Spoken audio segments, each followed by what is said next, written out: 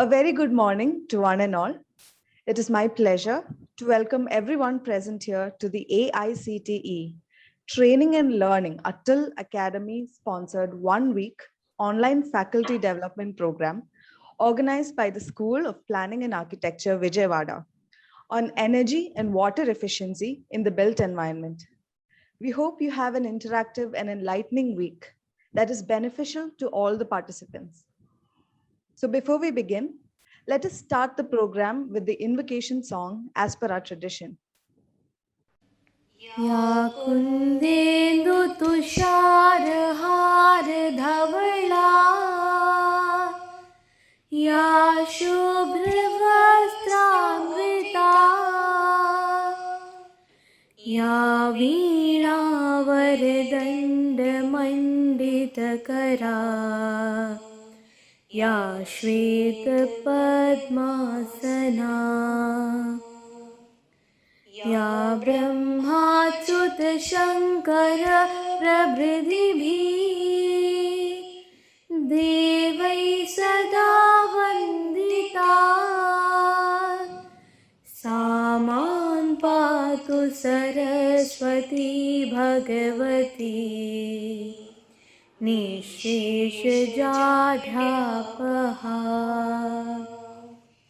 शुक्लां ब्रह्म विचार सार परमा आद्यां जगद्व्यापिनी वीणां पुस्तकधारिणीमभयदां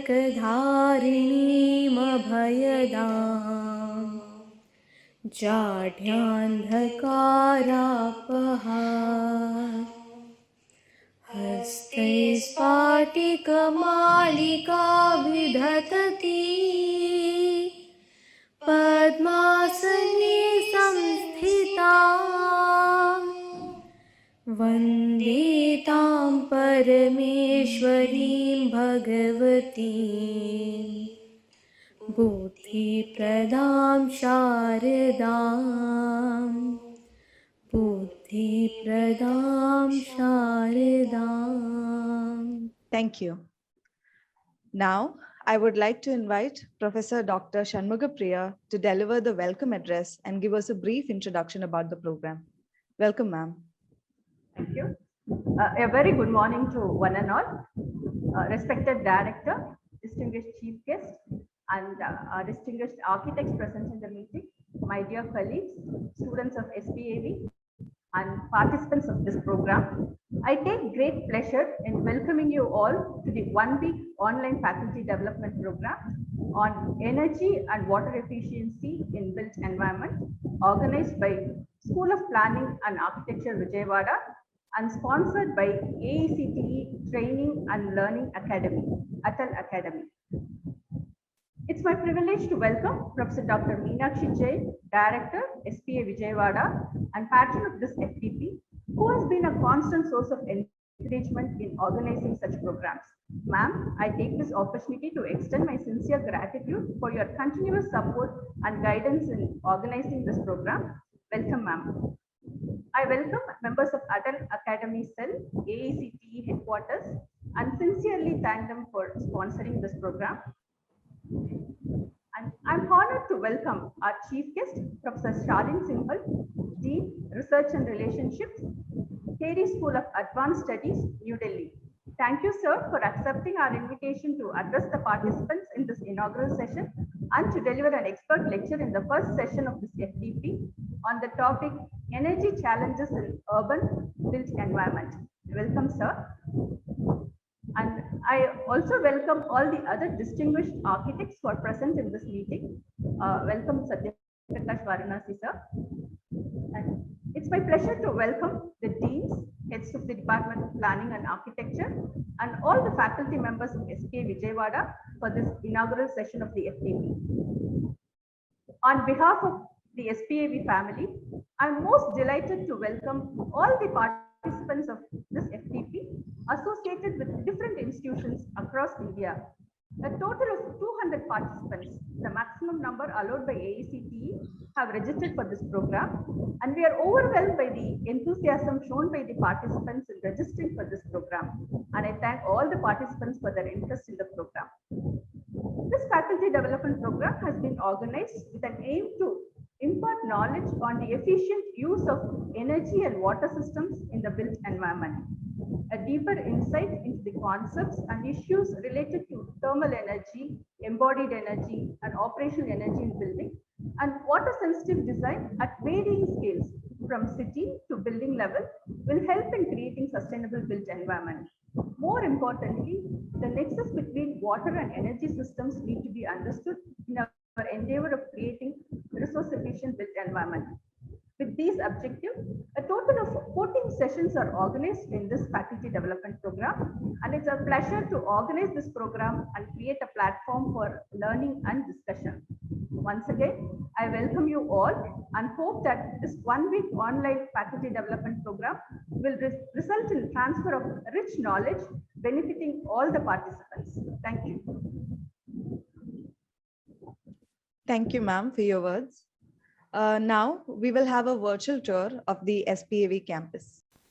School of Planning and Architecture Vijayawada is an autonomous institution established by Ministry of Human Resource Development, Government of India.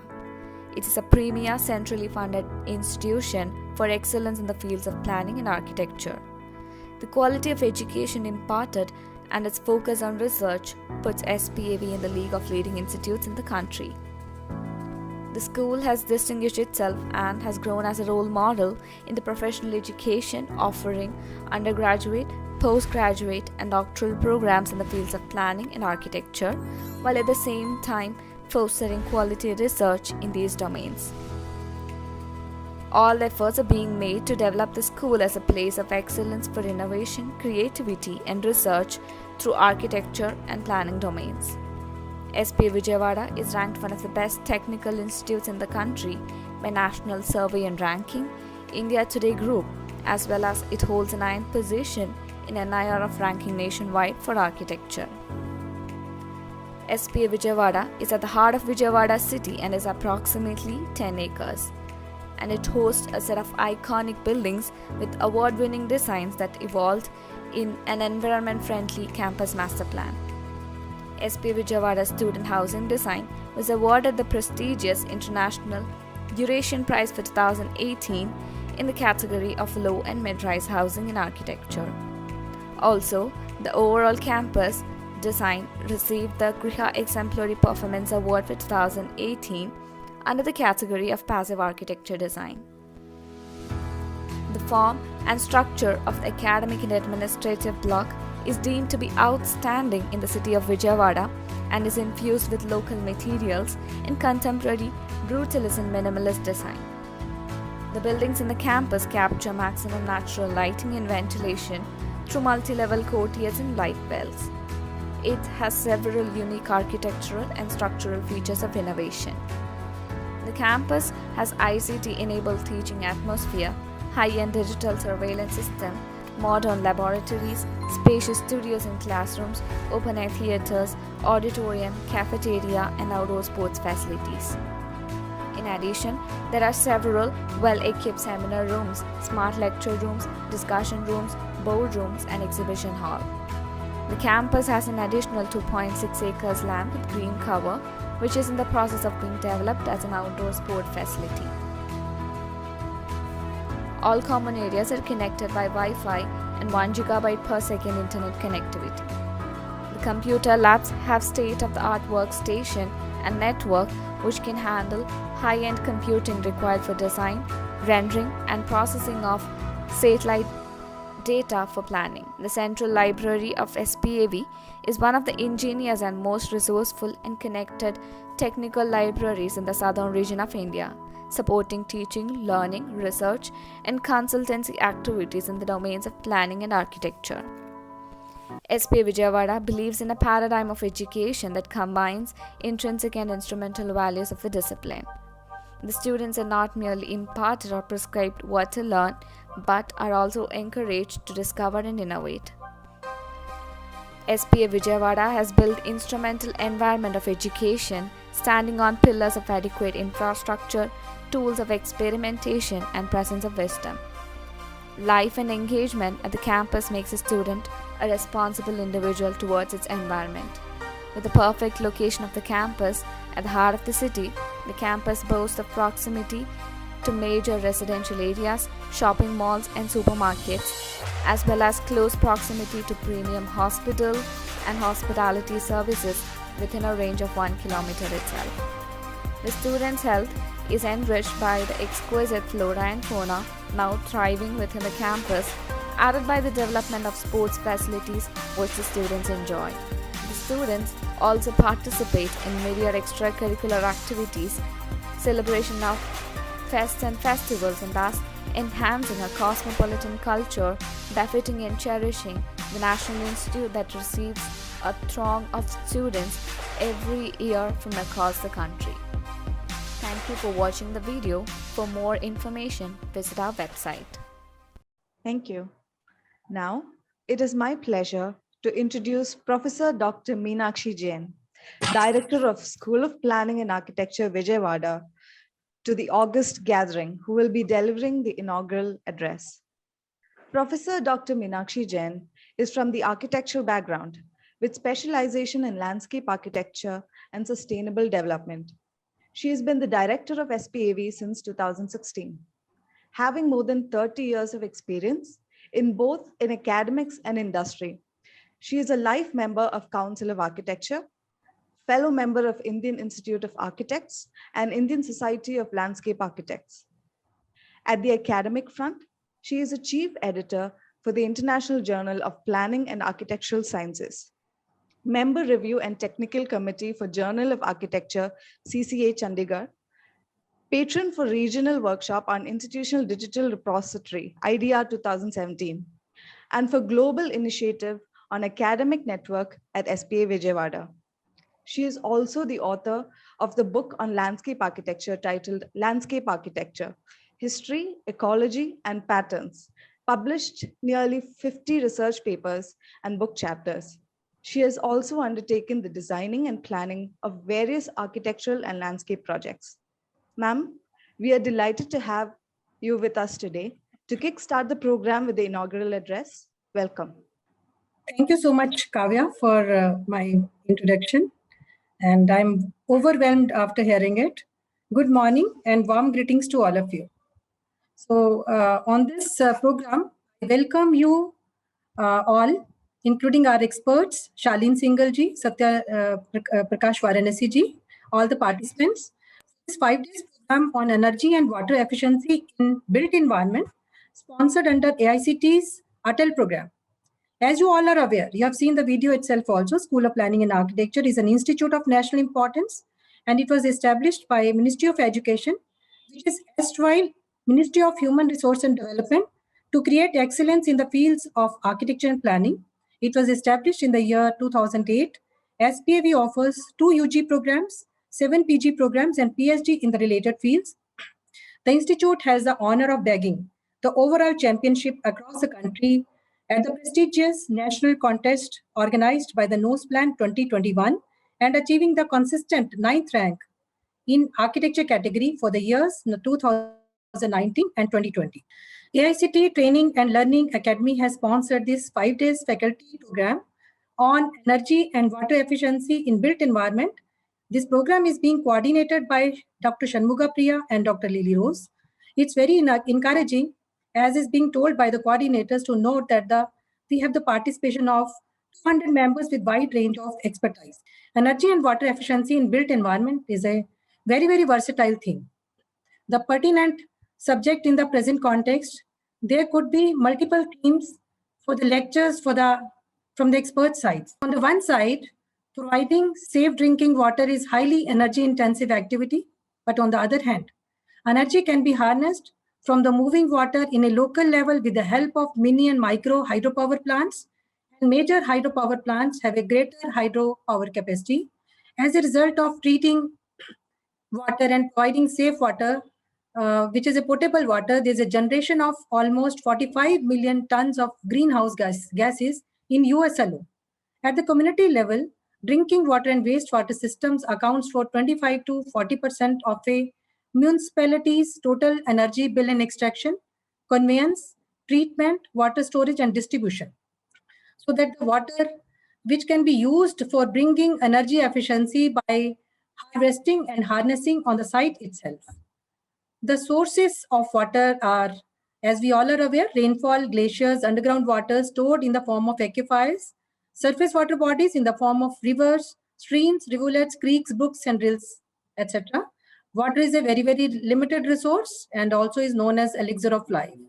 It exists in a variety of resources above and below the Earth's surface. Water is essential to life, and without it, the biosphere.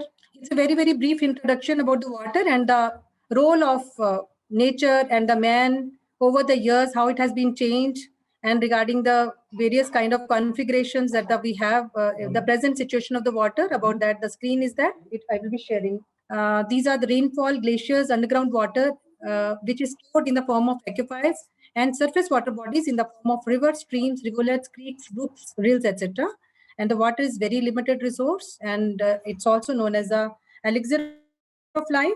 And without water, it's the biosphere would not be possible. And we know over 1 billion cubic kilometers of water cover nearly 3/4 of Earth's surface. And we are all aware more than 2/3 of the water is ocean water or salt water, and less than 1/3 is available as fresh water. Out of this fresh water, approximately 76% is available in the form of glaciers, 23% is available in the form of groundwater, and less than 1% is available in the form of fresh water, lakes, streams, and rivers. So such is the situation of water. The water exists above and below the surface of Earth, and fluctuates in the terms of elevation and depth and flow uninterrupted towards the seas and oceans. Everything in the universe is a part of the system running to a set of conditions. Every system is interconnected to other systems. Water from the hills is carried to the plains by the different order streams, as is very much visible our own geography of our country. So a river can also be said as the large surface stream. Water is an important component in the site planning itself. That is why it generated interest, and I thought of sharing some of the pictures. And it's having tempting scale. Any kind of site planning looks incomplete without the presence of water. The sound, motion, and cooling effect has an enticing effect, and these attributes give the water a universal appeal. It is a natural tendency of the water to get attracted to water, and they wish to walk, to rest, cross over, or ride over the edges of the water body. These desires or aspirations may be accommodated in the site planning. So it will be very interesting to note for the architects and planners, when the air is dry, evaporate cooling can effectively improve site comfort. In these conditions, locating development downwind from ponds, pools, and irrigated lawns or water sprays can substantially reduce the air temperature. The proximity to water generates a high degree of competition among the land uses, because these places which are water sites, they are very much valued for parks, housing, hotels, resorts, restaurants, and other related uses. However, the quality and quantity of water is in a very, very bad state of affairs in the present context. If we remember Kastura Villa of 17th century, which is an epitome of Japanese style and located in the western suburbs of Kyoto, Japan, is very popular and getting an attention and admiration from being a perfect model of seamless integration of nature and architecture. It has inspired many architects. 17th century project has inspired many architects by its traditional Japanese aesthetic and its integral relationship between villa, lake, and garden, and the environmental lessons it has to offer. The relation of man with nature, with water, is indeed very old and goes back to the beginning of the civilization. As initially man could not comprehend nature, the approach towards the latter started with an expression of respect and fear. Man believed that his prayers and worshipping could save him from the disaster that nature brought with it. As soon as a comfortable level was achieved with water, civilizations flourished along with it. The expression of fear was replaced by respect as rivers became giver of life to man. Born out of the necessity as well as the tangible and intangible association with the sacred tattva, these settlements continue to thrive and spread with time. Today, many of the cities which we live in are extension and expansion of these original gestures. The city of Varanasi, popularly known as Banaras, along the bank of river Ganges, has a history of dating back to 800 BC. The Ganges is a prime entity which has harnessed the city and give its distinct character as a historic, sacred, cultural, and religious city. In the later years, the relation changed. Soon, water resources were seen as attractions, something that could give pleasure to humans, from English, Japanese, Italian, Chinese to Mughal gardens. Water was seen as a source which could give contemplating and relaxing landscapes. Traditionally, water systems have been distinguished as natural and man-made, while natural ones range include oceans, seas, rivers, streams, ponds, rivulets. And the man-made includes hawes, polys, step wells, ghats, and community wells, etc. All are important and exist at different scales. On smaller scale, we have urban spaces, ghats for city like Maheshwar, Omkareshwar in the central India, and Varanasi. Bauli and step wells are traditionally placed for rainwater storage for summer months in many northern, central, and western part of the country. Haws have been surface runoff catchment. Haws Khas in New Delhi is very popular place. Over years, as settlement became cities, these water systems have been disconnected from the perennial sources and even from rainwater discharges. Well and johats in urban villages have dried up and lie as garbage disposal areas. While at one end, water was looked as a sources of pleasure, on the other hand, it was taken to the extreme in the middle of 19th century. As we are aware, many of the conferences happen because of the water scarcity, water poverty, and other such issues. And on the paradox of the situation is Triveni Sangam and Kumbh Mela. And these are very, very popular and has been the places of religious confluence where people make them polluted mindlessly, and they are the places of the cultural importance as well. Industrial revolution boom, the relation of attraction with water changed to public sanitation and was related to public health. Hence, over the ages, this relation of man and water has changed drastically from respect to power over water and now to a more technical relation where humans seek engineering solutions to bind themselves with water. There has been a dynamic and ever-changing relation of man with water. Most urban water bodies across the globe has a constant problem of congestion and encroachment due to growing urbanization. The lifeline, which was responsible for scripting the narrative, has currently been sidelined to become the appendix of this urban tale. Haven't we across civilization and generation completely altered the relation, along with immensely altering the state of natural resource? Will we be left only with the technical relation with water, or we dwell something more with it? I'm sure all these queries shall be answered in this 5 days program. With this, I wish the coordinators, Dr. Shanmuga, Priya, Dr. Lilly Rose, my best wishes for the successful conduction of this 5 days program and the best teaching learning for the participants. Thank you so much. Thank you so much for all the expertise given by all the experts who are present here. Thank you. Thank you, ma'am, for that informative presentation and inspiring words. Thank you. Next, we move on to the special address by Professor Dr. Shaleen Singhal. I am delighted to introduce Professor Dr. Shaleen Singhal. So Dr. Singhal is the Dean, Research and Relationships at TERI School of Advanced Studies. He was a visiting Fulbright Fellow at the Yale University in 2018. Dr. Singhal is a Fellow of the Higher Education Academy, UK, and a member of the Global Urban Competitiveness Project Council in US. An educator and researcher for over 24 years, he had been working in areas relating to sustainability, urban development, policy and planning in India and the UK. He is an architect planner with a globally awarded PhD on city competitiveness from Ulster University, UK. I welcome you, sir, to deliver the special address. Thank you, Kavya, for that introduction. Let me begin with thanking SPA Vijayawada and AICTE for inviting me to this particular program. I'm humbled to be here with all the participants.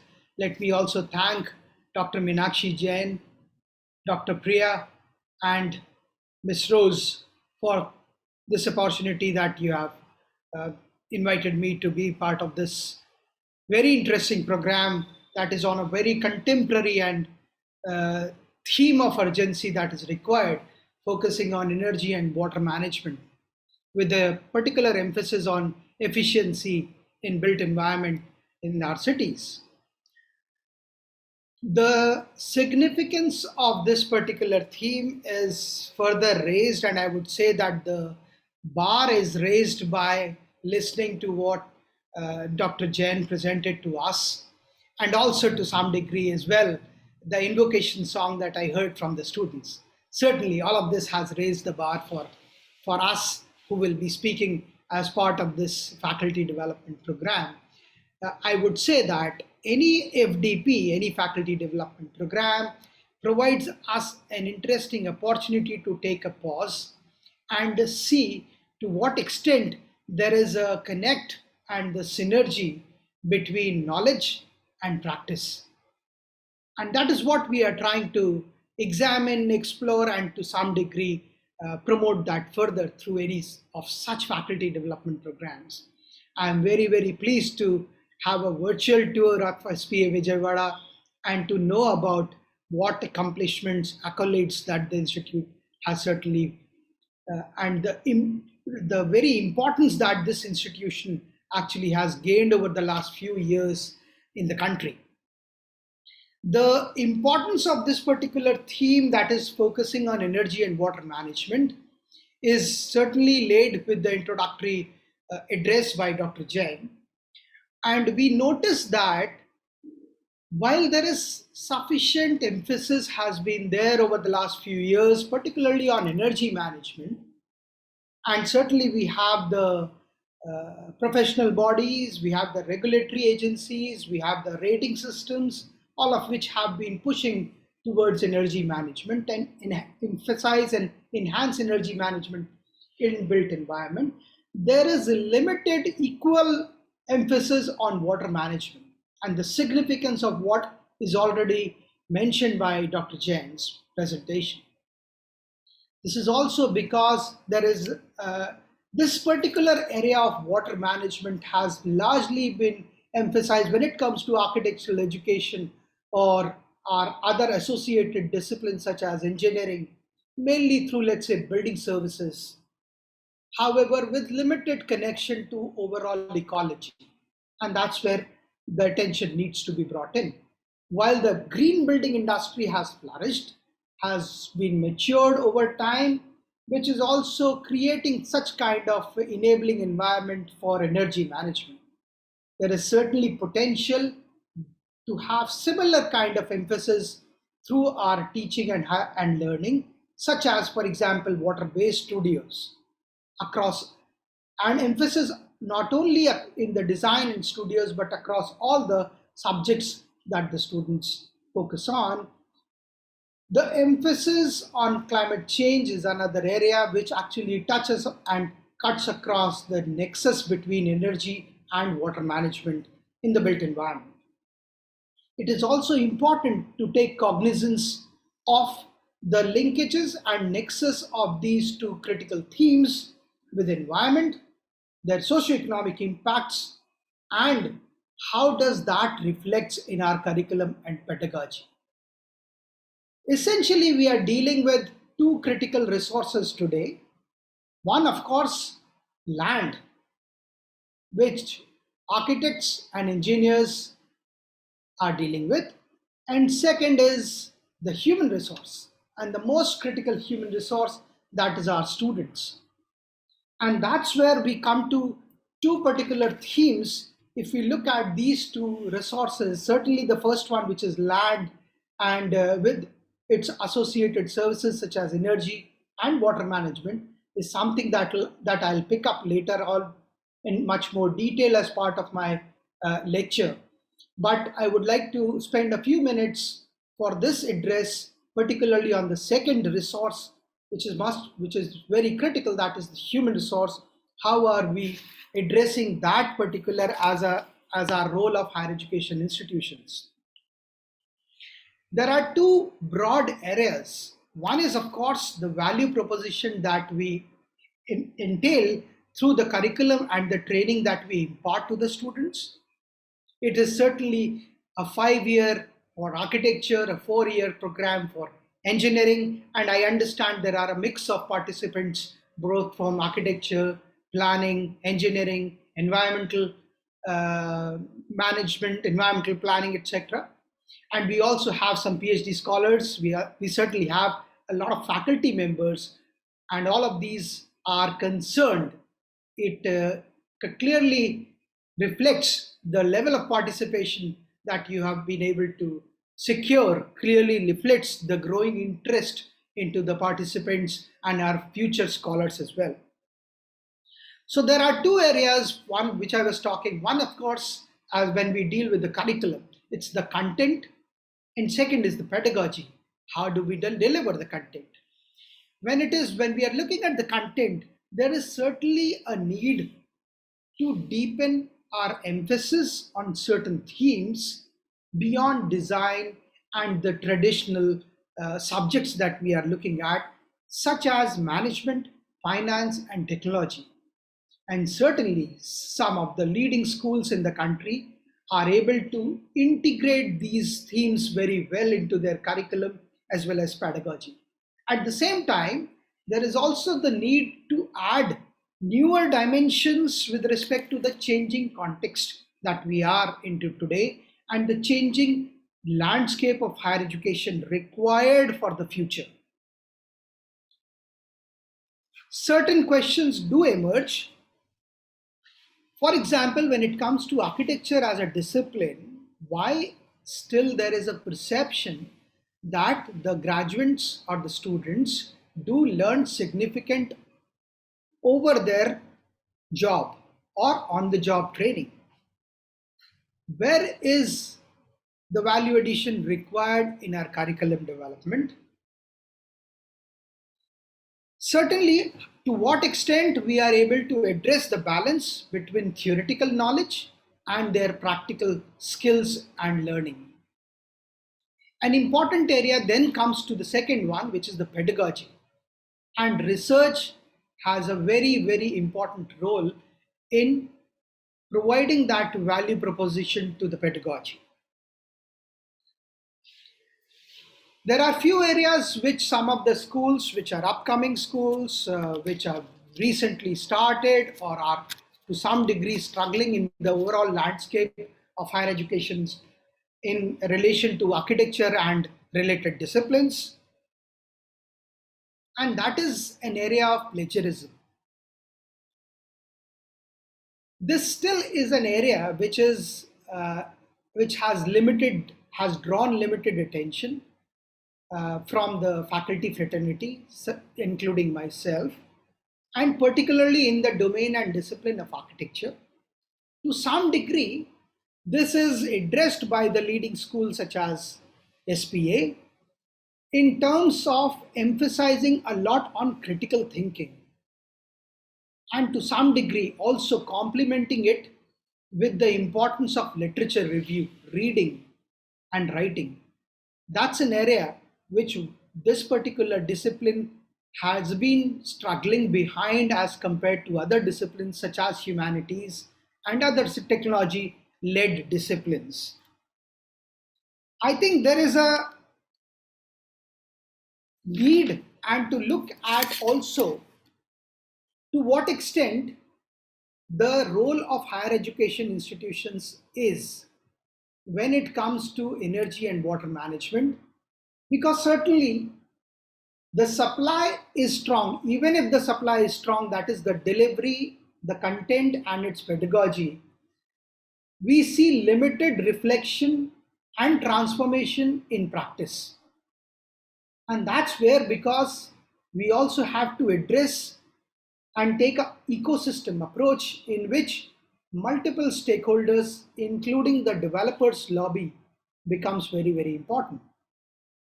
To what extent we are able to instill the appetite towards energy and water management, how much we are able to sensitize the developers' lobby, how enlightened that particular lobby, including our investors, so the three markets, and I'll talk later on in my lecture as well again.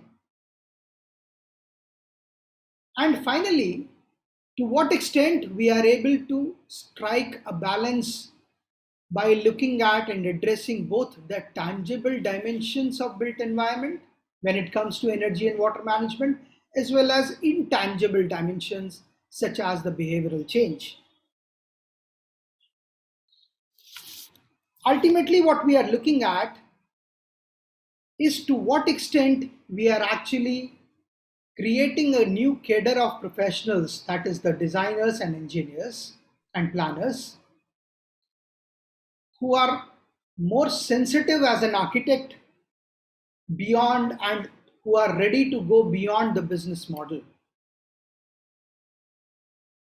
With these words, I would also say that yes, there are institutions such as Council of Architecture, such as Indian Institute of Architects, such as AICTE, such as UGC, most of the higher education institutions who are supposed to and who are playing a very critical role in bridging this gap between knowledge and its translation into practice. However, there is a long way to go. We have to look at the phenomena of input, output, and outcome, wherein input is what we design and focus through content, deliver through pedagogy, and creating a cadre of professionals who are more sensitive. Output shall be certainly what kind of quality built environment they produce. How is that built environment sentient towards resource management? And finally, the outcome shall be how does that reflects or contributes in the satisfaction, happiness quotient, and overall performance of the users and the occupiers of that kind of built environment. With those words, I thank you once again, SPA Vijayawada and AICTE, for having me on this faculty development program, and I wish all the very success to all the participants. I've seen the program, it has very comprehensively laid down program. Certainly my compliments to Ms. Rose and Dr. Priya for structuring this very comprehensive program, which has also raised the bar from several faculty development programs being offered now in the country. And I look forward to interacting with all the participants in the next couple of hours. Thank you. Thank you, sir, for your kind and enlightening words. I look forward to having you once again for the first session. But now we have Professor Dr. Lilly Rose to provide an overview of the sessions with instructions to the participants and deliver the vote of thanks. Welcome, ma'am. Thank you, Kavya. Atal Academy sponsored one-week online faculty development program organized by School of Planning and Architecture, Vijayawada, on energy and water efficiency in built environment has 14 sessions with 3 sessions each day, except the last day of the program. Out of the 14 sessions, there will be 2 hands-on sessions wherein the participants are required to log in with their laptops to follow the sessions effectively. The last or the 5th day of the program will have 2 sessions in the morning and an online test which will be conducted in the afternoon session, post which we will conclude it with the feedback session. The participants are required to log in every day at 9:30 a.m. with the same link, and please ensure that you're logging in with the email ID registered in the Atal portal, as this would enable us to provide attendance to the participants. The digital certificates will be provided only to the successful participants who have 80% or above attendance and score 60% or above in the test. I hope the requirements for the successful completion of the program as per the Atal is clear to all the participants. With this, we have reached the end of the inaugural session, and it is time for me to thank all the people involved.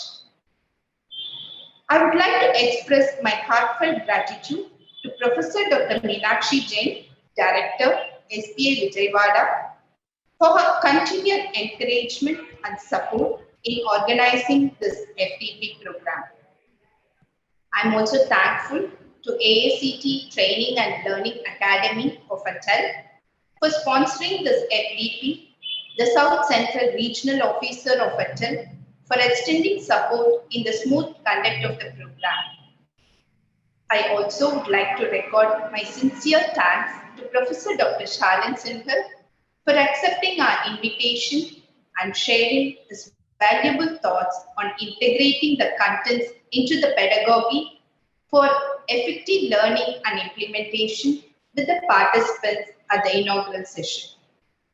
Thanks are also due to all the 14 expert members who have consented to deliver expert sessions at this FDP and enrich the participants. I also thank architect Prakash Varanashi who have joined this inaugural program. Thank you, sir. I extend my sincere thanks to all the deans, heads, and faculty members of SPAV family for joining us today. I also record my sincere thanks to all the participants who have shown keen interest in registering for this event. I'm also thankful to our IT team for extending necessary support in organizing this FDP. I hope the 5-day FDP would provide the participants with an enlightening and enriching experience. Thank you. Thank you very much, ma'am. We will now take a short recess of 3 minutes before returning for the first session. I look forward to welcoming all of you soon. Thank you. Thank you. Thank you all.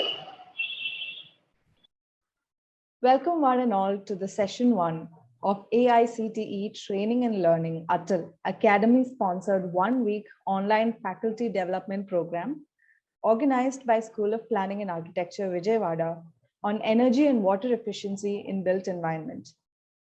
Let me take this opportunity to introduce once again our speaker for today, Professor Dr. Shaleen Singhal. Dr. Singhal is the Dean, Research and Relationships at TERI School of Advanced Studies.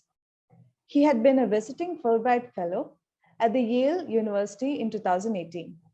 Dr. Singhal is a Fellow of the Higher Education Academy, UK, and a member of the Global Urban Competitiveness Project Council in the US.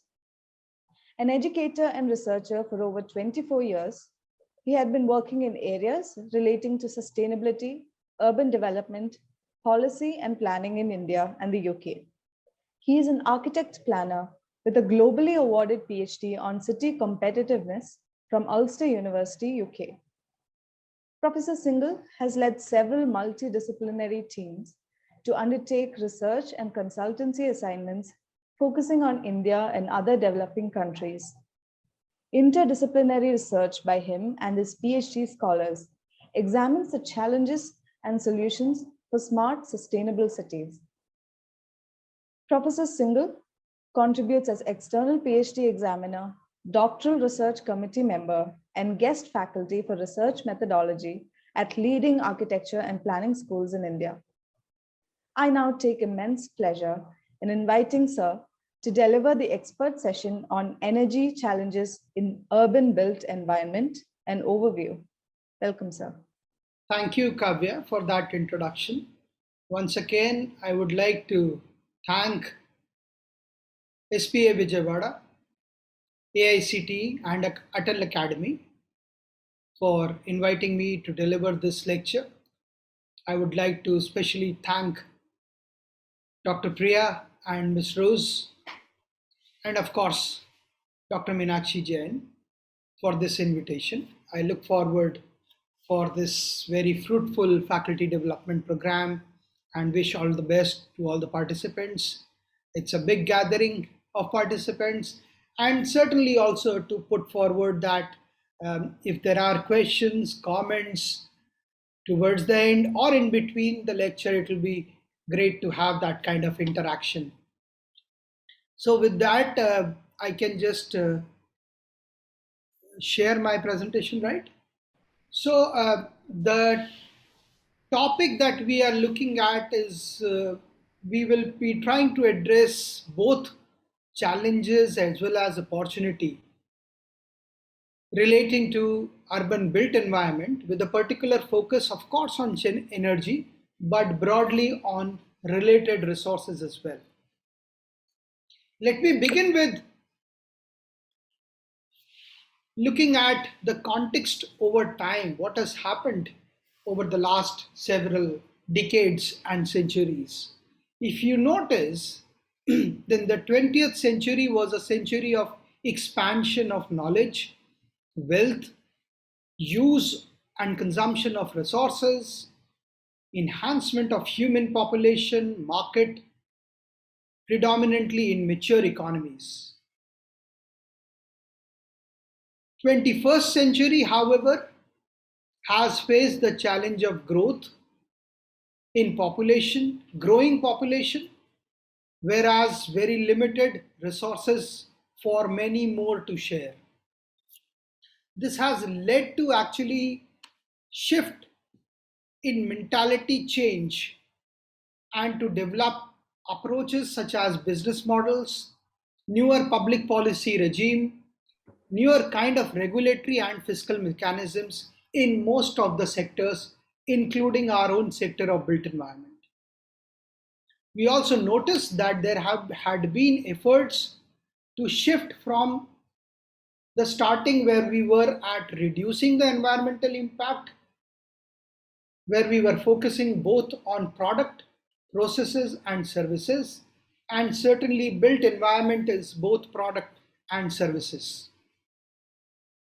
To now that shift has led towards radical rethinking and redesigning how can we actually minimize these environmental impacts from the beginning itself. There has been policies as well as strategies which have led from growth to degrowth, and then now more emphasis on greener growth, which is also focusing particularly on resource efficiency. And that's where this whole topic relates and the entire FDP relates to. There have been efforts to maintain and strike a balance between economic growth and development, and at the same time ensuring that all our natural assets do continue to provide the resources and environmental services for the well-being of humans or humanity.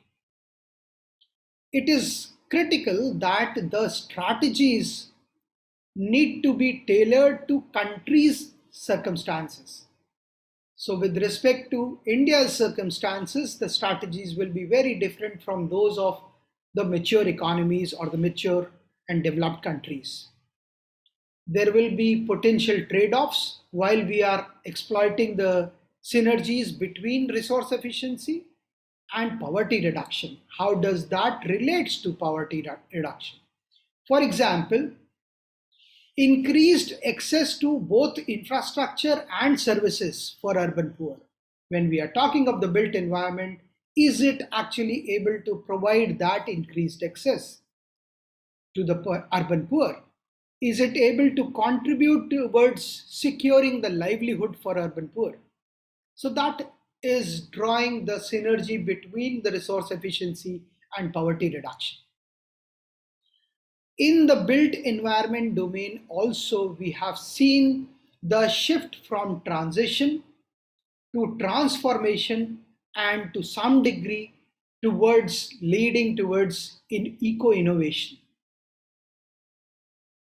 Such kind of sustainability-led transition approach for built environment in cities does requires emphasis on two folds. One, sustainable production of the built environment that needs to identify the priority areas and objectives of sustainable production. At the same time, sustainable consumption is equally important of the built environment again that is being produced and need to be taken as a priority area for urban development or development in cities. With this context over time, let us look at what our immediate context is with respect to built environment in cities, and particularly the immediate context is also that we are currently in under these very difficult circumstances of last 2 years, the ongoing pandemic situation. There is a need to reimagine the cities going beyond 2040. It is clear that in the post-pandemic scenarios, however, many cities globally do have, and that's a positive story, many cities do have the ingredient for resilience to bounce back with renewed vigor. These cities have already demonstrated in the last couple of months and weeks their resilience to such pandemic and disasters. It is also clear that the impact of COVID has been very severe on people's health, well-being and lives.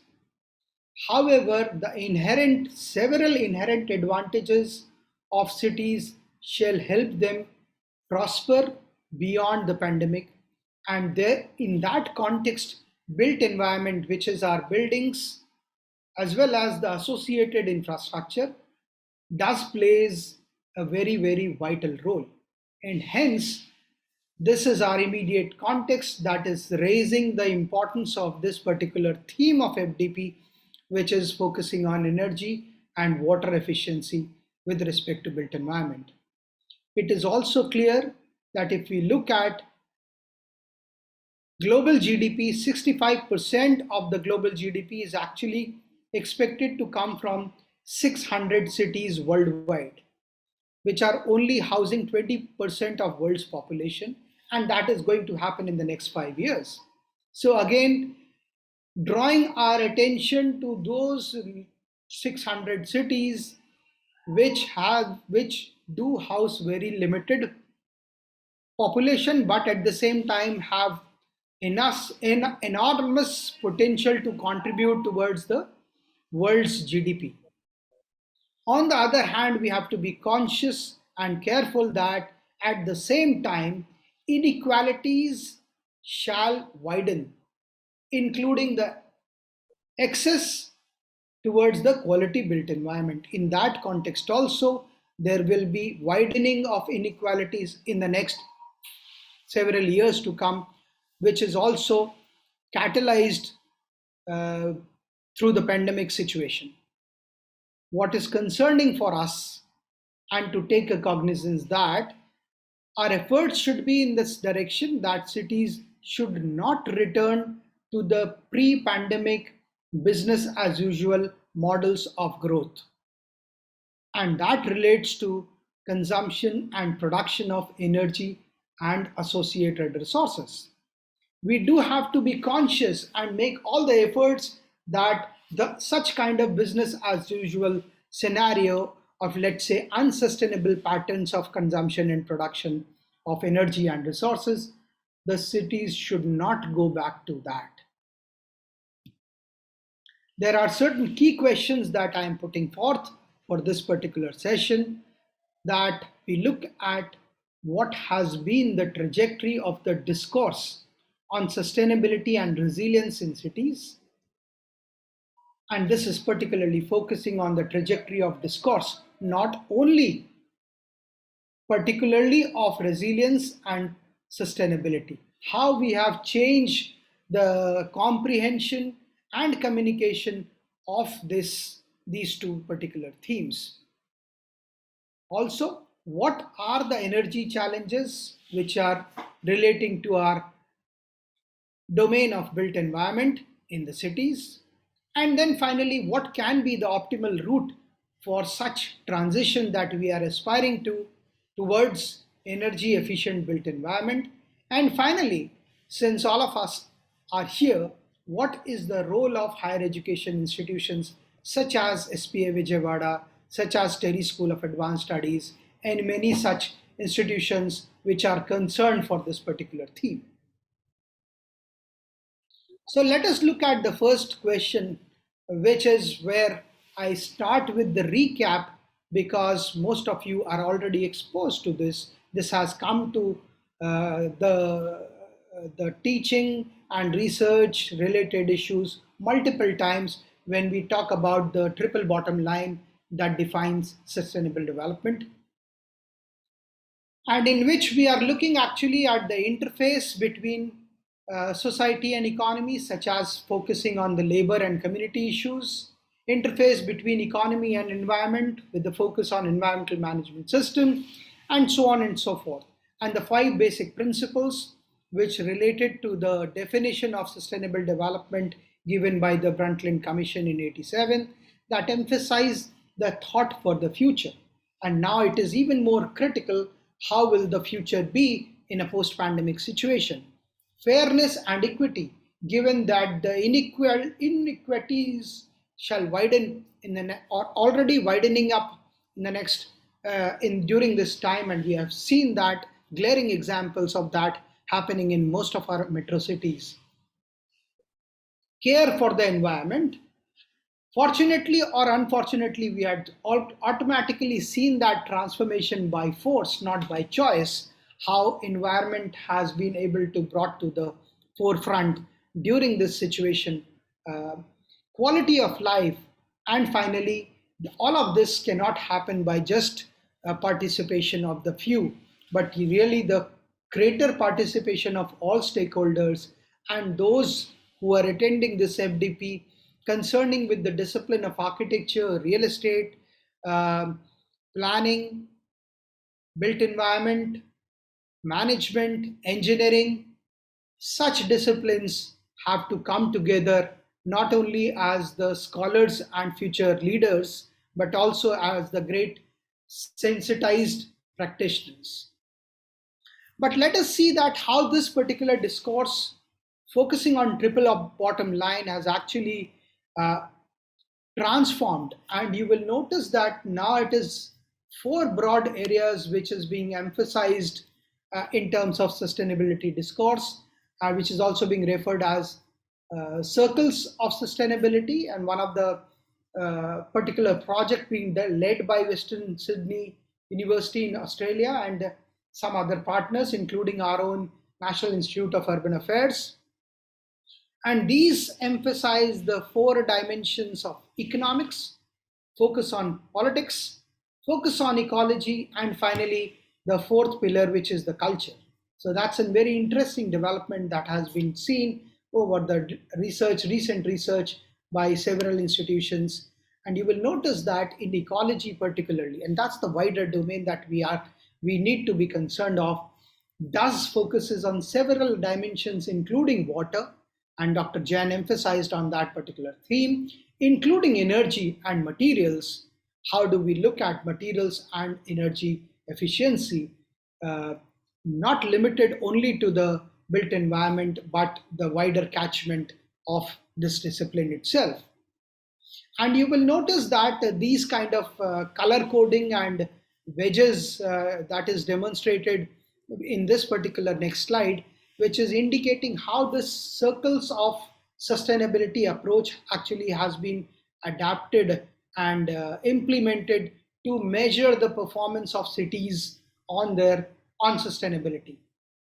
And the color coding actually demonstrates that the dark green indicates the vibrancy of that particular city on that particular theme. And as we lead from green to red, and the last is the red most, is the indicating the critical aspect of the performance of that city on that particular theme. For example, we notice here that the greater amount of the hues of green are reflected in the city of Melbourne, and therefore certainly indicative of the performance on sustainability of the city of Melbourne being much higher, as it indicates most green in almost several wedges as compared to Sao Paulo and then finally our own Delhi. So this is just a graphical representation of the outcome of the research that I was referring to. But certainly to take a lesson, to take what we draw from this is the importance of culture and ecology that we need to look at when we are talking of sustainability and resilience. So this is, if we look at the sustainable phenomena of sustainable built environment, which is also reflected by some of these quotes, such as we need nature more than nature needs us by Mr. Aga Khan. The focus led by Orlin Lyons, when we walk upon Mother Earth, we always plant our feet carefully because we know that faces of future generations are looking up at us from beneath the ground.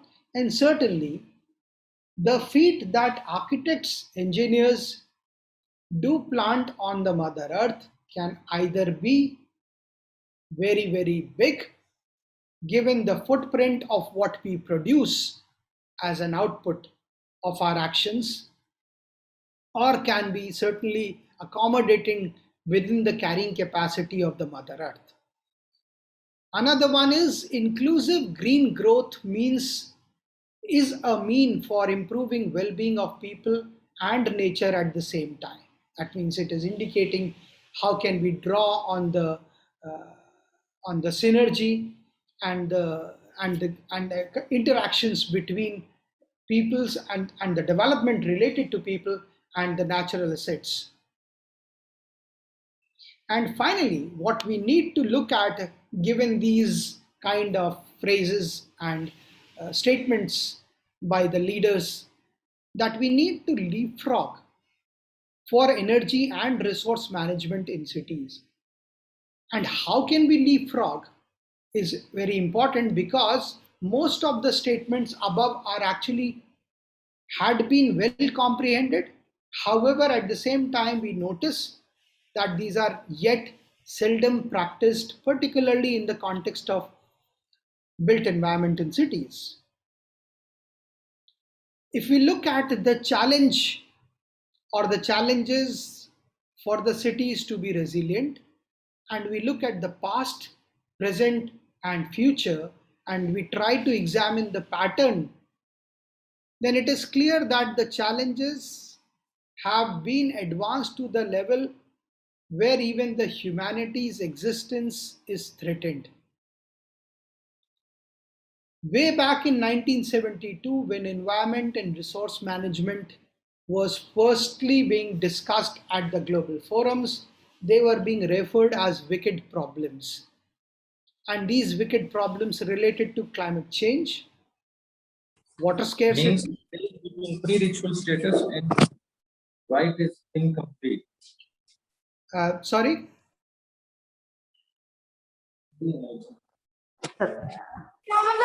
Some disturbance. There is some disturbance, sir. We'll just mute all the other participants. Abhinav, can you mute all the participants? Shall I continue? Yes, sir. Yes, sir. So you will notice that these wicked problems I was talking about way back in early 70s, related to climate change, water scarcity, land degradation, biodiversity loss, deforestation, and degenerating cities. And if we take a stock today, in 2021, we will find that the wicked problems are same and being referred today as sustainability challenges. And it is also said by some of the leading authors today that the sustainability challenges can only be met when fundamental connections and interconnections between nature and society are actually studied in more systematic, integrated, and flexible ways. And this relates to our investigations into the built environment discipline, which has a greater footprint into such sustainability challenges. It is also important that we look at the urgency of green recovery, which is actually relating to efficiency, whether it is energy or water, has been prioritized for 13 years too long, because this was the first time so much emphasis was again laid during the global recession 2008. And we have also noticed by the data that countries which had made investment into green fiscal stimulus, greener strategies, greener technologies, including that for the greener technologies for efficient built environment, were actually able to revive rather quickly from that kind of global recession. However, unfortunately, there are limited lessons, and that's where the big question mark in red, that what lessons we have actually drawn in the last 13 years after the global recession. Some of the particularly demographic challenges to built environment in cities at the global level do indicate that if we look at the situation between 2018 and the next couple of decades until 2050, then India, China, and Nigeria will be housing 35% of the global population. By 2050, we in India shall be adding around 416 million urban population, much more than even China. While there is rapid urbanization and there are questions whether it is rapid or not, but certainly if we look at the kind of urbanization that we have in India as compared to several other countries such as US, Brazil, and China, the pace and rate of urbanization still is very modest in India. It is also very clear that most of the urbanized region are currently in North America, whereas at the same time a significant scenario is in Asia as well, particularly on the most urbanized cities, which is that the fastest growing cities are housed in Asia, out of which also critical to note is that small and medium cities, which are less than 1 million population, are considered and are being observed as the fastest growing urban centers, which is also relating and being emphasized in the new urban agenda, particularly of the developing economies. And this actually has very strong implications to both the quantity of built environment being produced and that needs to be produced in the next couple of decades, and the quality of that built environment that needs to be produced, and that is our ongoing efforts, and we are all party to that.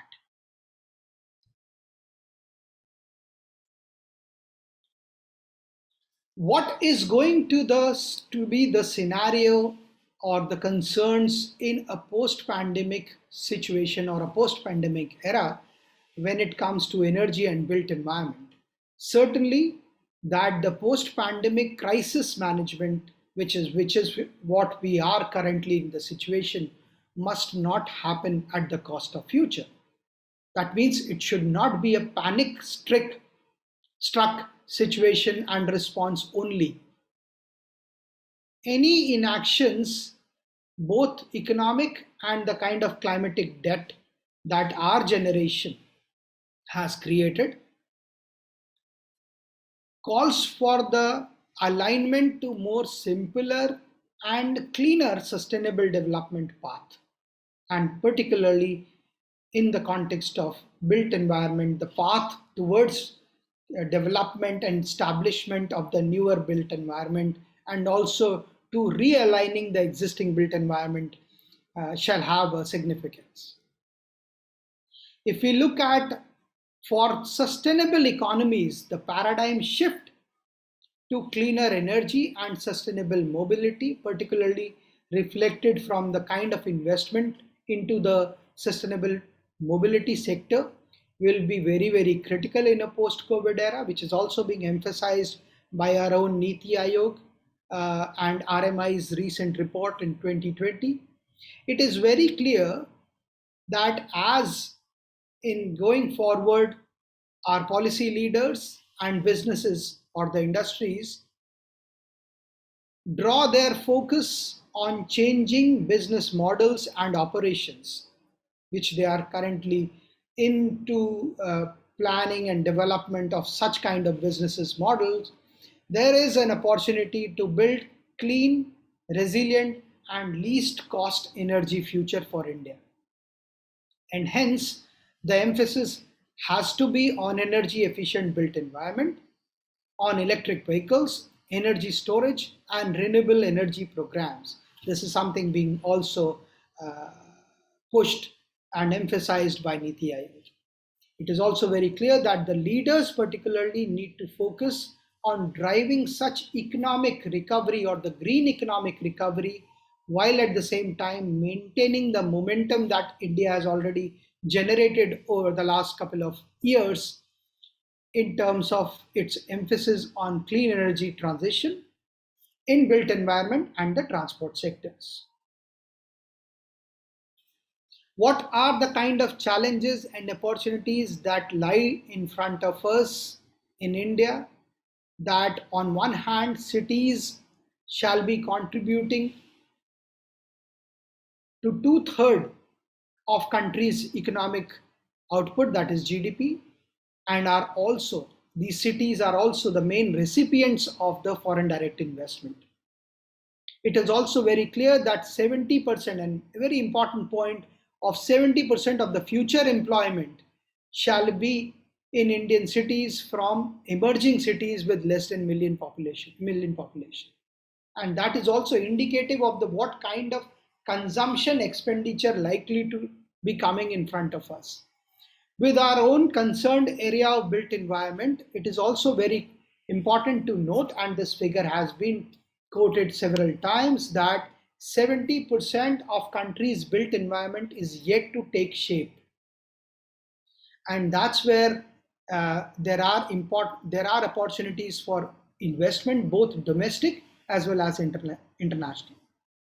Many metro cities, however, appear that they are contented with the kind of unsustainable levels of stress on our existing infrastructure, resources, and public services. And I'm observant to many such metropolitan cities, including Delhi and most of the leading metros in India, that this kind of situation exists.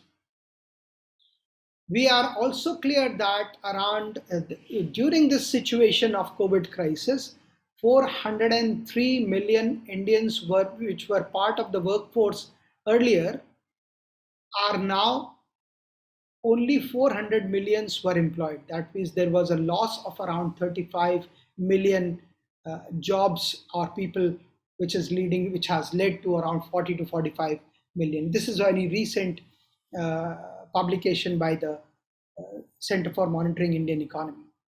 It is also important to notice that while India is home to 18% of world's population, but it actually uses 6% of world's primary energy. At the same time, the energy consumption of the country has actually doubled since 2000. But at the same time, there is some good news that we see in terms of energy efficiency at the country level, that while the efficiency gains since 2000 actually have helped the country to avoid 15% more energy use in 2018, that it would have used much more, 15% more energy in 2018, which it had been able to avoid. And we also have noticed that industrial and service sectors have actually provided largest savings into this 15%.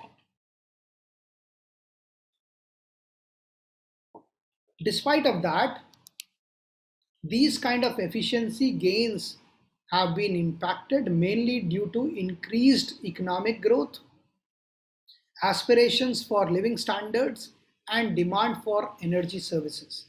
And therefore, country has actually doubled its energy usage between 2000 and 2018.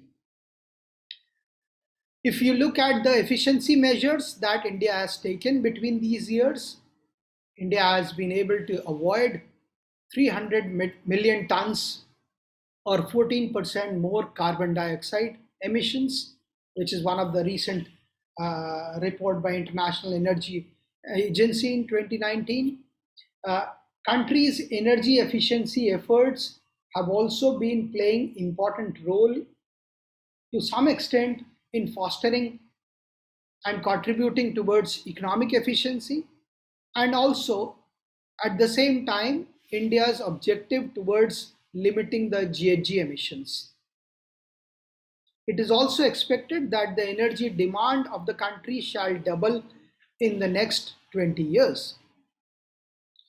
It is also very clear that energy efficiency, actually this is something coming out of several researches, that energy efficiency shall cost less than the cost of meeting electricity demand with newer power plants.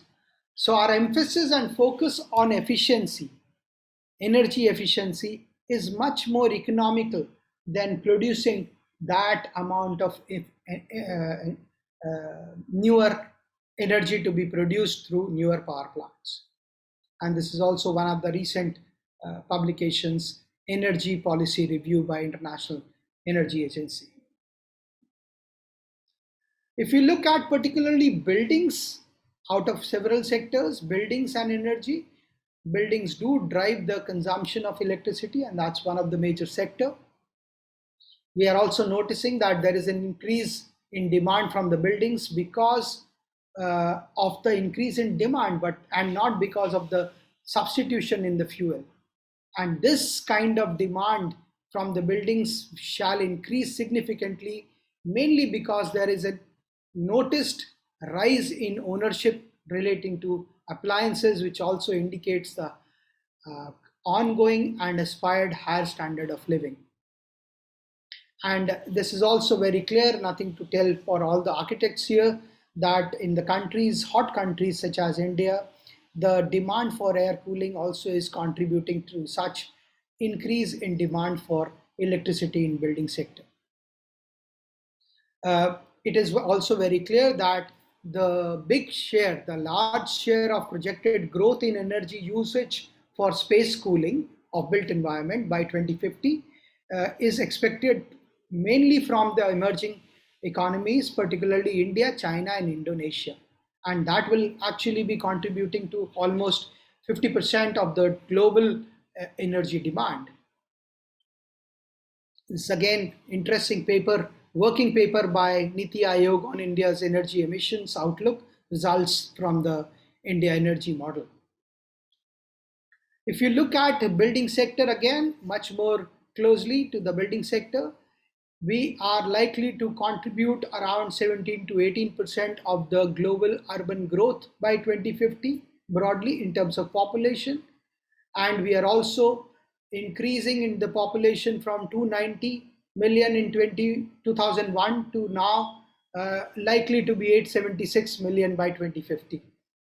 Building sector particularly is contributing towards 33% of the total energy produced consumption, the consumption by the building sector, of which interestingly 24% is by the residential sector, whereas 9% by the commercial sector.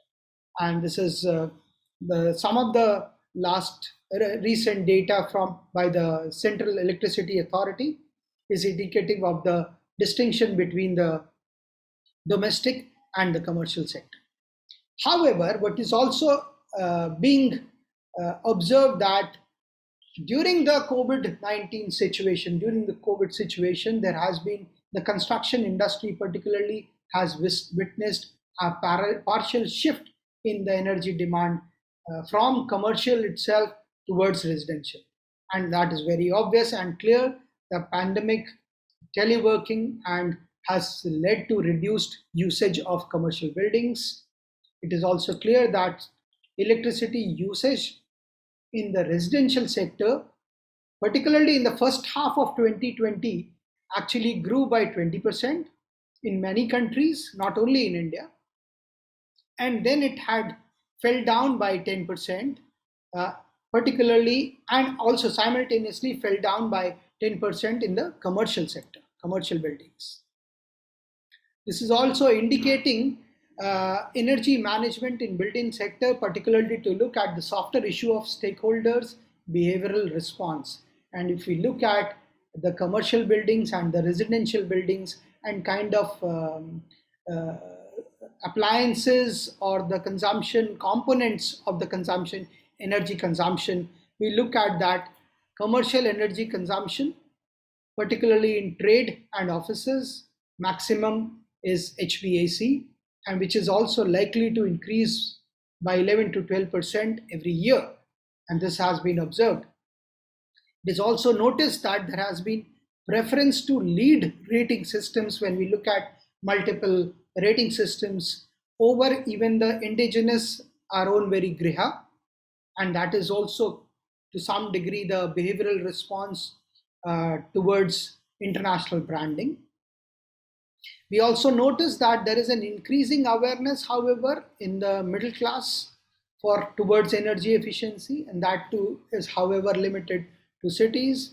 There is greater willingness to pay extra for to live in energy efficient built environment. To some degree, it is increasing, as some of the research indicate, with the increase in family earning. However, at the same time, there is limited enforcement of norms for monitoring such energy consumption in the residential sector. It is still limited to annual kind of monitoring and communication.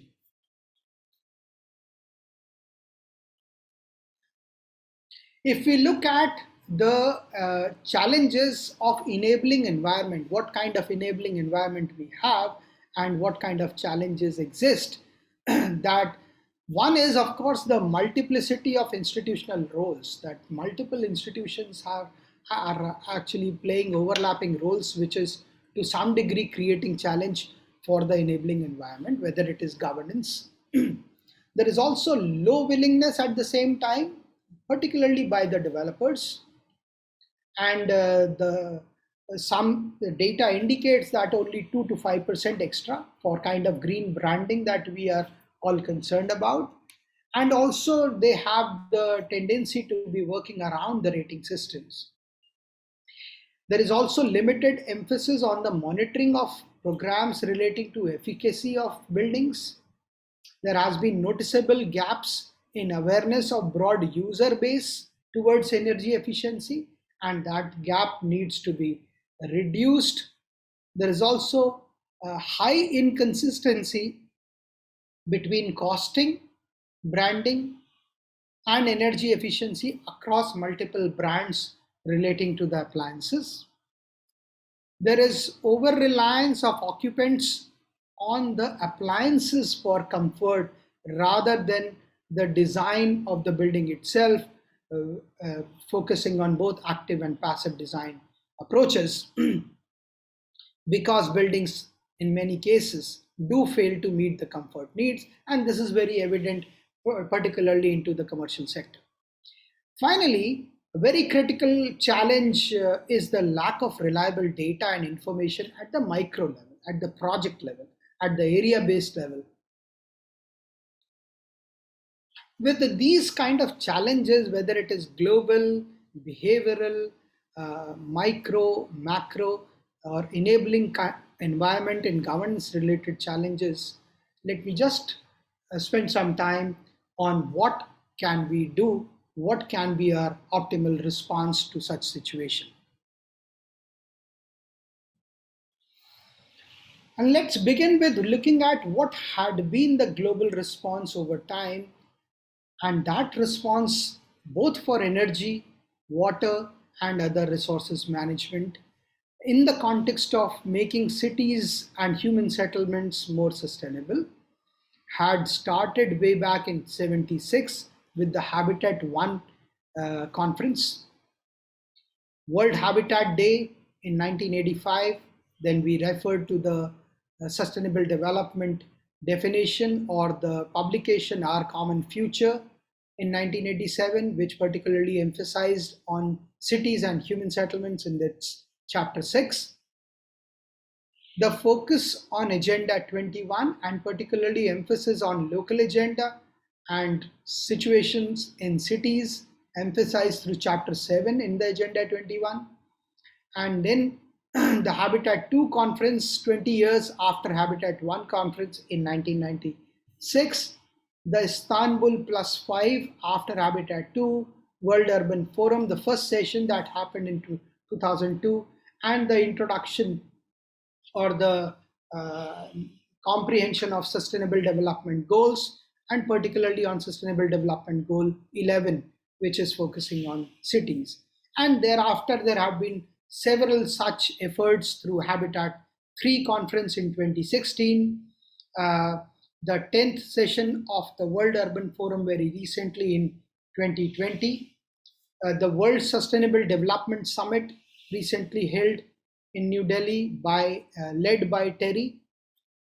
And then, of course, very recent in March itself, the Asia Pacific Forum at the regional level on focusing on sustainable development led by UN Habitat. So these had been the global kind of responses where the global community had come together to focus broadly on creating sustainable cities and human settlements, but certainly energy, water, and associated resources, and in particular energy, had been the focus of many such discourses and debate.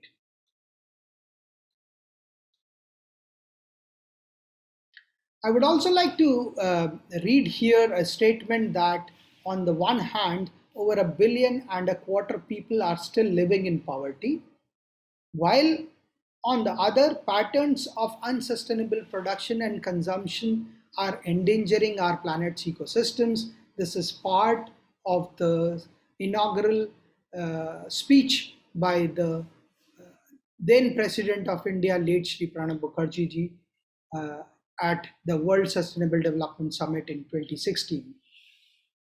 What that has actually inspired us to look at how the sustainable consumption and production of energy and resources has changed over time, and prompted us that this change happens towards sustainability if there is more synergy between consumer behavior and policy landscape. That means if we are able to create the kind of policy landscape that is responsive to motivate the consumer behavior towards such kind of sustainable consumption, and also contributes towards sustainable production.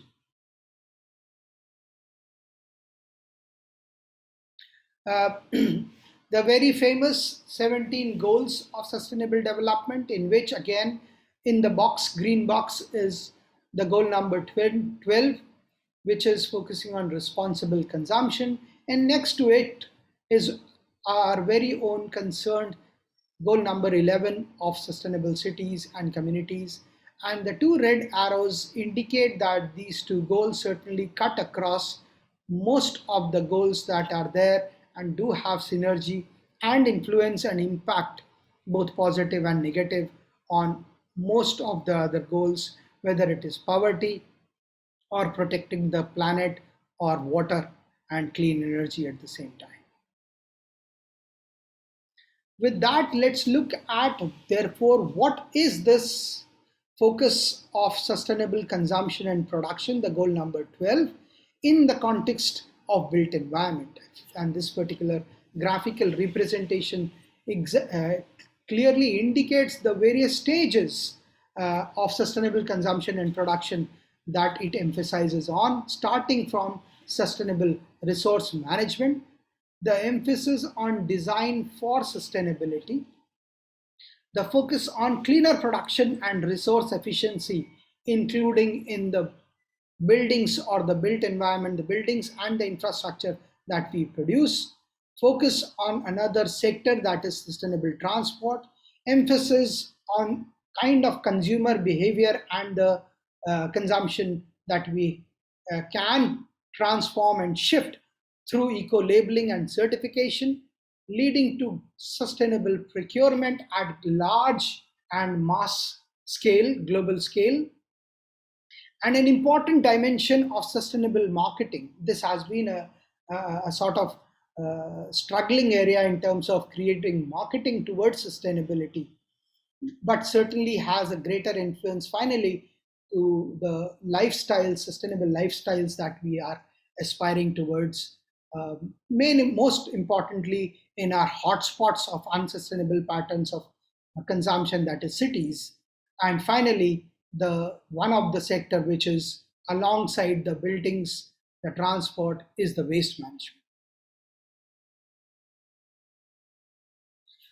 The next is also when that this is all kind of a response towards the aspired approach of energy management and water management and resource management cities. The next is on to take the ecosystem approach, which is emphasizing that there has the need for advancing the fundamental knowledge and understanding of our urban ecosystems.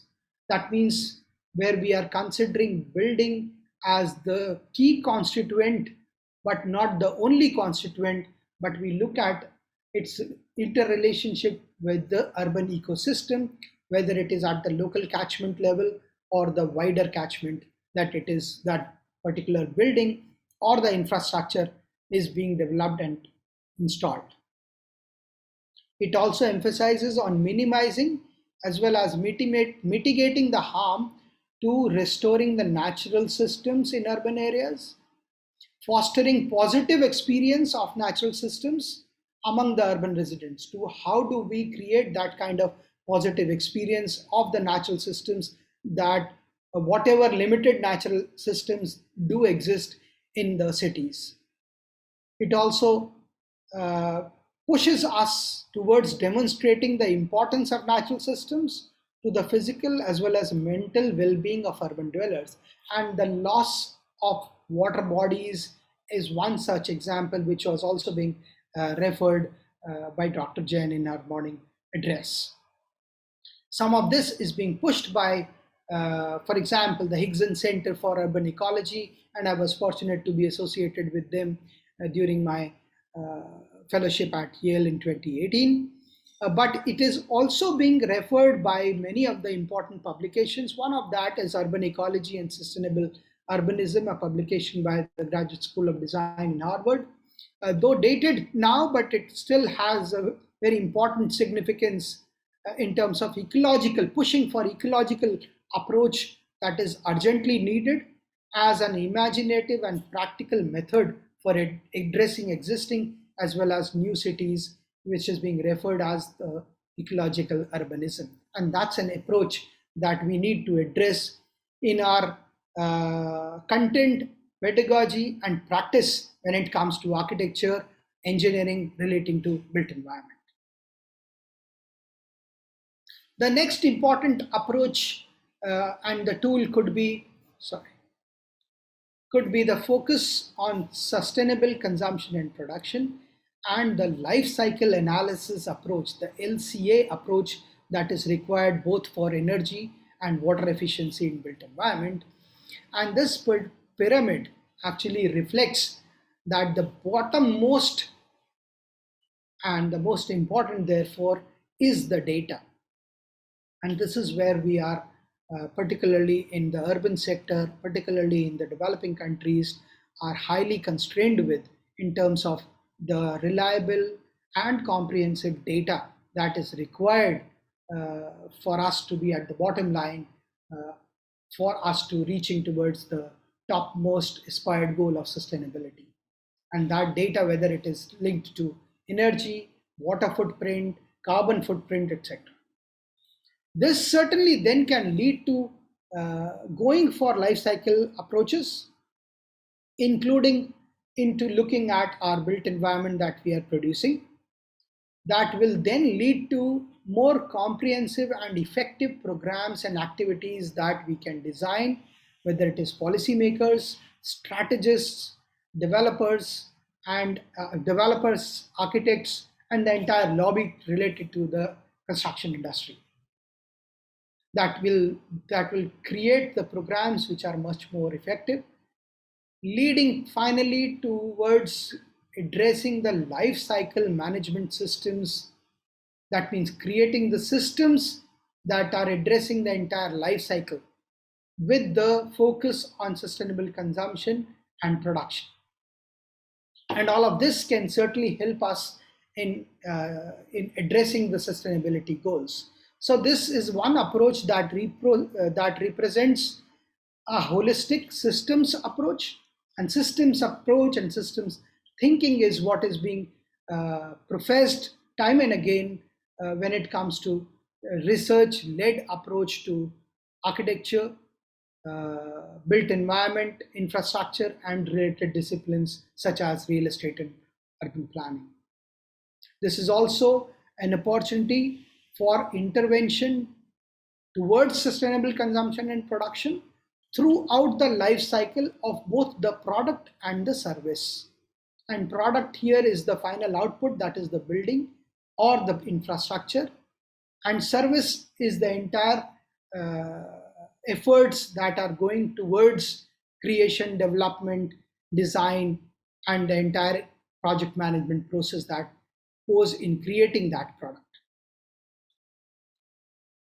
Next one is to look at the focus on built environment and sustainable consumption and production. And the context is very clear that there are limits to the global resource capacity. And actually the limits, most of it is being consumed by the buildings and the built environment that we are creating.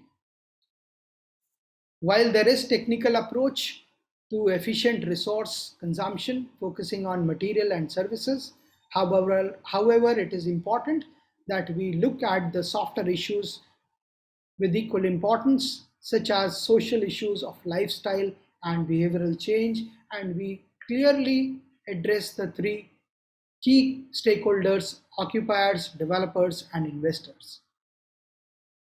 It is very clearly evident by looking at the literature that design actually has very limited mention in the discourse and the publications relating to sustainable consumption. Design, which is the starting point of the creation of the product of buildings, has very limited attention and mention. Therefore, the question is, can architecture and engineering take the lead in supporting the entire movement of sustainable consumption?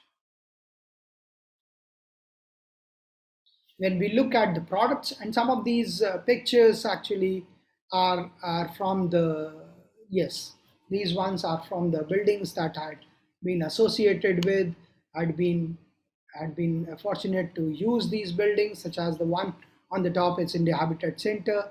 On the bottom below is the School of Forestry, and at Yale University, it's the Kroon Hall, a very important famous building, which is also being referred as, in terms of it has gone through the entire process and also focused on the product of this building to be as environmentally conscious as possible. So the points here is that when we look at the products, and here I'm referring products, the buildings itself at the products, and we look at the life cycle approach, both through manufacturing, production, consumption, and usage, that it can contribute towards minimizing pollution, towards minimizing the negative externalities of climate change and depletion of resources. It is important to notice that there is limited integration between the movements of sustainable consumption and sustainable architecture. These need to be brought together. And then finally, there are, however, efficiency being dealt with through the design of products and services, such as the focus on HVAC systems and lighting, insulation, integration of photovoltaic panels and materials, and many such technological applications. But at the same time, architecture and engineering, again a picture from the Kroon Hall, that is not only about getting the technology right, but there is an important need to incorporate sustainable consumption principles into the design thinking itself. And if that happens, the entire cycle gets greener. We have to actually go beyond efficiency, and how the way technology is used, configured, and designed. The technology itself, how it is designed, it has to go beyond efficiency. And for that, we do need an interdisciplinary approach that is an imperative requirement for such an approach to look at the integration between sustainable consumption and production and built environment. Now, to look at next particular area is to focus on integrated energy management, and one of the research led initiative by the UNSW, University of New South Wales, and TERI in 2019, which was focusing on making cities energy smart, does emphasizes on integrating policy governance and effective decision making, focus on infrastructure for technological advancement, use of IEC in making stakeholders more aware and engaged, and establishing performance goals for effective implementation and monitoring of the consumption of energy in the building sector. Another important area which is required to be emphasized, again, just a couple of more minutes before I conclude, is that we are, and India is in the process of redevelopment, and that's where can resource efficiency be integrated while we look at the brownfield development, while we look at dilapidated buildings and infrastructure, creation of new spaces, and finally, how do we integrate this with the socioeconomic and physical regeneration beyond the building itself that leads towards renewal of cities itself. There is a pressing, this is one area which is actually pressing need for built environment in existing cities in India, reflected even at the urban context. Can aspects such as placemaking, if they exist at all in India and in Indian cities, can they lead towards optimization of resources? How can the green infrastructure beyond the built environment and associated infrastructure, how can the green infrastructure be more multifunctional? Can our redevelopment and retrofitting of buildings act as a catalyst? Because this is one area which is untapped and even by the architects. And certainly the emphasis on redevelopment, retrofitting, and greenfield development across the entire movement of smart cities. These are also some pictures taken by me of some of the buildings, such as on the bottom is the Beinecke Library at New Haven, and the Norman Foster's Business School, and of course our TERI School of Advanced Studies in New Delhi. I would just leave with this particular tiered framework that I proposed in terms of energy management with the focus of sustainable consumption and production, that does emphasize on 4 dimensions of effective governance, innovative finance, advancement of technology, and the focus of information and capacity. And if we look at that, particularly with the focus on building as a product and the 3 market systems of occupiers, developers, and investors, we certainly can, with the focus of both product and the service or the process, we can create a positive spiral. Towards end, I would also raise that there are, however, many dilemmas that do exist when we are looking at built environment, particularly from energy management perspective. Are we influencing inclusiveness in cities, or it is leading towards gentrification? Are we optimizing land as a resource by increasing the FAR, FSI, densification, or we are increasing the burden on services? Is it redevelopment when we are bringing down the entire building stock, or does it require much more emphasis on retrofitting of existing buildings? Are we designing for sustainability, or we are designing the comprehension of our sustainability that is required for cities in India particularly? Are we looking on how valuable our product, that is the building, is, or we are looking at what kind of value proposition that building can create? Are we looking at a signature of a building from a building, or we are looking at how it can act as a catalyst to improvise the built environment in a wider catchment? Are we looking overly at the rating systems, which do emphasize on annual monitoring, or we are particularly at the same time pushing for continual monitoring of comprehensive performance of the cities in terms of, are we moving from energy efficiency towards the energy effectiveness. We are trying to address such dimensions at one of the program at TERI School, which is on sustainable urban development and management. And finally, I will end with these two quotes. One is that reduce the resource intensity of production, undertake new patterns with reduced levels of consumption, and change what is consumed and by whom, given by our own Mahatma Gandhi ji, who also said that sustainability will come a full circle only when local knowledge is recognized and given its due importance. Thank you. Thank you, sir. So before we conclude, there are some questions on the chat box. If anyone has further questions, please feel free to unmute and speak up. But first, I'd like to address some of the questions on the chat box. The first question is by Mr. Jitesh Kumar. We make a national level strict rules for rainwater harvesting, STP or ETP, and drainage system work. But in cities like Patna, conditions are very poor in summer for lack of water, and during rainy, it's flooded in a few hours of rain.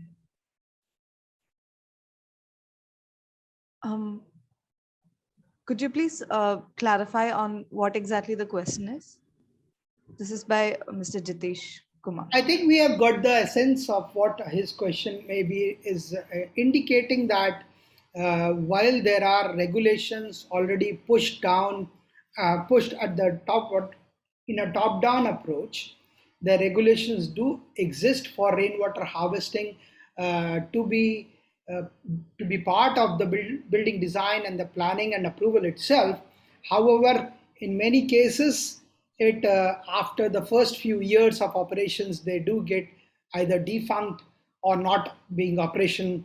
The limited emphasis on operation and maintenance. I think that's one example. It's not only in Patna but several other cities, including that of Delhi NCR, the satellite towns. Certainly, Jitesh, the emphasis has to be on ecosystems, and therefore, just by installing a technology will not give us results. We have to make, whether it is the resident welfare associations, our residents themselves, our designers, the architects, or the agencies which are actually managing the services in these societies and apartments, whether it is Patna or Ghaziabad or Noida. They have to be geared up. They have to be enlightened towards the actual importance and how this entire thing contributes towards the depleting water table. Thank you, sir.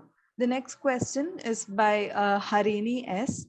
If culture is the fourth circle of sustainability 2020, how to understand, approach a city and orient our design approach for cities which have been transformed so much that they have lost their unique identity?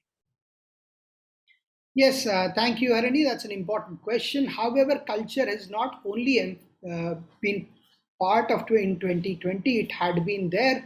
It is just being brought to the forum and the key main discourse now, being acknowledged as this fourth pillar.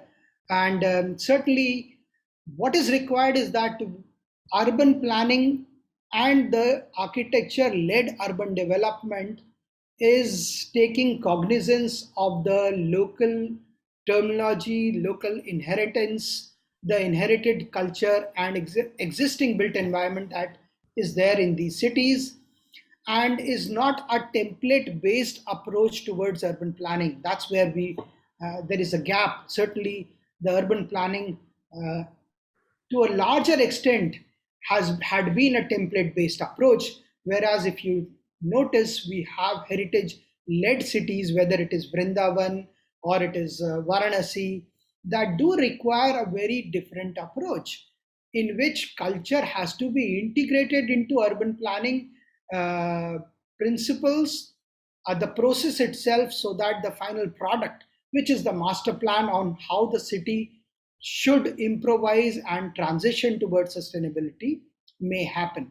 It is also important, therefore, that in many heritage-led cities, the importance is given towards retrofitting by taking the cognizance of that existing heritage and the heritage-led built environment than it is given to the greenfield development. So there has to be a strong balance between the two. Yes, projects such as Hriday have been trying to put certain emphasis in that, but there are still some related institutional and governance challenges that are even faced in such cities. Thank you, sir. The next question is by Dr. Venkata Naga Lakshmi Durga. He asks what the difference between green building and sustainable building is, and how in our country we can implement the sustainable building technology to our system. Dr. Durga, thank you very much again for this question. I would say these are all synonyms, whether we call these as intelligent buildings, smart buildings, green buildings, or sustainable buildings. Important is to what extent any particular building as a product is contributing towards minimizing the resource efficiency, minimizing the resource consumption. That means that particular building, if it was a business as usual scenario, would have been consuming much more in terms of resources. Energy is one such component, water is another, material is another. But at the same time, how are we developing that product itself and how are we making that operational? So it is entire life cycle of the building itself, starting from the design and development towards commissioning and operation and maintenance, the third stage, and finally the disposal. The entire life cycle of the building, if we take that into consideration and bring this approach, all these synonyms of green, smart, intelligent, sentient, etc., at the all four stages of a building, certainly we would be able to make some headway towards sustainability when it comes to the built environment. We should not be overly relying on the rating systems. That is just one instrument that is available to sort of mobilize, but however, entire ecosystem has, and the supply chain itself has to be greener when it comes to the consciousness towards sustainable buildings. Thank you, sir. Let's move on to the next question from Ms. Vilasini Suman to everyone. Will making developers or users pay for the life cycle cost of damaged natural resources as a development or user fee force them to shift towards sustainable designs? I would say there is a well-established myth that developers lobby is the least interested in sustainable buildings and sustainability related designs. To some extent, we should give them the benefit of doubt when it comes to their approach and response also. Many times I have heard and seen and observed, even from my scholars, students, and those who are practicing, that if you sit down and discuss and enlighten the developers lobby, they certainly have some positive response towards resource efficient buildings. Always it does not have to be a market or the cost benefit analysis only that can create that kind of communication and response from the developers lobby. But yes, again, an ecosystem approach is very, very important. It has to be both top down, when the regulations, bylaws themselves are motivating developers, architects, and investors towards that transition. But at the same time, bottom up, when the project, the precinct level interventions themselves take into account, again, integration of such sustainability principles that are greener or resource efficient. Because ultimately, developer also looks at its triple bottom line, where profitability certainly makes a difference. But that is not the only thing that is critical. As far as there is certainly a disconnect between the research that we do, whether it is by most of the higher education institutions, including ourselves at TERI School, or the leading research organizations, including TERI and the GREHA, there is a disconnect between what we produce as our research and how do we communicate to the decision makers, policy makers, and to the other important stakeholders such as developers. If this disconnect is reduced, I'm sure that there will be a positive spiral that will create energy efficient built environment. Thank you, sir. Architect Rajesh. Kavya, Yes, we'll ma'am. just take one more question and then we'll end the session because we've already overshot the time. Thank you, ma'am. Just It's take one just more. one more view by Architect Rajesh Agrawal. I don't think it's a question.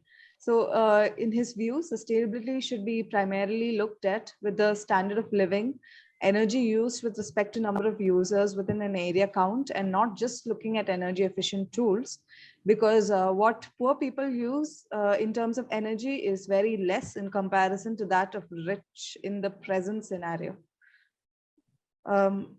Yes, I think that's a very important comment Architect Rajesh Agarwal has made, and what also I emphasize and profess that we have to move beyond efficiency towards effectiveness. That means it is not only including in our buildings. How efficient a building is not the only important aspect. I look at very interestingly the video of SPA Vijayawada and also the building that I am housed in, the TERI School of Advanced Studies. Important is not how many students we produce, but how sensitive our students are. And is building creating any contribution towards that? That means the outcome of that building, the effectiveness of that building, not only the energy or material efficiency. Thank you. Thank you, sir. So now that we've come to the end of our first session, I would like to take this opportunity to thank Dr. Shaleen Singhal for his valuable inputs regarding energy challenges in the built environment. And this was a wonderful start to the program. Thank you, sir, for focusing on issues of sustainability and resilience in cities, urban ecosystems, with a comprehensive discussion on sustainable consumption and production, along with resource management and waste management. Thank you so much for your valuable inputs and for taking time off of your busy schedule to spend with us today. Thank you, sir. Thank you, Kavya, and the faculty members associated in designing this program. I really appreciate your efforts. And thank you all of you for your interesting questions as well. That created some discussion. Thank you. Thank you, sir. So Thank you, sir. Thank you, sir. Thank you. So next, we will be taking a short recess of 2 to 3 minutes before returning for session 2. Session 2 is titled Building Materials and Energy Conservation. Welcome one and all to session 2 of AICTE Training and Learning, Atal Academy sponsored 1-week online faculty development program organized by School of Planning and Architecture, Vijayawada, on energy and water efficiency in built environment.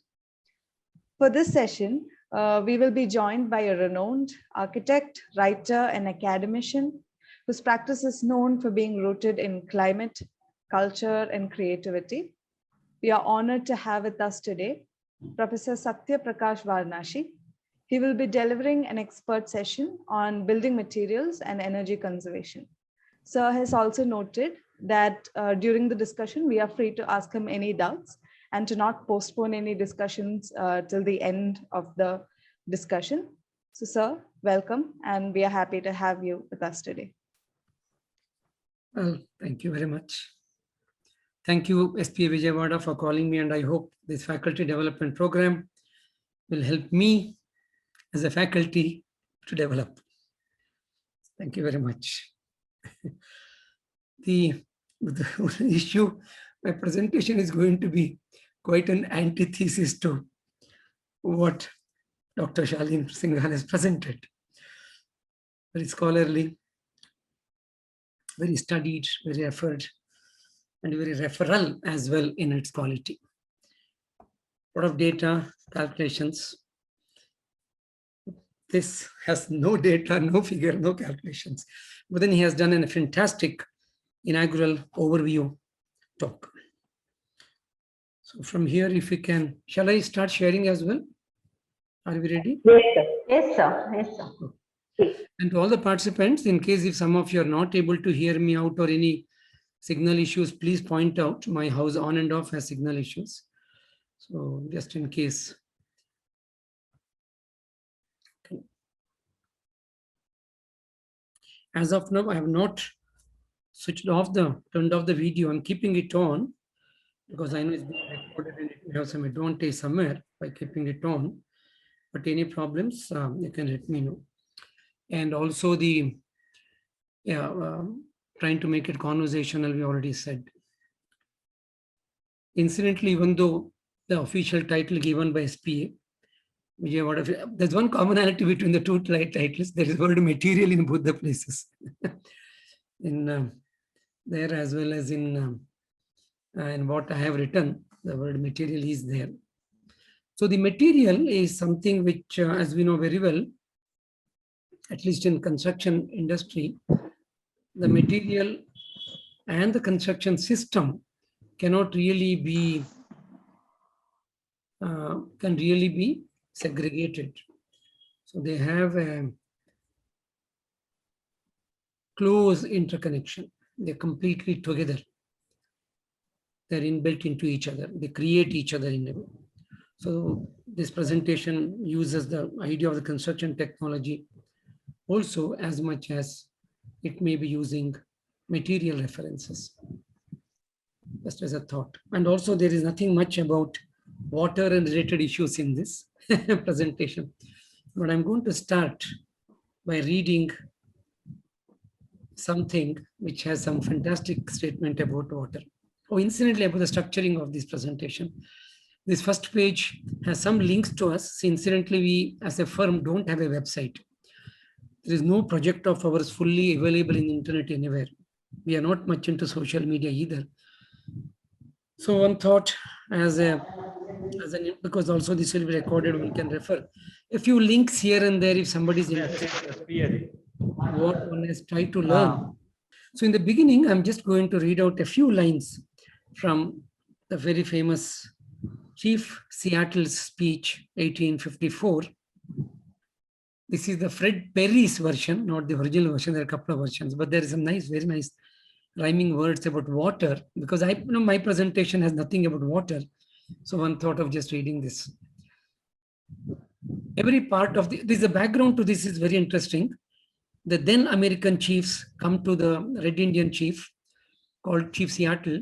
He is not the chief of Seattle. His name is Chief Seattle. And they say that the white men, they say that we want to buy your land, the tribal land, the original Aborigine land. So he responds to them. It's a very fantastic statement. And if any of you are interested, just type in internet, you'll get it. Speech by Chief Seattle. And if you can look at the Fred Perry's version, this is where you get these lines. Every part of the earth is sacred to my people. Every shining pine needle, every sandy shore, every mist in the dark woods, every clear and humming insect is holy in the memory and experience of my people. I'm not reading the whole text. I'm just trying to build up 4 or 5 lines. The water's murmur is the voice of my father's father. Is one of my most favorite lines there. The river, the lake, the waves. The water's murmur is the voice of my father's father. The rivers are our brothers and yours. And you must henceforth give the rivers the kindness that you would give my brother. Then he refers to the white man. He says the white man, he refers as he, the white man. He treats his mother, the earth, and his brother the same, as things to be bought, plundered, sold like sheep or bright beads.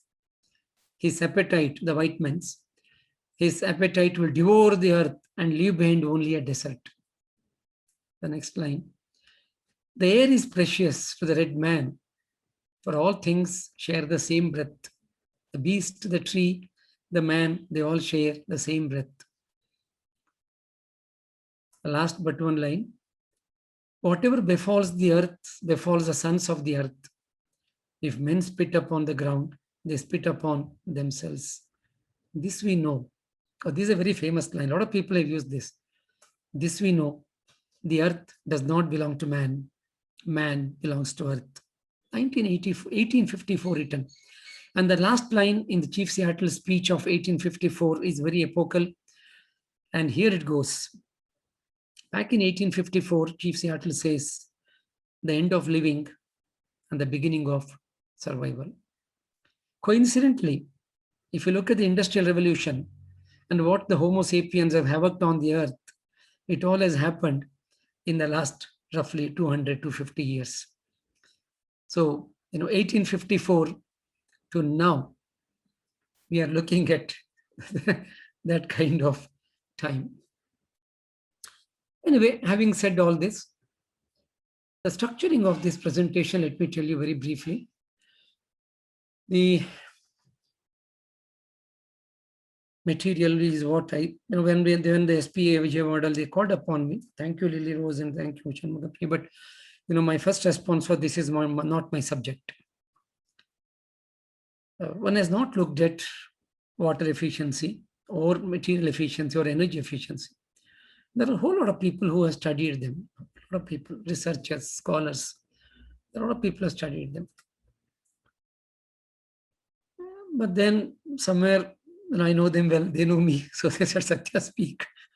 So I said, okay, I'll share some thoughts.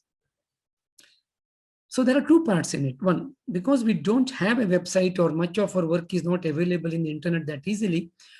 So there's a whole lot of slides, and they're about, very selfishly and greedily, I put some more slides last night. So there are about 190 slides, which is rather too much. But it will go fast, and you can go back into the recording whenever you want. I'm not going to speak much about the visuals. Half of you possibly are engineers, or half of you could be architects, or whatever is a mix. So most of it you can understand. This presentation is all about natural materials, nothing much about manufactured materials. There are a few references here and there. And one would go on talking. If any of you want to ask a particular specifically about any visual, you can either make note of the number or whatever. It's put in the chat box. We will have a break in between. We'll not wait till then. If you want to know what technology, what material we have used, I can explain. Every slide is from our office architecture in the last 28 years. We have been exploring alternatives in design, in construction, in materiality, in construction systems, of course. We are not into sustainable architecture. I don't even use the word. There's nothing to be sustainable, as we all know. To some extent, but I still use the word. Somebody has to use the word. We have to use the word. But to some extent, one believes in a word like stability or livability, but that's later on. So there's going to be a talk. I'll just go on speaking. What I speak and what you see may not be very much connected. This is a model one has been trying for quite some time now, and it's been working fairly okay. Some people find it difficult because the talk is not connected to the visual, but well, that's how it will go for today, at least. Okay. So with that, now, why have I titled this as, you saw the title, Mind Over Materials, a Path Towards Livability. So the whole idea here is to look at, there is something, Professor Shaleen, when he ended, he said we have to go beyond sustainability. What could that beyond sustainability be? And there's a question also asked by one of the participants about culture. What that culture be? Can it be a matter of mind? Maybe. Let's see what it is. Oh, incidentally, this PPT is like, in Kannada, we have this word called Chitrana or Chocho Bhat. So it's a mix of all kinds of slides. It's not well structured. I've just pulled visuals from different sources. So you will find different kind of structuring. Okay. But whatever you will be seeing, I can assure you this, they are energy efficient. Quite often they're cost effective. They're very local and regional. They're very contextual. Many of them are culturally appropriate, and they were done with the aspiration of the owners in mind, so that owners are happy. As a firm, we have never won any award. Very few of our projects are published. We are not big in seminars, but as long as we get 10 happy clients, we are happy as architects. Influenced by Laurie Baker and Shankar Kennedy and many others. So this will go on, you can see it. So now, can we look at the whole idea now here is, so now a while ago we discussed about what talk was given by our Chief Seattle's. He talks about things beyond the material. You could see that earth, air. He says he does not look at water as water. They look at water as a murmur of their grandparents. Now, is it possible to look at building beyond the building? The building beyond the building. One sec, please.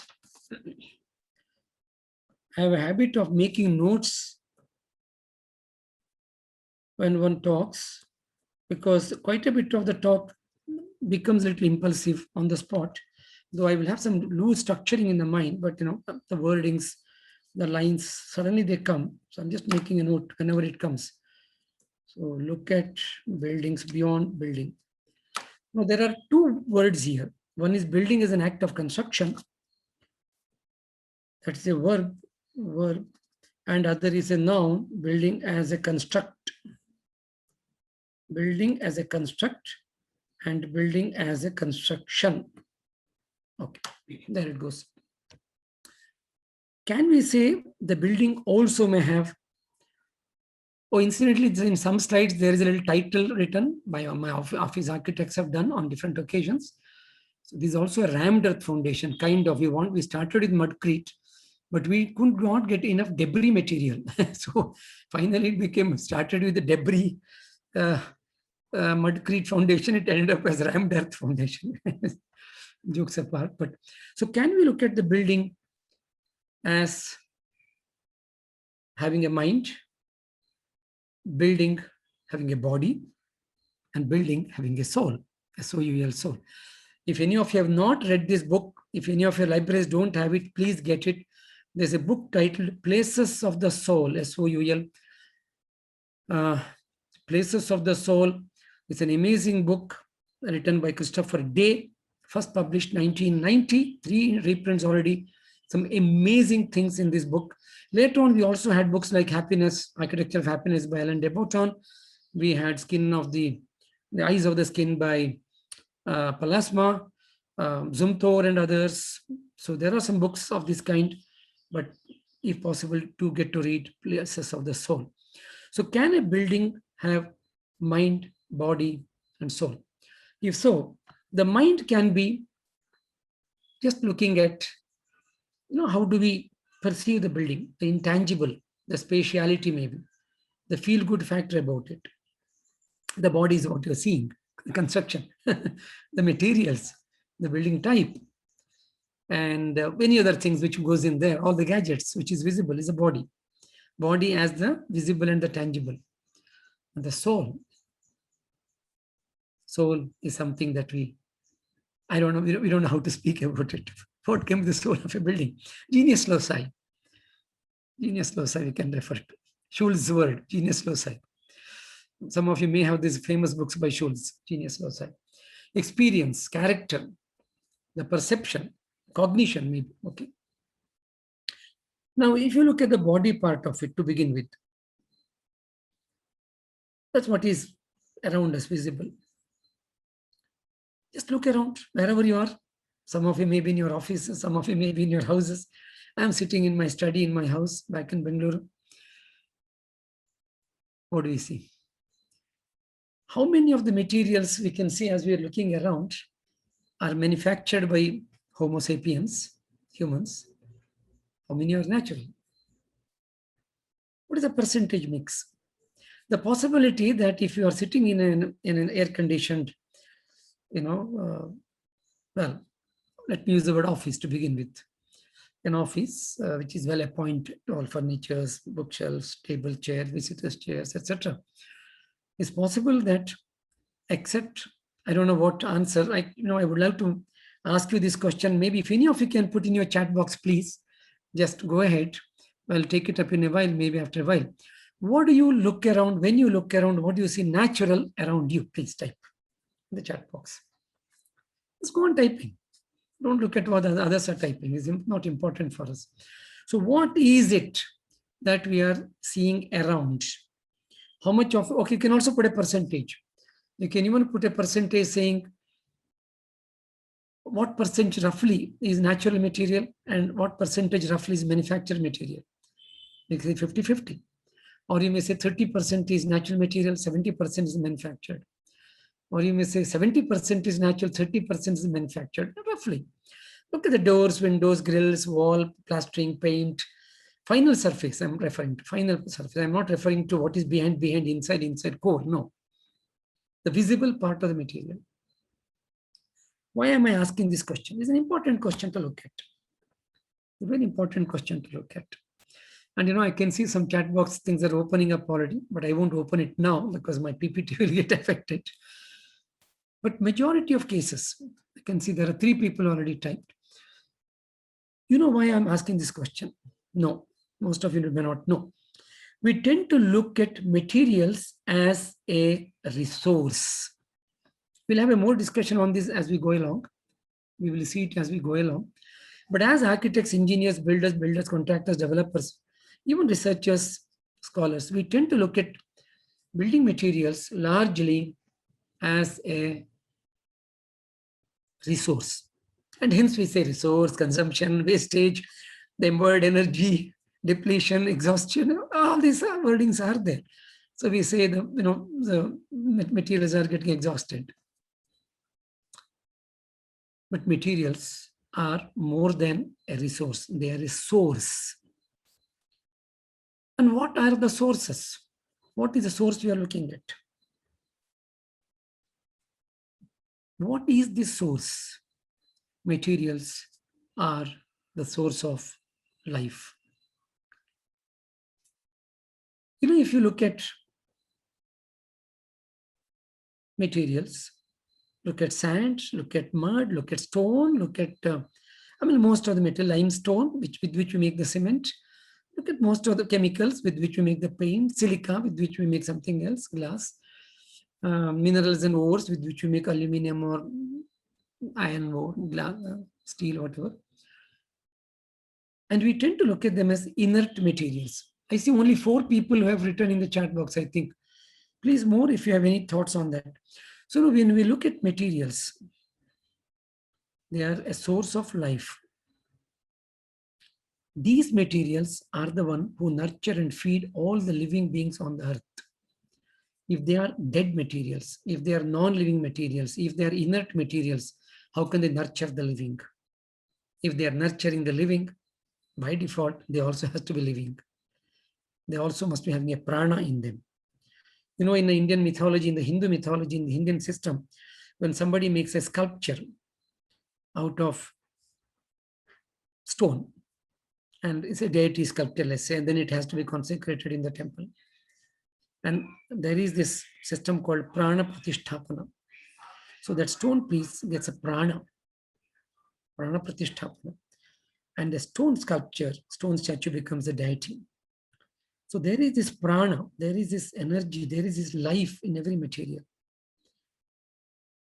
In our, in the last 200 years, 300 years, in post-industrial revolution, scientific revolutions, we have started looking at everything as an object, a product to be looked at, to be studied, to be deciphered, to be analyzed. But there's something more to them than what we see. They are like us. Stone is like you and me. Sand is like you and me. Water is like you and me. It's not different. How can they be different? They can't be different, no? So we need to look at materials as a source of living, prana. And we should be able to visualize the prana in these materials. Now, till now, what you have seen is something about materials, some foundations we showed very quickly, arch, well ring, etc. Then consolidation systems around. From foundation, we moved on to, I showed a few completely stone buildings, stone walls. And now we are looking at some mud. There's rammed earth, there is cob, there is wattle and daub. Some of these slides are coming along now. That's a cottage done with boulder pack foundation, bamboo poles support, COB cob wall base, then wattle and daub wall, stone slab roofs. You can see them all, some second-hand windows, then lattice for air vent arrangements, etc., etc., and something else about the same. So what we notice here then is most of natural materials. In our firm, we make 4 distinctions and the materials. One is natural material, second is a processed material, third is a recycled material. Unfortunately, we have not been able to use much of recycled material. There are some cases, but not enough to claim. We are still taking baby steps. And last is the manufactured materials. That's rammed earth wall happening. Yeah. So last is the manufactured materials. And the motto, sir also has used the word, Dr. Singhal has also used the word about embodied energy. So the main motto is to minimize on manufactured materials. That is one single Brahmastram. Then if at all we have to minimize the carbon footprint of our buildings and reduce greenhouse gas emission and global warming by building, one single Brahmastra is beyond the Pashupa Shastra, which comes in Mahabharata. The one single Brahmastra is minimize manufactured materials. My friends, let me assure you, your building will have very low carbon footprint. It's as simple as that. Try building without electricity. That's another Brahmastra. Anyway, so we like to go more with natural materials. And so while looking at this whole idea of material, a while ago I was talking about look at building beyond building, one building as construction and other building as a construct. There's one more distinction one is trying to make here now between material and materiality. Material and materiality. So when we say material, we are just looking at its standard, physical, or related characteristics. So by material, we may mean the physical, the measurable, its chemical characteristics, and some also related issues like supply chain, waste generation. How many of these materials are available in nature for us to look at? Will it get exhausted shortly? What's the ease of working with it? The affordability, durability, and related issues. This is the interlocking mud block incident, interlocking stabilized mud block, what you're now seeing. Whereas materiality, we mean to look at, when we say materiality, we are looking at the phenomena called material. So it could be the perception, it could be the cognitive issues, it could be the cultural issues, it could be the aspirational, regional. For example, this is laterite. We don't find laterite all over India, as you know. We find it only in some places. So there's laterite. So the regional issues of the materiality and where we can get it. And we can even look at it as a theory, material as a theory. Material as a metaphor, material as an analogy and metaphor. So the metaphorical aspects of the building materials, the theoretical aspects of the building materials. Here you can see 3 different materials. So there are, these 3 materials together happening. All 3 are natural, as you can see. The 3 materials coming together in a building create different kind of challenges, but it actually elevates the qualitative aspects, the experiential aspect of the building to a next level altogether. So so in a way, if one were to refer to the materiality as a phenomena, the experiential issues, the perceptual issues, cognitive issues, maybe one can even go to philosophical issues, materiality. This is rat trap bond, as you all know very well, popularized by Laurie Baker. Now, as you can see, already one has been showing more of natural materials. We have been working with that for the last 28 years. Of course, we also end up working with manufactured materials. We can't help it. But we try to minimize. Basically, in our firm, there are 5 simple principles. See, for example, here you can see glass bricks. Well, it's not one of my choices. Incidentally, I don't like glass bricks. But then, you have to also go with the owners. See, every building we do is not for ourselves. We do building for others. That's what one said. We want to ensure people are happy with what we do. But it doesn't mean we fully agree with them. No way. Nor do we ask them to agree with us. No, we both agree with each other. So it's a very interesting, there's another line which is interesting. So there is an understanding we have to develop by dialoguing, what we call as agree to agree. It's not about agree to disagree. You know, all of us have heard the statement, agree to disagree. Well, that's of course needed, very much needed to run a moderated life. But agreeing to agree is what we arrive at. So accordingly, in our firm, we try to design by dialoguing, we design by discussing. There are 5 or 6 where, you know, fundamental things in our firm we try to follow. I also mention it in my teaching whenever I get a chance. I've been a faculty. I started teaching career in SPA Delhi, so I have another connection of SPA. I'm incidentally urban design graduate of SPA Delhi, and then later on happened to start my teaching career in SPA Delhi in urban design program and in conservation urban design. So in a way, this connection SPA continues. Later on, went to SPA Bhopal, SPA Vijayawada on few occasions. So back to this. So we all that we discuss about material efficiency, water efficiency, maybe yes, I don't know, but sustainability at large, livability at large, starts with plan making. A lot of people don't give it enough importance to plan making. Most important, plan making. Second is materiality. I mean, it's not really in the same order, but I'm just sharing with you in order. Materiality. Third, construction systems. So already now look at this slide now.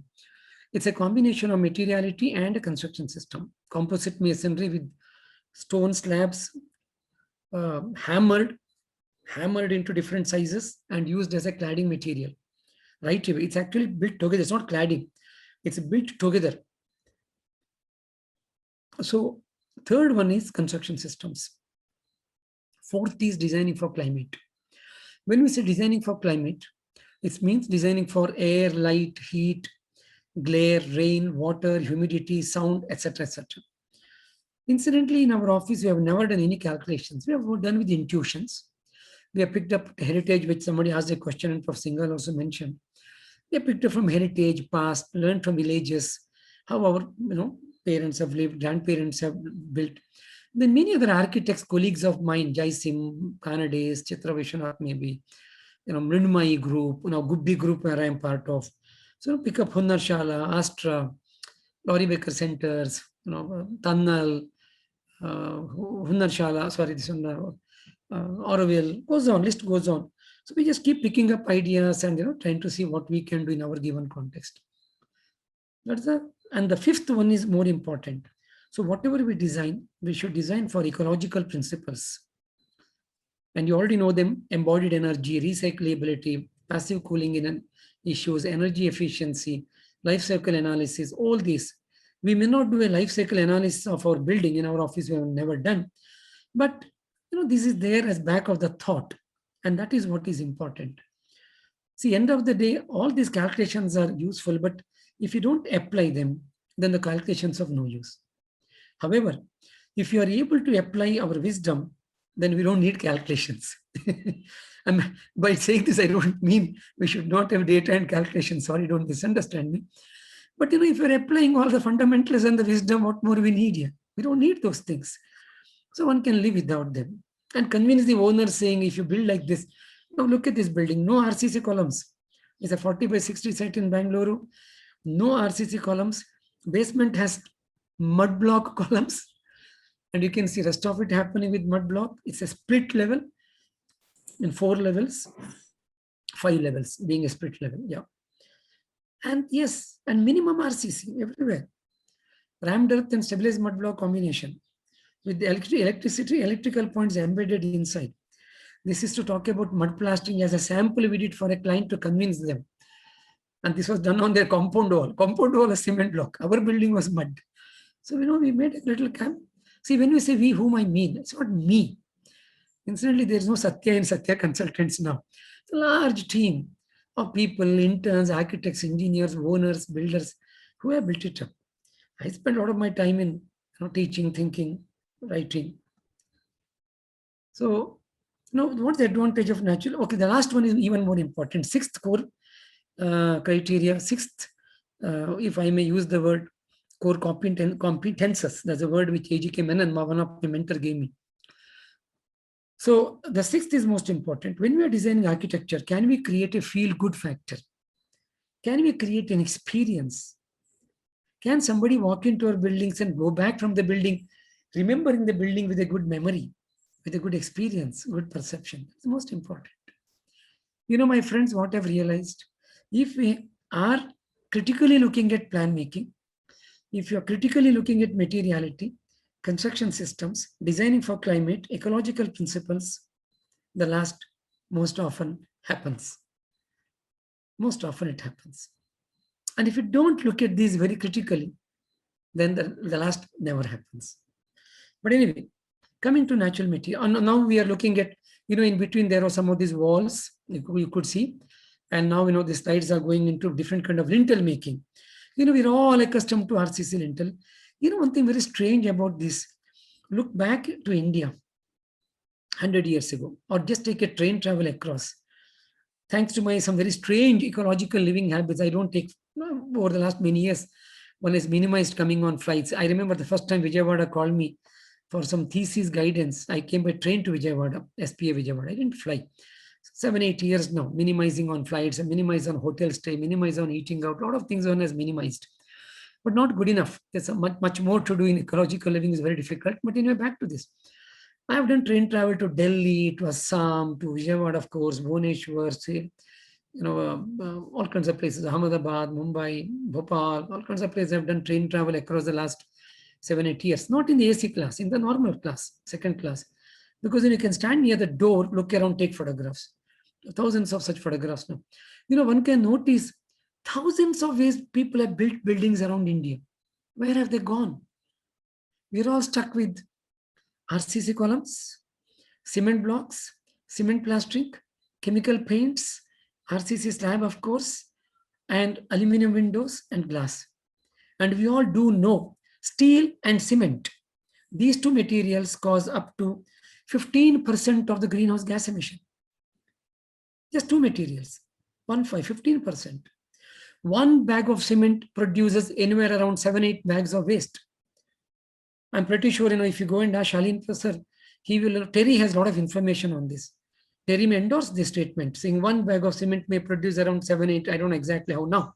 Last time when I read about it, it said 9 to 10 bags of cement, but cement industry is now become more efficient.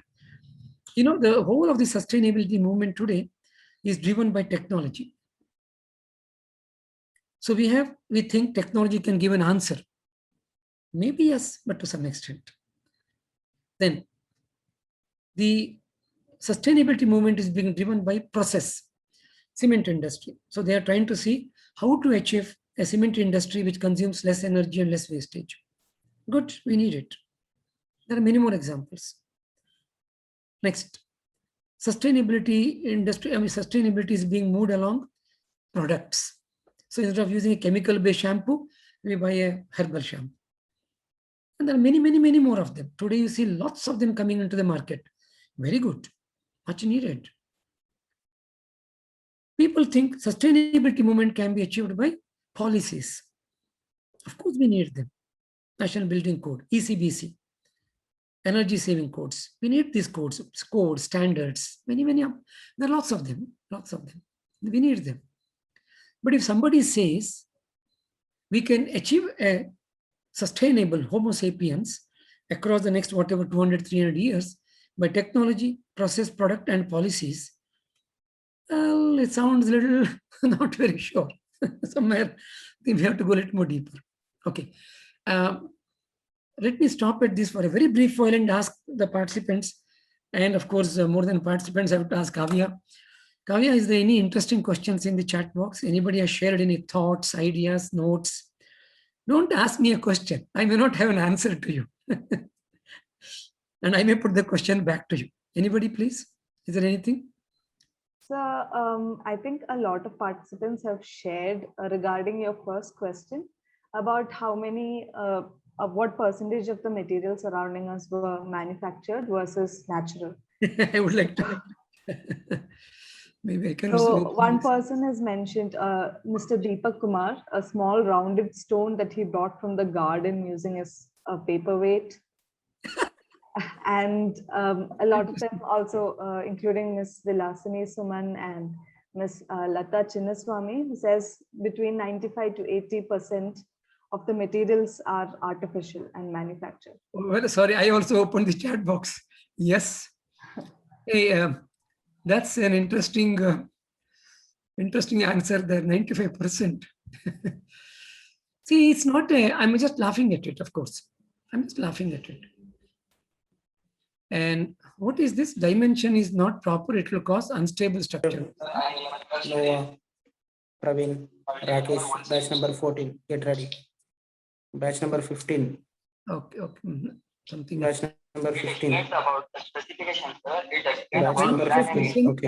Sangeet Shaleen and Kumar Dasari. Vilasin is saying number 16% of the okay. Batch number 16. Wasu Ahmad.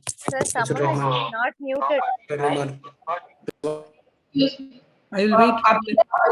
Abhinav, mute them. Abhinav? I'll wait for others mute. Yes, ma'am. Yeah. So, you know, 95% manufactured.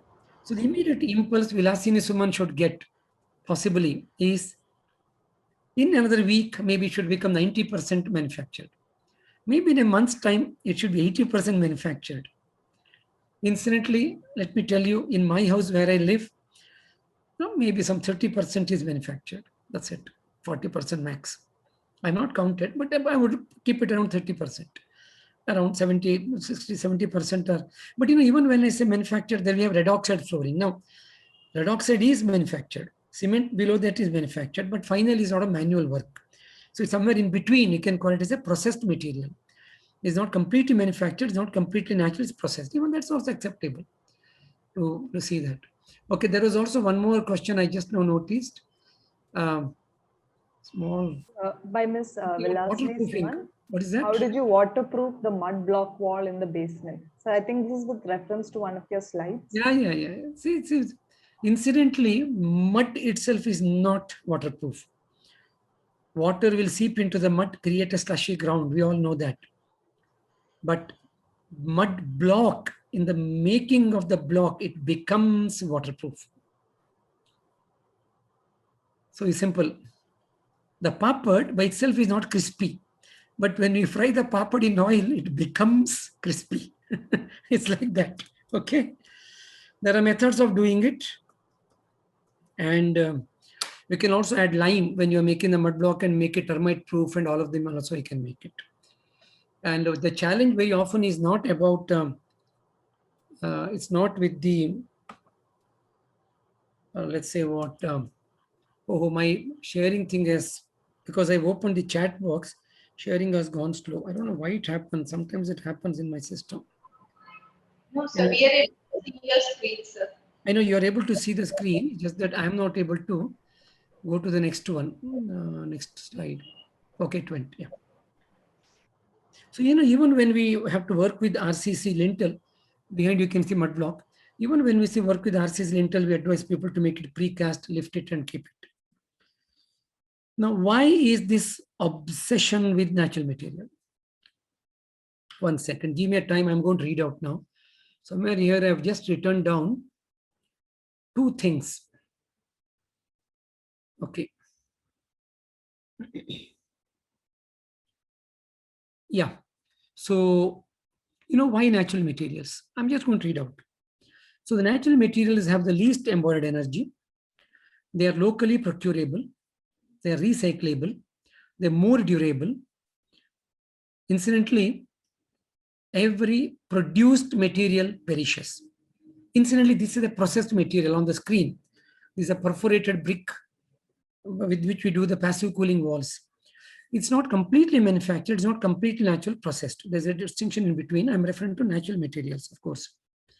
So every produced material has to perish one day. Rule of, you know, this is a physics. It's a pure physics.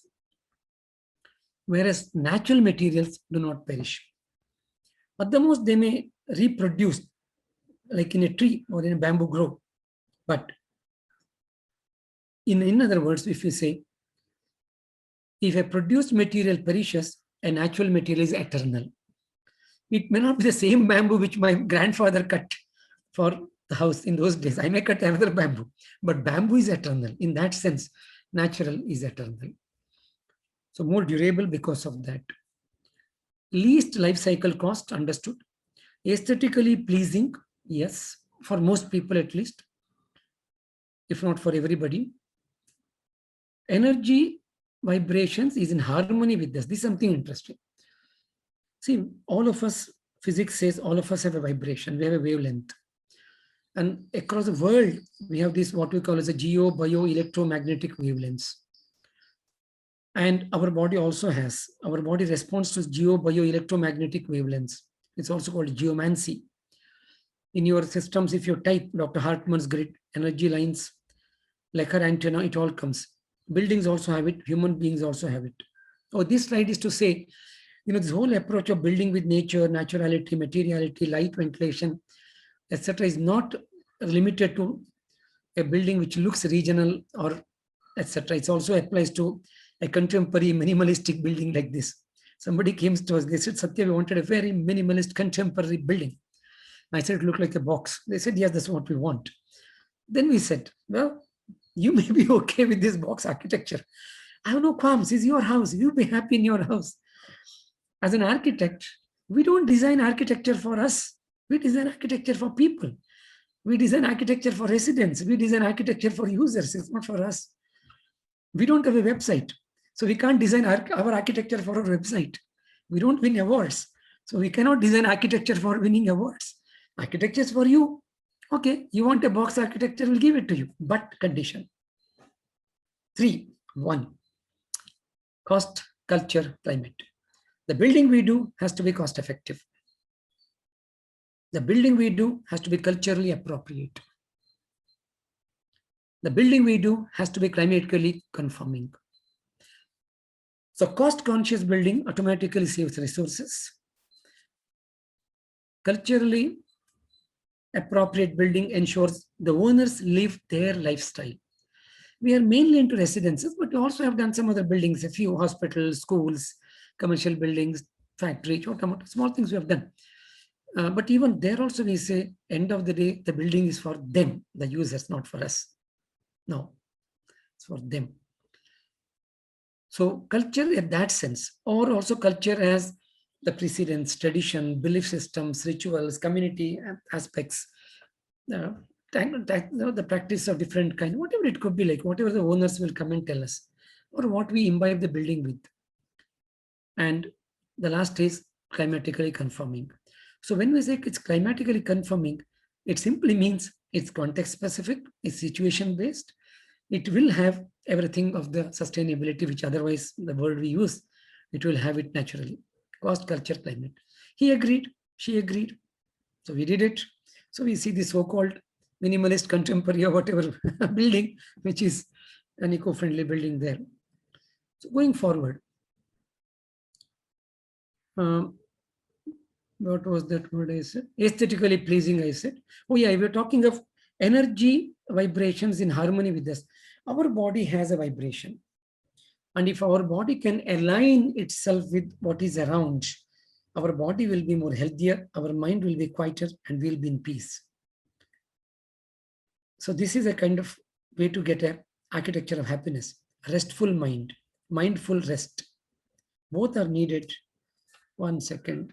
Restful, mindful. Okay. Restful mind and mindful rest. I just made a note. So that has to be achieved. To achieve that, we should live in as much as possible natural context, natural materials, natural construction systems, wherever we can. Calming the mind, we already said that. Natural materials, look at this now. Is this a very provocative building? You look at all the modern architecture, contemporary architecture, global architecture, iconic architecture. Look at them. We say, wow. When you look at this slide, nobody will say wow at it. It's very simple. What is there to say wow at it?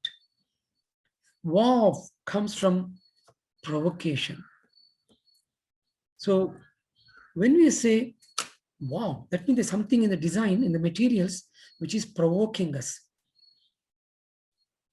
Architecture should not provoke. architecture should provide quietness, peace of mind, happiness, content, smile on the face. And if architecture has to provide that, it has to be natural materials as much as possible. And natural materials, needless to say, are energy efficient, are local, mostly. I mean, we can get from outside, but largely I'm saying can be local. And so all of that, which can be data-driven, research-driven, calculation-driven, empirical evidence-driven, hypothesis and proof-driven, all of them are built into using natural materials. It's simple. So this is like, in the Hindu mythology, there's a story about Shiva. I mean, those of you know Hindu mythology will be able to recollect. One day there's a competition between Ganesha and Subramanya, and they both said, we are more devoted to you. So Shiva, Ganesha and Subramanya, I think Vishnu asked them or Shiva asked them. Vishnu, I think, yeah, Lord Vishnu asked them. I think I forget who now. See, I'm aging. Sorry, the head is balding, the head is going white. So he asks, who is most devoted? So he gives a test, I believe. He says, okay, let's do one thing. Whoever, I think it's Vishnu, now I remember Vishnu. So whoever can remember me all the time, it's between Narada, sorry, not Subramanya, it's Ganesha and Narada. So whoever can go around the world one full round with a bowl of milk, don't drop even a drop of milk. I think what all you would have heard of this story. Go around. And whoever comes first is most devoted to me. So as you all know the story, I think I'm still getting confused. I'm sorry on this. Either it's Narada or Subramanya, whoever it is. So, they take a bowl of milk, they start going around the earth. And Ganesha, the clever fellow, just go around Vishnu and says, I have come around you. You are the earth, you are the universe, you are the ultimate. If I come around you, it's as good as I come, going around the earth. So it's like this. So understand the spirit of architecture. Understand the essence. Now look at this now. Complete theory of architecture, which we study in first semester architecture. A house elevation or a view being done with materials, colors, textures, perforated wall, solid surface, voids, projected plane, recessed plane, different kind of proportions, different kind of texture, different kind of texture I've already said. Pattern, that's what it is. This is theory of architecture, which we study in first semester architecture, second semester architecture. Apply it, finished. There is architecture for sustenance. And does it look bad? I don't know. Maybe some people may say it's a bad building. Does it not look innovative and interesting? Well, some people may say, what is great about it? You look at what Hadid does, look at what Korea does, look at all the big famous people do. That is what is architecture. Maybe yes, agreed. So the whole idea of architecture has to be looked at more deeply. Otherwise, we will be doing. We will be, of course, building and we'll be thinking we should do that, we should do this, we should do this. And most often we won't know who this we is. There's no we, it's you and I. It's you and I who have to do. There's no we. Then what? Natural materials, low technology solutions, easily replicable, passive cooling, easily repairable. Look at this building. It can be very easily repaired by anybody. I'm just saying it immediately. And large variety of range and variety of buildings across India, which we different kind of columns now. You can see all these are different kind of columns. So what happens in the process is, what we are really looking at then is, it is possible that we need to, these are different way of doing windows, floor to ceiling, and you can see the pattern making there, the advantages of them. So we need to look at this large variety of the traditional system which we have around. Oh, this is a system we have just tried out, works well. There's a kitchen which was dark. So we added this member, put a mirror in the lower angle, grill and glass on the top, reflected the sunlight into the house. I won't say this is my original idea, no. We picked up sliding folding door, indoor-outdoor connectivity. See, none of these slides we are showing there's anything original about Sathya Consultants or original about me. All this can be copied of anybody. There is no copyright on any of these. We have picked up the ideas from different places, put them together. This is nursery school in Salem. You can see Yeskarud.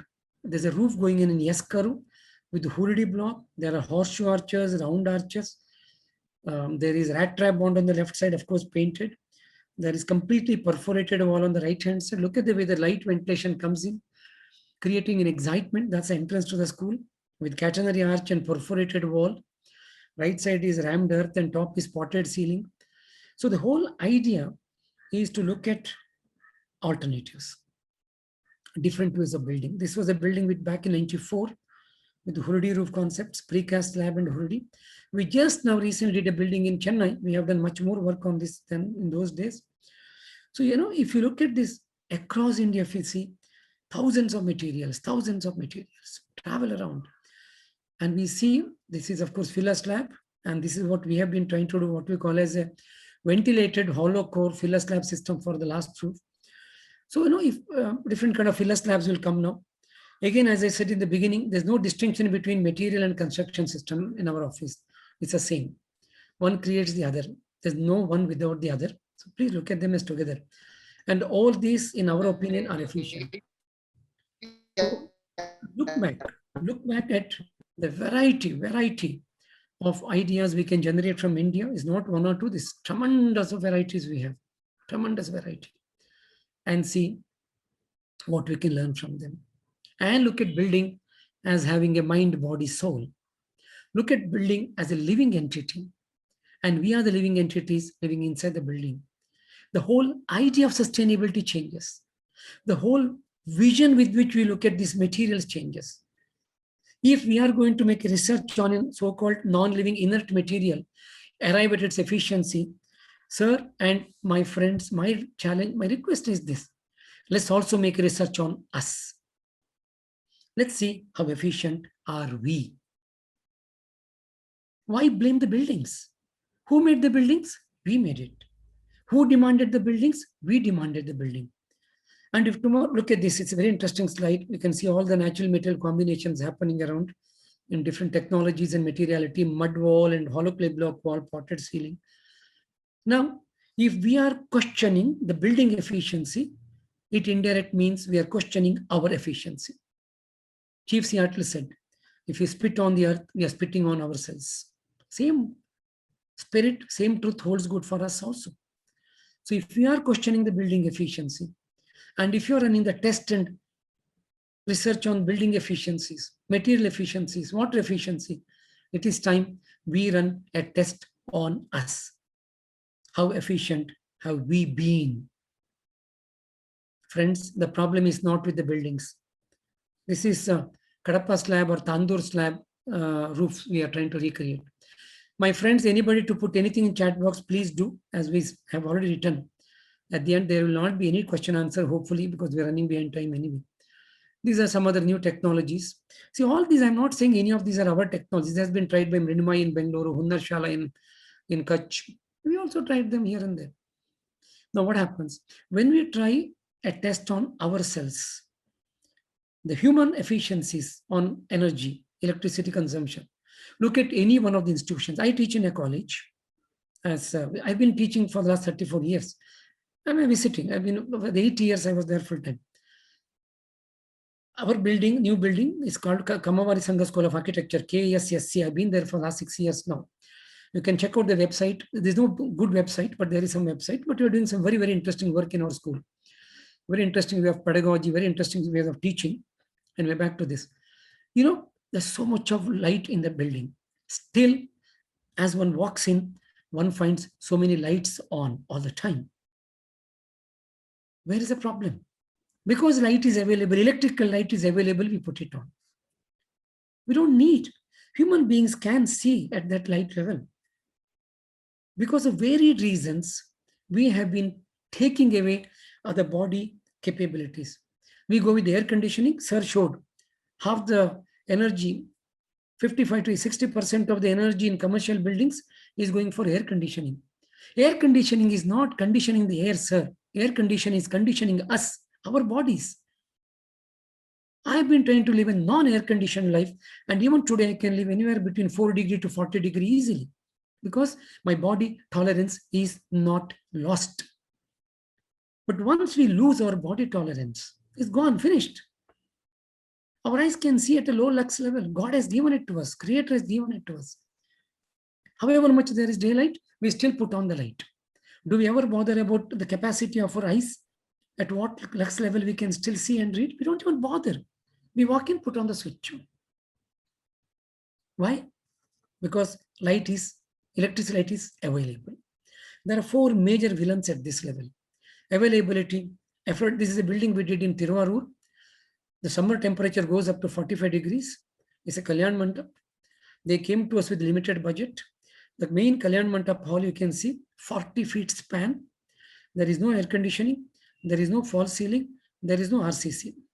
It is completely one single arch, hurdi, vaulted, is a hollow. Hurdi is a hollow clay block. It came brought from Kerala, of course. It's a hollow clay hurdi block designed as a vaulted roof. That's it. And of course, it has got some turbo ventilators, and there is a heat reflective paint on top.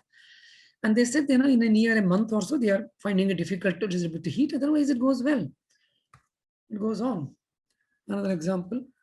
So, the whole point is, if we are, as long as something is available, affordable, accessible, and we have an intention, we simply use it. We don't look at the eco impact of our life.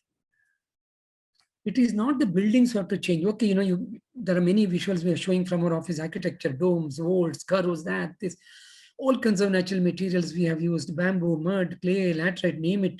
Whatever is available in Bangalore, we have been working with. But at the end of the day, it is not the building which matters. It is not. It is the way we live which matters. I'll come to that later on anyway. So these are stabilized mud block vaults without centering, shuttering. So where should this come from? This is a small structure we did in Hyderabad. This is a waterproofing course after the tandoor roof. We did tandoor stone slab roofing to keep the room cool. On the top surki layer, we kept some pots. The inverted pots were kept as surki layer, and it made the whole building cool. Now, there are many such ideas. It's a local idea. There's nothing new about this, right? Look around us. There's so much of construction happening. So much of material being wasted. Look at this illogic. In a typical house, a little larger home, let me see, 5 people live, 6 people live. Okay, their weight, maximum 500 kgs weight for 5 people. I mean, it's not possible, but I'm still saying 500 kgs of weight. And all the things those people are carrying with them, furniture, kitchen, gadgets. There are many, many things we carry around us. Books and a whole lot of them, whatever it is. Total weight, the total weight of all that the building supports. The building is supposed to carry some live load, dead load. The furniture including dead load. Okay, it's X quantity. And now look at it. Look at the total weight of the building itself. Total weight of the building. Total volume of the material.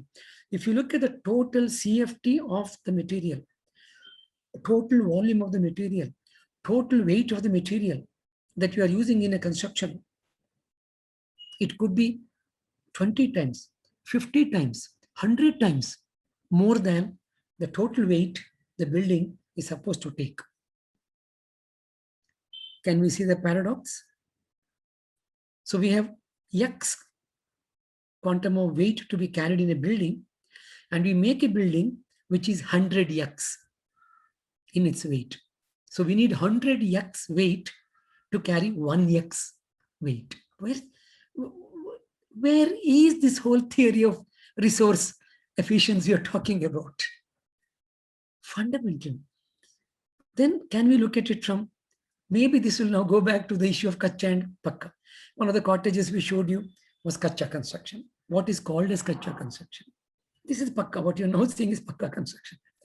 This is very much pakka construction, kacha construction.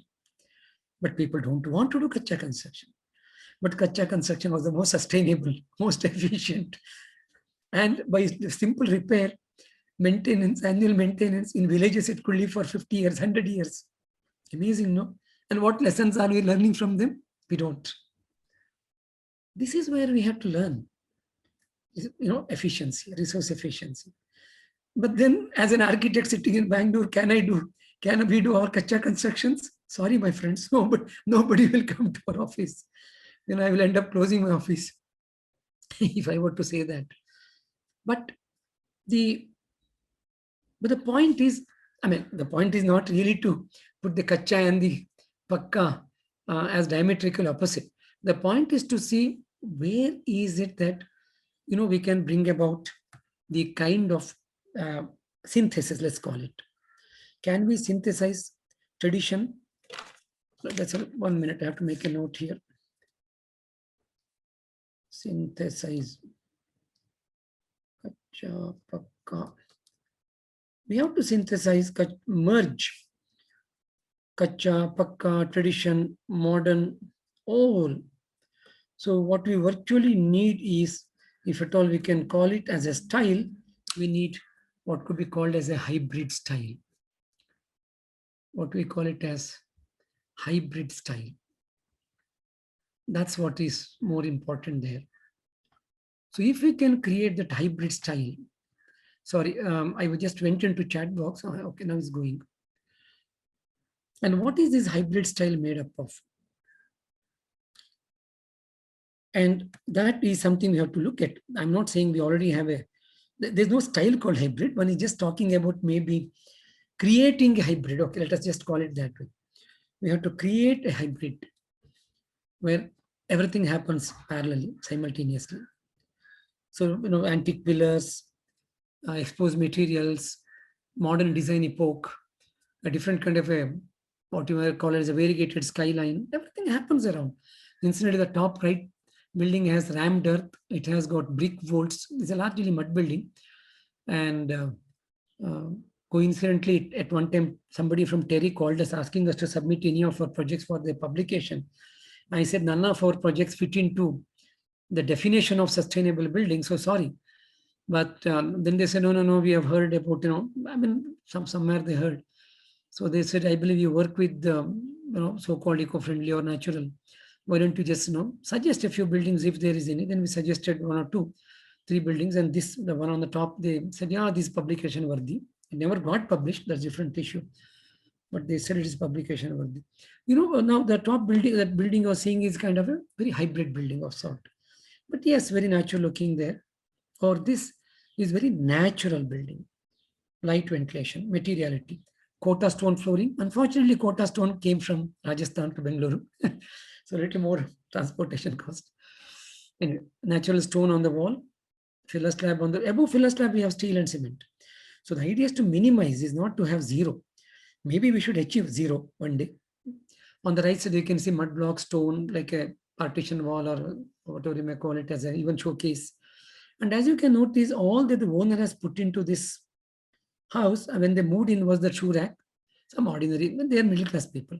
Some ordinary shoe rack, some ordinary cane chair on the left side. You can see a fridge or a few items. Rest of it is completely the way the builder has given it to the owner. Even on the day on the Griha Pravesham, if this house can, people can walk in and they can connect with this building. I'm not saying wow. If they can connect, if they can feel the empathy with the building, if they think there is a way the wavelengths are matching, the vibrations are matching, if their mind can be in sync with this building, that is the purpose. And that purpose is served in the process. That is important. But to do that, we need to look at buildings. We have to look at a different approach altogether. Today, a lot of buildings are being done for profit. Different kind of profits. Even image is a profit. Fame, name, they're all profits. We are looking for return of our investment. Our energy is investment. Architects' time spent in the office is an investment. So what do we get back, right? Well, some of them are needed. They are needed. But more than that, can we design for performance? Can we design for not profits, but performance? Everybody wants speed. Can we design for sensibility, not only speed? Everybody looks at something which is very provoking. Sensory perceptions provoked, be it in music, films, garments, restaurants, food. Everywhere we can see this. The whole society seems to be living on sensationalizing, so that all our sensory perceptions are kept alive, where there is no quietness of mind, where there is no time to pause. We move from one to another. Everything is attractive. WhatsApp messages, chat boxes, in this case, or something new called, I meant to go in there, called Clubhouse. That's the latest thing I've heard of. I meant to go to Clubhouse and I want to see one day, what is this? Everything is there. The moment you are in one, it tells you do the other, do the other. Where can we end like this? Sustainability is not possible without sensibility. And to achieve that, we need something very, this is the entrance to a house. We need something very appropriate. Okay, now, for example, this is attractive, let's say. It's attractive. But did we design it for attraction or did we design it for appropriateness? I would use the first word, appropriateness. There is an entrance veranda there. The idea taken from a village house veranda seating. Top is a perforated roof, partly glass where the seating is. Remaining part no glass, so they can have plants. This is an old photograph. You can see rainwater harvesting thing happening on the right side. Largely exposed materials. On the back, you can see one wall, which is the rear wall, and they said we'll plaster the wall. I said, okay. So it is attractive. Or in a way, instead of maybe putting all these words, maybe can we say, can we design for both performance and profit? Can we design for both permanency and, well, not provocation for sure, but for peace of mind, for both sensibility and speed, for both appropriateness and attraction? Is it possible? It is possible. It is just that we have to arrive at a different approach for designing and building. And that approach, one is not saying that approach will be sustainable, friends. No, forget it. I will have, even this is not sustainable. What you are seeing in front of you, somebody may say it's good architectural quality, light and shade. Look at something, one can talk about anything. Incidentally, the yellow color there is not my choice, the owner's choice. But then, one day I went there and saw the color and I thought it's not that bad. And in the lower level, you can see a small little mini fish pond. Anyway, so all these materials, fish pond, little greenery, the light, some colors, of course, but it's an earthy color. This is an earth color. Luckily, it's not a terrible color. It's one shade of the earth color. And minimalistic railing, you can see hollow clay blocks. So even the toilets having a lot of light ventilation. So to do that, we have to really look at a different approach for construction, designing and construction. Maybe we should look at more and more composite wall. This is an office building. You can see an office also having a character that we're talking about. Tall window. Look at one window is floor to 7 feet. Other window is 2.5 feet to roof. Fill the slab, hollow clay block wall behind. What little one can do in the process. So hollow core constructions, composite walls, single material approaches. This is a rural. This is a cottage done in the style of a rural house. So that way, we may be able to look at the costs also, the operational costs, the construction costs, maintenance. This also has come about in the first keynote address already. But what happens in a building like this? The building has to be built part by part. It has to be built virtually by hand. And it could be single material or it could be combination. We love combination of materials. Even in a compound wall, you can see material, texture, porous wall, solid wall, horizontality, verticality, skyline generation. You can see all that theory of architecture which was talking about, compositions which was talking about. So is it possible to look at them from those perspectives? And when we try doing them, that's where this, this lady wanted a house which is very rural in its entrance. And she was not happy fully. It is fairly rural. But then she even kept on bullock cart out there after we kept it. So the end of the day, one of the major advantages of natural materials that I personally feel. See, now you have seen many of these visuals. Natural materials have one thing very great about it. Forget the embedded energy efficiency, going by the title of the FDP, which I'm supposed to address.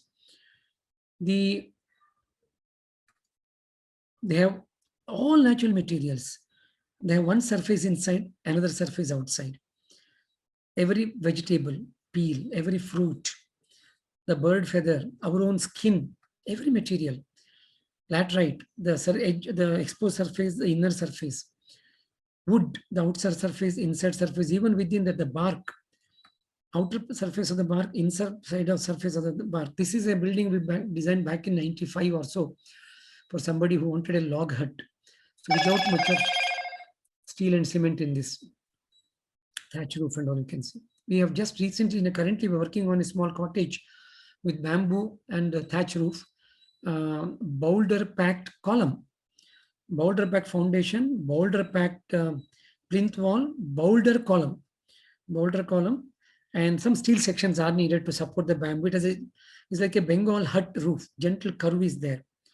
So that's why it was needed. So anyway, back to this. So it's another interesting building where there's a combination of traditional architecture and some touch of modernity over there.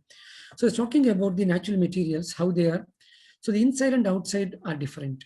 The edge and the core are different. Top and down are different. Look at bamboo. The top of bamboo comes and the bottom not the same diameter, not the same thickness. Whereas, so accordingly what happens when you use a natural material, or these are processed materials. See, when I'm saying natural is not that every bit of our architecture is natural. Please don't. I'm not trying to say that. Our buildings also have a lot of problems and failures, and people have questioned us and held us. People have criticized me and my firm. It's all there like any other firm. We also failed in fulfilling many aspirations. So I'm not trying to put across a glory story in front of you. There are a lot of success, failures, a lot of failures. But at least here we are able to use a lot of processed materials. Hollow clay block is a processed material. Wood is natural, of course. Glass and steel is manufactured. And inside this also we have a lot of filler slabs and all of them. That way we try. And of course, stone is completely natural, which is there in front of you. Coming to recyclability. Tomorrow, if this building has to be ever removed, steel sections, recycle, Hurdi blocks, which will come on top of that material. You can see the member is standing there. Upper part is just being filled. Recyclable. Windows, doors, glass, steel, yes. Hollow clay block, completely yes. Stone, yes. Gates and all, yes. The railing near the water tank, yes. Chajjas on the right hand side, you can see, yes. So this is what I meant by saying that maybe 60-70% of the buildings we do are recyclable. Concrete part of the roof, floor material, some of the plastering thing which will be here and there, we may go to debris. And if you can do debris construction, then yes, why not? This is an example. Yes. So there are some questions. Would it be okay if Let's take it. There's just one question. Ms. Vilasini Suman, can codes on factors of safety be made case specific? That is one question. Anything which can be standardized can be coded. Building as per the context, as per the region, as per the local cost, climate, culture, context cannot be standardized. It can be. There can be a approach in Vijayawada. Incidentally, currently, I know most of you are not from Vijayawada. One of our first houses has just started in Vijayawada. We are working with well ring foundation. We are getting hollow clay blocks from Nuziveedu, which is a city in Andhra. So when you are working locally, the code also has to be local. So we can have codes, yes, but there cannot be one national building code. India is not one country, as everybody said, culturally, philosophically, historically. India is 1,000 countries. We cannot have one national building code.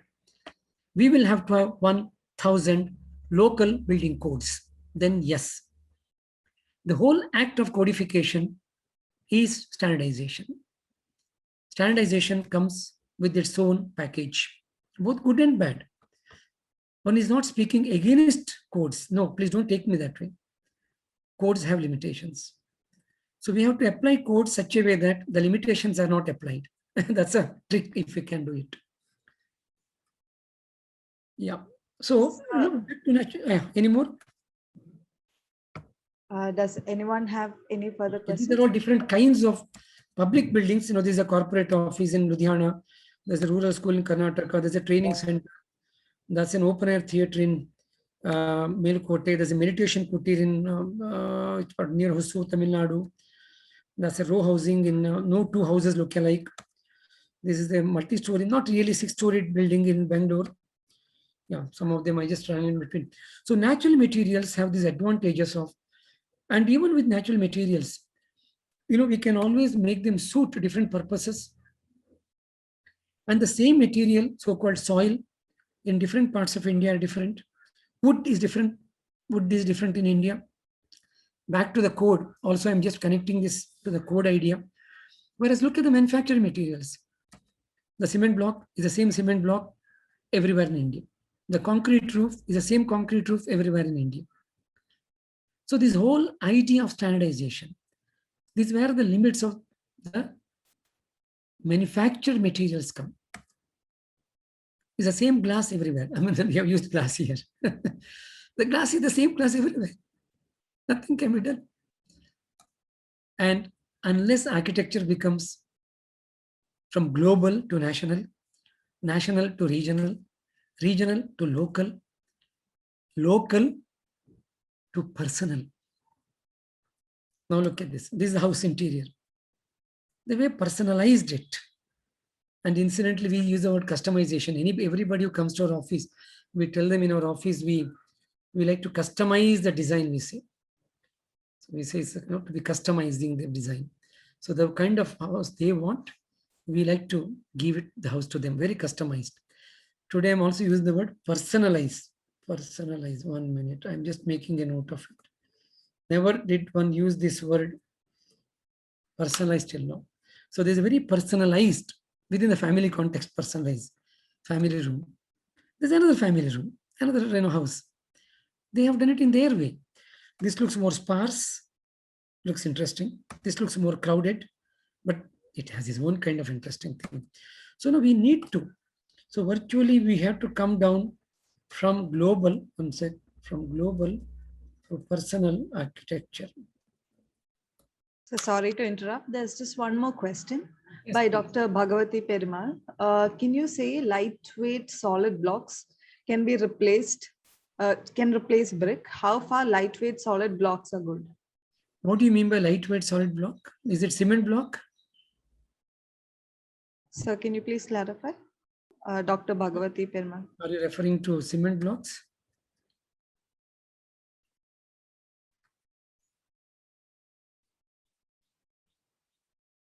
Okay. Let me just say it again.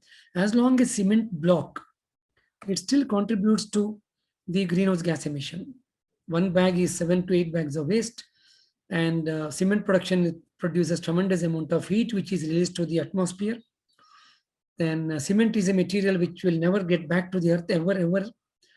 It will stay for all along. It will stay in this universe. Cement production causes greenhouse gas emission about 7 to 8% again. So a cement block can never be an appropriate material from a climate point of view. No. And you know, even Laurie Baker, Gandhi, everybody said in those days, procure materials within the 50 kilometers. Cement blocks are made in some location. They get limestone from some location. Cement blocks are made in some location. They're transported to some location. They're built in some location. This whole idea of sourcing, manufacturing, transporting, marketing, and constructing. There is a huge cement block.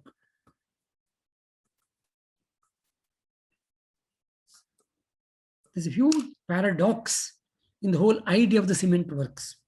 But can we today live without cement? I'm not trying to say so. Minimize, that's all. Bamboo, of course. There is also a question on how cracks on buildings can be rectified. How do we rectify the cracks on any conventional building? Will a cement block building have cracks, or is it crack proof? A brick building, is it crack proof? Is a building which is built only with, you know, RCC columns and frames and RCC slab with aluco bonds and glass, is it crack proof? No building is crack proof. So building with mud and laterite and bamboo and natural material is also not crack proof. For that matter, it's easier to repair a building which is natural if a crack appears. It's more difficult to do if there's a crack which appears in a plastered painted building, it's more difficult to fill the crack and finish it. If there's a crack happening in an exposed wall, it's much more easier to repair. Drop in Bangalore. I'm inviting all of you, every one of you, whoever comes to Bangalore, give us a call. My name is there in the initial slide, or collect the number, contact number. I freely give my mobile number to everybody. At the end, if you want, I'll give it. Or you can send a mail. It's a very simple mail ID. Varanashi@gmail.com. VARANESHI. SI, not SHI. So, just tell us you are here. I will ask you to go and walk into some of the buildings and the construction, and even some of the house owner. Not every one of our house we design, because when they come to us, we ask them to go and look at other houses. So when their house is finished, they let others come and see the house. So every new prospective owner goes and looks at 3-4 buildings, 3-4 houses to begin with, even public buildings also, what we do. So the people allow others come and see the house. Feel free, go ahead and see. There are cracks, I don't deny that, but it's like any other problems to solve. Corbelling, look at the amount of corbelling one can do, the degree of corbelling. Simple chajjas. So the whole, this discussion about material. I was telling in the beginning, what is important, somewhere in the beginning I said, all the slides I'm showing are about material, about construction systems, about building as such. But actually, this is only one small part of sustainability. Incidentally, of course, this has also been mentioned in the opening remarks, or in the keynote lecture, let me call it, by Dr. Shaleen. He also said somewhere lifestyle, attitudes. People have been talking about it, but we have not seen major lifestyle changes in people. We have yet to see. It's happening slowly because products are available today. Products are available today, it's happening around. But otherwise, lifestyle change has not happened. Attitudinal change has not happened. Aspirational change. Now, between these words, the most important word, and of course one can even go more, lifestyle, I'm just making a note. Lifestyle change cannot happen without attitudinal change. Attitudinal change cannot happen without aspirational change. And aspirational change cannot happen without introspection. So we introspecting ourselves. We are trying to live a simpler life, humble life, frugal life, living without ambitions, living without desires.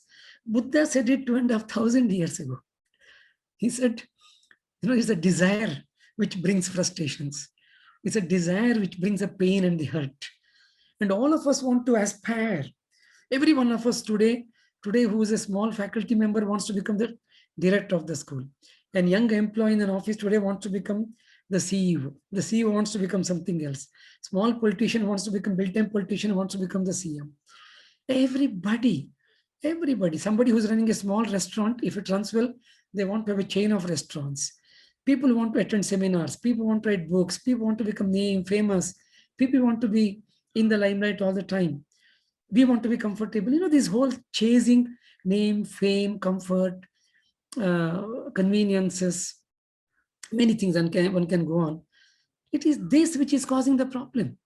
Why do we want to have air conditioners? Because we want to lead a more comfortable life. We know very well the air conditioning is absolutely harmful to Mother Earth. Who doesn't know it? We know it. You and me, faculty members, we know. Do we stop using air conditioner? No, we don't. Because it's very difficult to live without air conditioning because we are accustomed to the comfort of air conditioning. There was a time when people went by cycle, then it became car, then it became, went on, and today everybody wants to fly. Nobody wants to go by train. When my education, this is of course talking about, home composting of waste, open water well, non-electric, this is the natural chimney systems, then grey water harvesting. So what's happening today is that none of us want to go with the so-called lower. The moment we had a 3-star hotel, nobody looked at normal hotel. The moment 5-star came, nobody looked at 3-star hotel. I mean, those who could demand and afford. The moment the flights came, nobody wanted to go by train.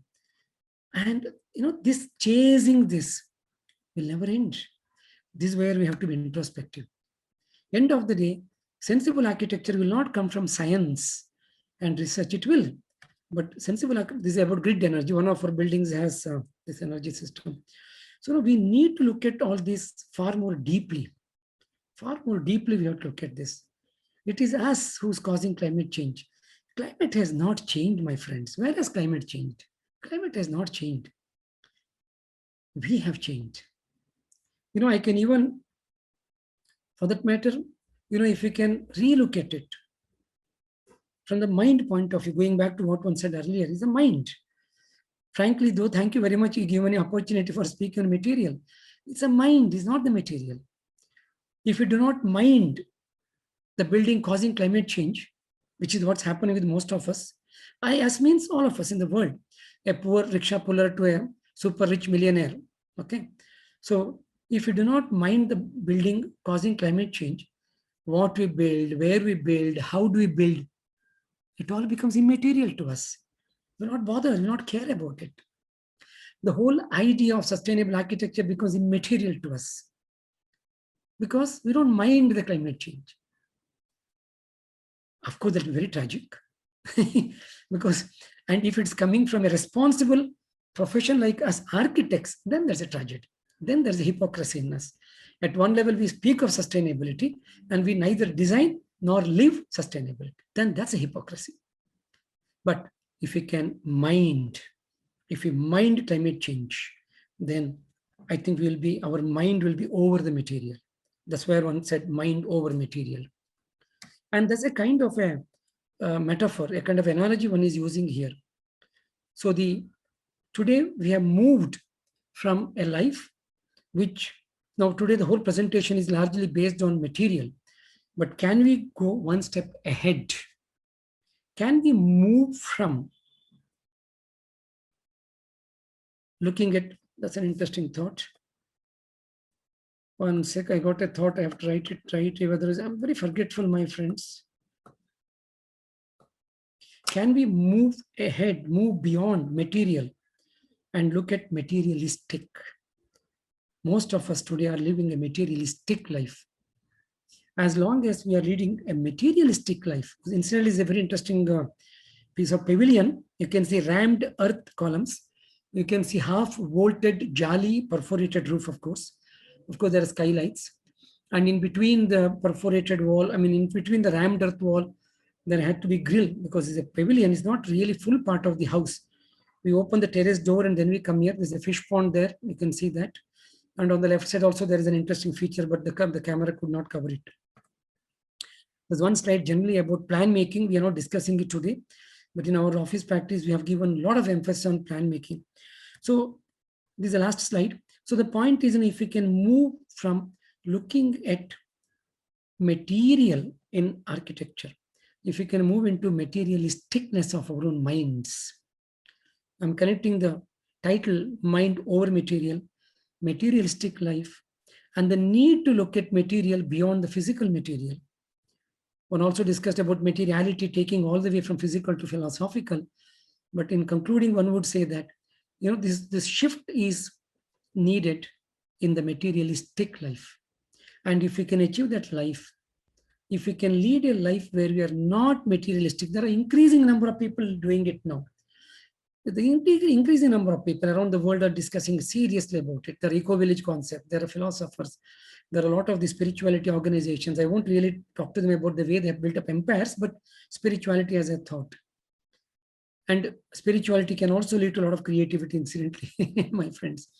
So if we can move from materialistic to material, then the material of our architecture will be efficient. If we as individuals cannot move away from our materialistic life, however efficient material we may use, we will still not be doing any service to Mother Nature. We'll be still hurting Mother Nature. So that's where the challenge comes from. Eco-friendly designing is much about deciding how to build. That's how we architects look at it.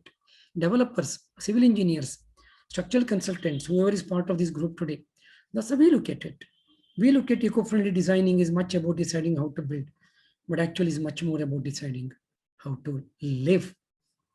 And that is the shift which we all need to relook at very seriously. Thank you very much. I stop here now. I know it was a little fast-paced presentation. With the number of slides one had put in 193, one was worried will one be able to finish it in time. So my friends, if I have been rather too fast, please bear with me, but one could finish it a couple of minutes before if there is something to discuss. I'll leave this for another minute just to take one or two. If there is anybody to share something, luckily there is some time. I can see some people have put in something in the chat box. Maybe I'll also stop sharing it now with this line to remember. So all that we have talking about has to be shifting from building to living. With that, I'll stop sharing.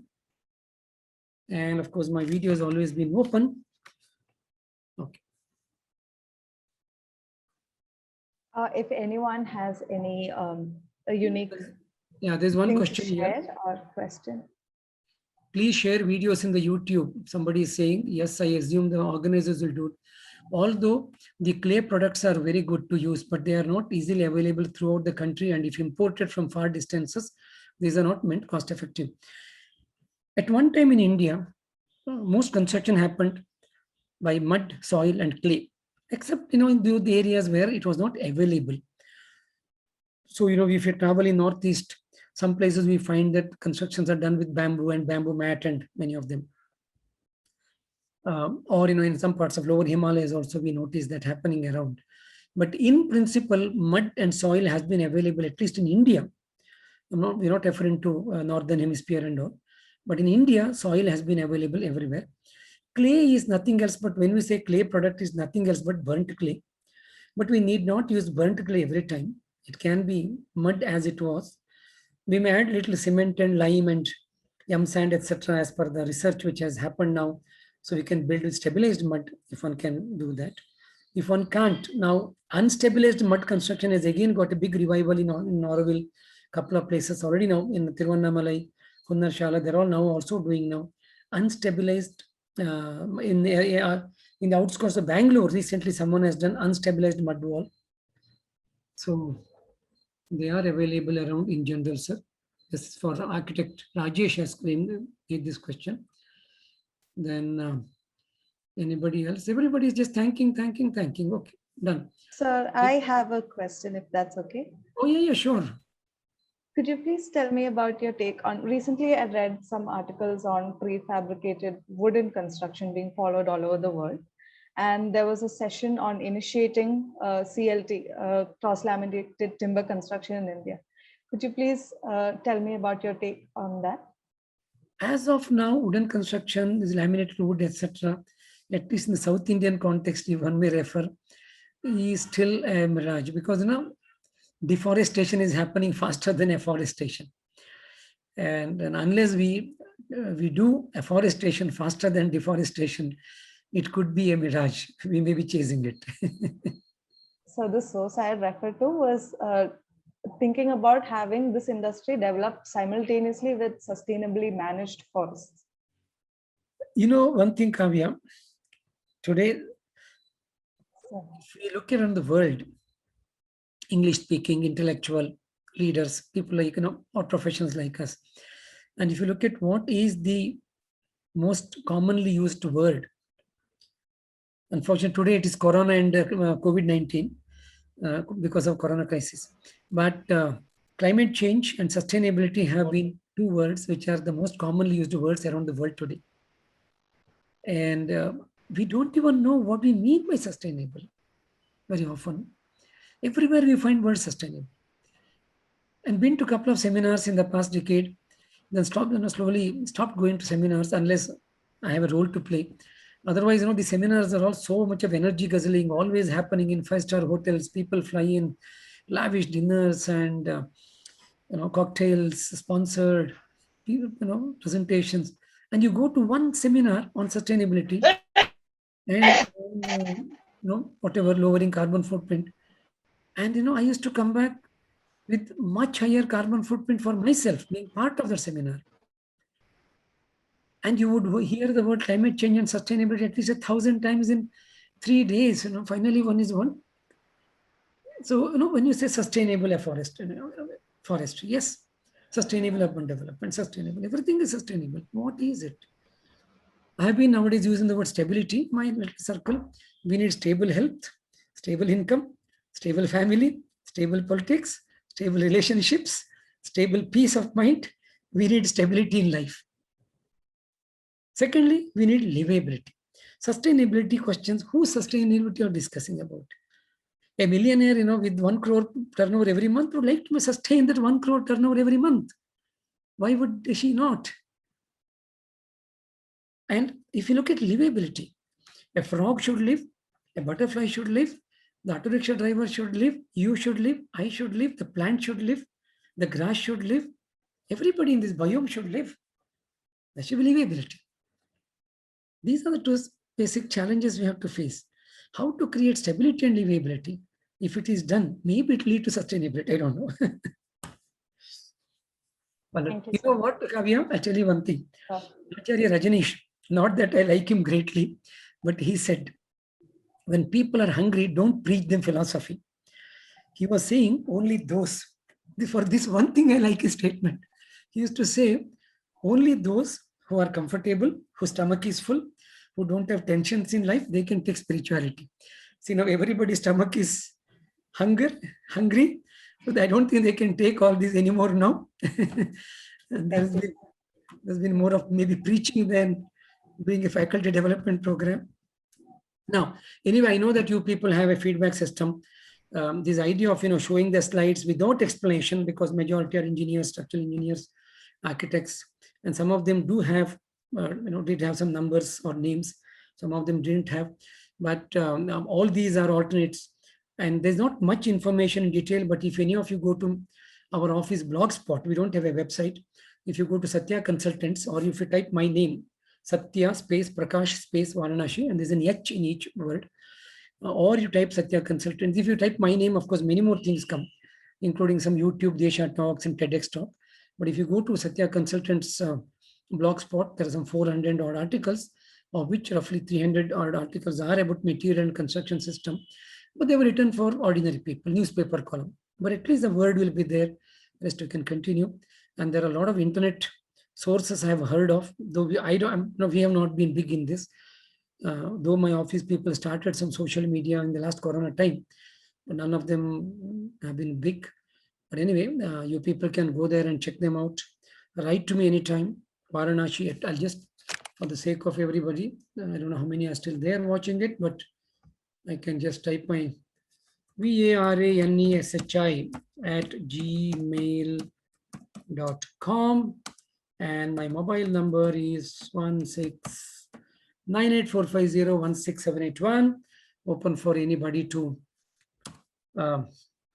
contact if need be, and you can tell me your experiences. You can share your thoughts. I'll become a better faculty, because that's where I'm looking for my own development through this FDP. Thank you, sir. It's 1:31. You have crossed 1 minute extra. So now we have come to the end of session 2. So your presentation was an eye-opener on different aspects of materials, giving equal importance to both technical and other sensory qualitative aspects. It was a unique take on materials with an inspirational message on holistic sustainability, and it had a focus on memory, sensitivity, and lessons from diverse architectural practices all over India. So as architects, we also found the images and material innovations at Sathya Consultants very inspiring. So I take this opportunity to thank you for your time and your insightful presentation. Thank you, sir. I know you have concluded, but sorry. You said it was an eye-opener. So that means some people were sleeping and they opened their eye. We all need to keep our eyes open. Not only that, all our 5 senses. That's where we perceive the whole world around us. So when we say mind, body, soul, complete idea of the world comes to us from our sensory perceptions. And which was talking about how architecture is today provoking the senses. It should quieten the senses, but it should open up all the senses. We should be able to perceive architecture through sound, smell, taste, touch. and all that media, all of these senses. Thank you very much for giving that word eye-opener and making me think on this. Thank you all. Thank you, sir. Thank you, sir. So thank you. Thank you very much. Basically. Bye. Thank you so much, sir. It was really interesting.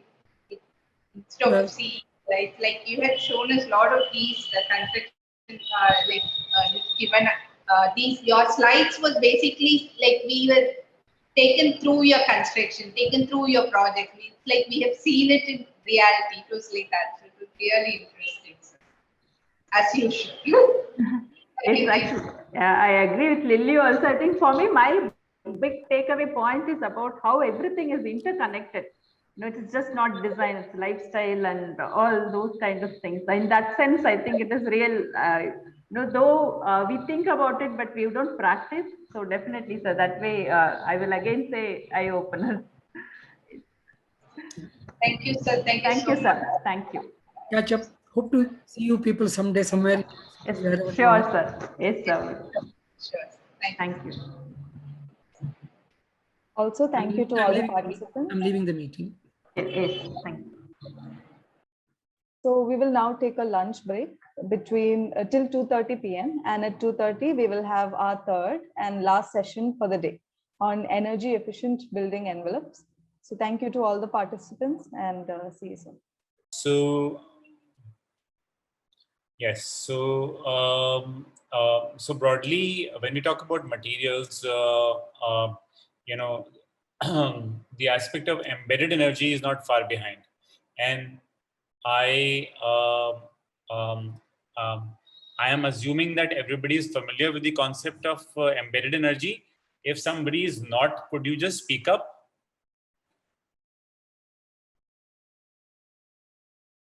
Okay, so I assume that everybody is aware of the concept of embedded energy. Now, when you're talking about building envelopes, then the broad concept that we are talking about is how to reduce, heat or thermal transfer from the envelope, and how to let's say retain heat inside in the winters, and so on. And the basic target is to save operational energy, which is OE. Let's call it OE, operational energy, which is the energy which is used to run lights, air conditioners, fans, and so on and so forth. Any in a way active device which is being utilized to make your building environment, interior environment, comfortable. But besides that, you also have the embedded energy, which is the energy which has gone into the making of the building material.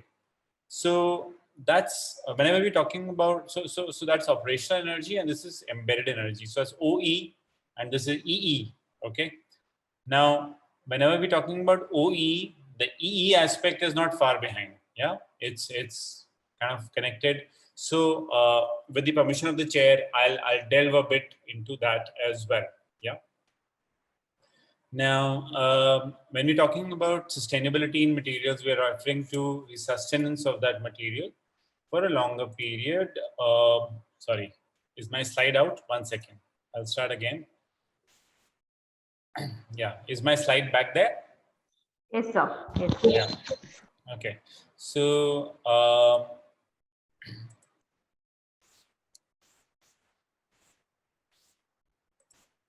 yeah. Okay. So we're talking about a sustainable material. So we're saying that the material is there. It is actually designed and constructed. Then it is utilized. And then there is an end of life. Sorry, before the design and construction, which is carried out with the material, you have the material production and also the transportation. So that's really the cycle which we are talking about.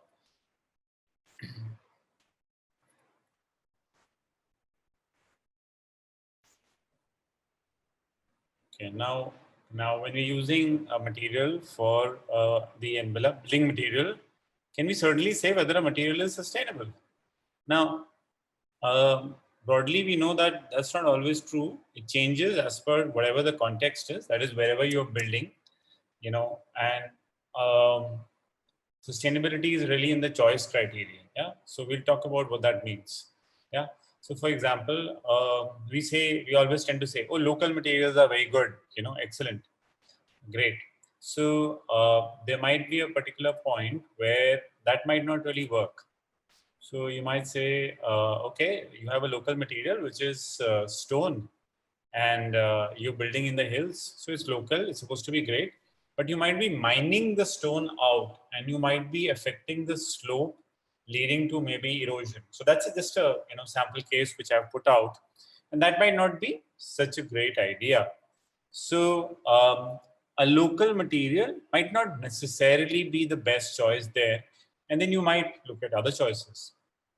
Another way to look at it is basically by saying that can life cycle analysis provide us the complete answer.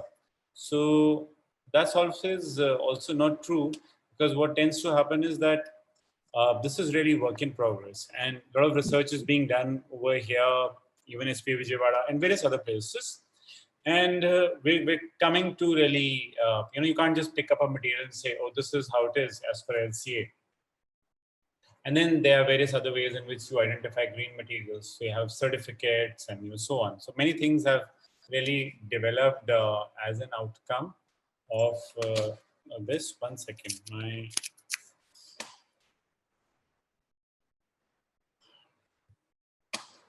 One second, my mouse is not very comfortable here.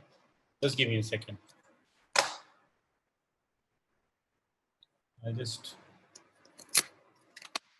Okay, I'm back. I'll just share screen now. Yeah, so you can see my slides? Yes, sir. Yes, sir. Yes. Okay, wonderful, great. So I have the mouse fully functional now. I hope it stays that way. Okay, so yeah, so we're talking about materials. Sorry for the break, but we're talking about materials, and you were saying how to choose the right materials for the building envelope. And we have various certifications and other ways in which this is in a way handled currently. Now, how do we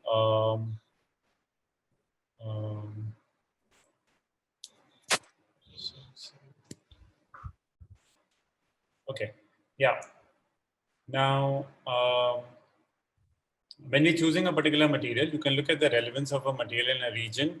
You can talk about the usage method of that material, and you can talk about the local variations of that material. And various materials are used to create envelopes. And let's look at a traditional example. So this is, for example, brick. Brick is a basic material which you have available all over the country, most parts of the country, as an envelope material.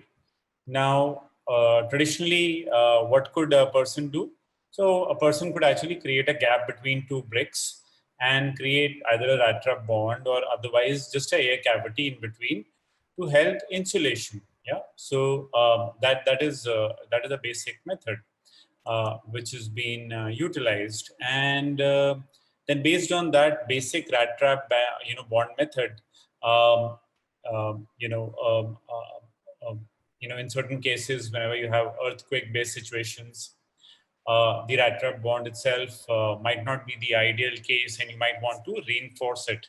So this is a situation where there is an example where reinforcement is happening.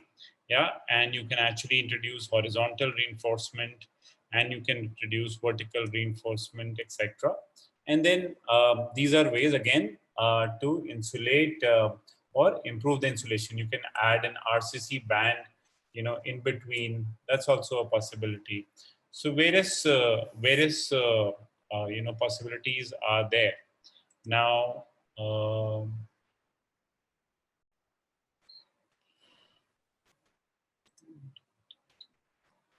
yeah. So okay. Now, if you look at basically, let me just clear this slide. Okay, clear. Okay, yeah. So there are various ways to actually configure your building now. Now this is a building. This building is a building of ours. It's a school building we did a long time back. It's not made with rat trap bond, but broadly I'm talking about configurations. So I'm saying that if you have a building like this, then what can you do? So one thing which you can do, and this is the climate of Meerut. Now Meerut is near to Delhi. It gets quite hot in the summers, quite dusty otherwise in the dry summer season, and also quite cold, extremely cold.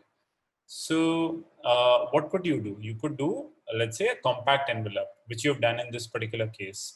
Can you people see my mouse as well? My mouse moving around?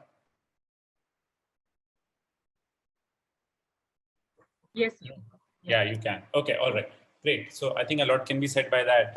Where in this particular case, we have utilized, a compact building form with,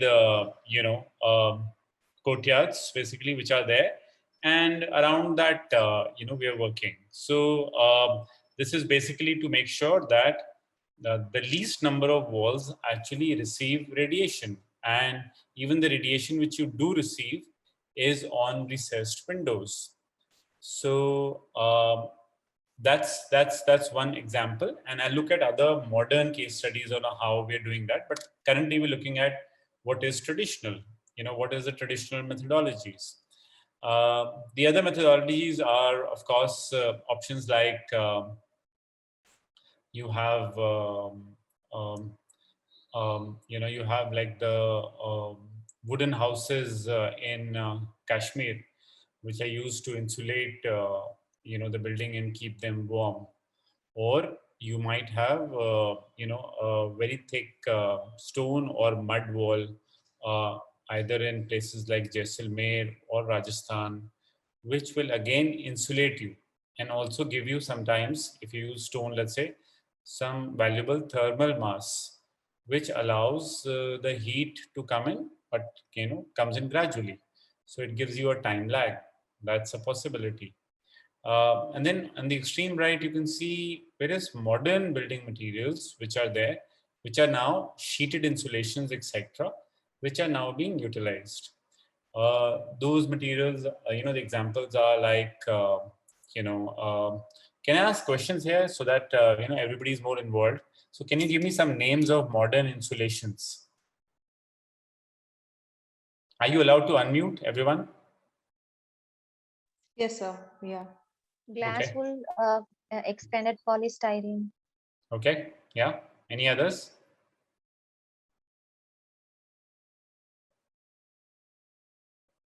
Any others? So you could have glass wool, expanded polystyrene, or you could have puff, or you could have simple thermocol, or you could have rock wool, and many others which are there. Yeah. So those are modern, sheeted insulation materials which are there.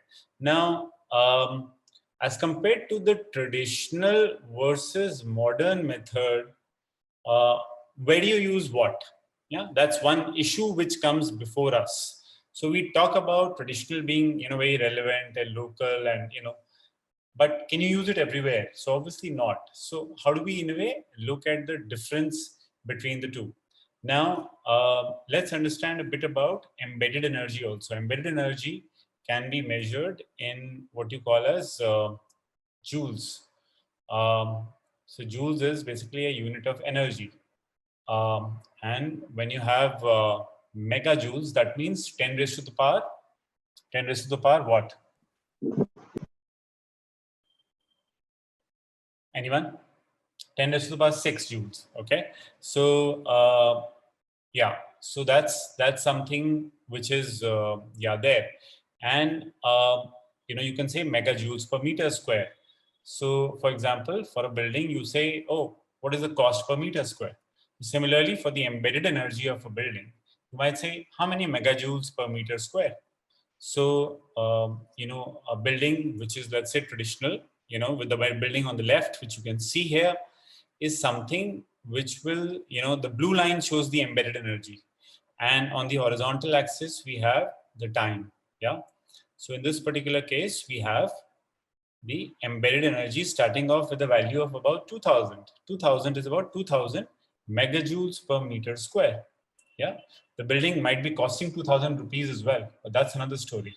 Here we're talking about the embedded energy in making the materials, which is the embedded energy in making the bricks, the roof, if at all, there is a roof, there's a different kind of roof over here, windows, porch, everything, flooring, each and everything, including the cement, etc., etc. So it's about 2000 megajoules per meter square. That's what it starts off with in the first year of its operation. And as we go along, so we go from the first year to the 10th year, let's say, the embedded energy increases a bit. Why does it increase? It increases because there is something which might get spoiled and you might want to change materials. So you might want to change. Let's say if there is a false ceiling, it might break. You might want to change that. If there is a door, you might want to change that. There might be some repair component. So it's a little bit of embedded energy gets added to the entire process. So that's why this is increasing slightly. Yeah. Now, if you look at the graph on the right, you'll realize that the embedded energy starts off at about 3,500. So this building, which you see on the picture, is something like, some of these modern skyscrapers, malls, etc., which get done, and they are about 3,500 megajoules per meter square. And there also, because of maintenance, it's increasing a bit. Yeah. So that's fine. Now let's look at the operational energy which these buildings are taking. Now in this case, on the left hand side, you have a natural building which is actually not taking up too much. It's not air conditioned. There's some fans inside it, some light. Yeah. So the operational energy component is actually in terms of megajoules. Operational energy component you will measure in what? You will measure in what unit? So you will measure it, let's say, in electricity units. What are those? Kilowatt hours. Yeah. So let's say kilowatt hours. Now you can convert those kilowatt hours, as all of us know, into megajoules. Yeah. If you do that, so we'll start off somewhere over here, and then the operational energy, cumulative operational energy. Operational energy of the first year added to the second year, added to the third year. So it keeps on getting added. And then let's say here you can say that in the 9th year, it passes the embedded energy. Yeah. So there's a total energy which has gone, from society's kind of catchment. And then there, the embedded energy is now lower after the 9th year. The operational energy did take some time. So the operational energy is not too much. Now, in case of this modern building, which is there with the air conditioning and all kinds of building services, what have you, the operational energy is so high that it crosses the embedded energy in the first or the second year itself. It's such a big component. So where will we use modern insulation? So modern insulation, which of course saves space for the builder, for the for the owner, and so on. Thin insulation which is there, but it's very, very imperative to utilize that instead of looking at just simple devices like cavities. So there you might consider using modern materials. You can consider traditional materials as well, but I'm saying where can modern materials thereon be more relevant? And there it's a right-hand side building where you can look at it. So that was one way of looking at embedded energy, OE versus EE, yeah? And how do you kind of justify it? Now, since we do have a significantly long session, I think we have till 4:30, I believe, yeah? So that's 2 hours. So, with this one-way talk, we'll probably get a lot of people sleeping. So if you do have a question, just unmute yourself and say, so I'll stop and, I'll allow you to raise the question. So if there is a question right now, please ask so. Otherwise, I'll move forward. Yeah. Sir, this is Vilasini, sir.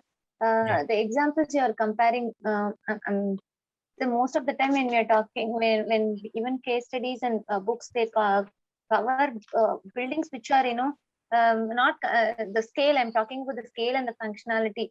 the building on your left doesn't look like an office building or a multi-storied structure. On the other hand, the right one, which I know, I understand, sir, that it's going to consume a lot of energy over its lifetime, but this is not because the typology of the building also shouldn't be considered that, sir, when we are. Yeah, sure. So yeah, so on the left-hand side, maybe that's office of a local NGO which might be working in Inaugural. I'm just giving an example. And on the right-hand side, you might have a multinational office in Gurgaon, IT firms and so on. So certainly, yeah. So I'm just saying that what would you expect that operational energy to be, and therefore on the right-hand side, the operational energy component is more decisive. So therefore, you had better handle that with the scruff of its neck. And then on the left-hand side, when you're doing a building like that, you don't necessarily need to start looking at high-grade modern insulations, and you can work with the natural approach. You can work with the cavity or whatever insulating materials that you might have. You might use thermal mass and so on and so forth. So that's kind of a judgment which I'm trying to bring to the table. Yeah. Okay, sir. Thank you. Okay. So yeah, thank you for your questions. So that always livens things up. And yeah, so now, so what kind of insulations can you have, and what is the range of insulation? And we'll go into this issue in more detail in due course. But right now, on a broad level, yeah. So we say. Insulation of a material is given by what parameter, what value do you see?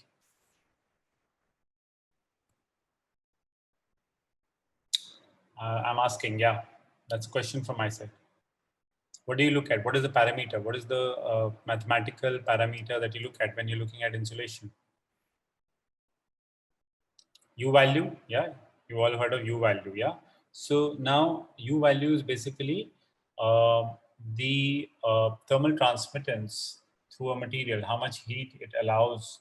Now, if you're talking about U values, should the U values ideally be higher or lower?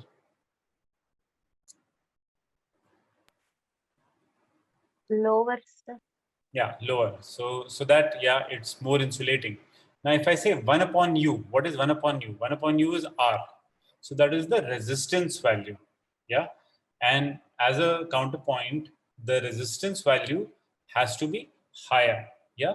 So the more the resistance, the less thermally transmitting a material it is, and keeps things comfortable on the inside. Of course, the overall configuration matters, but that is the R. So U and R. So U and then R.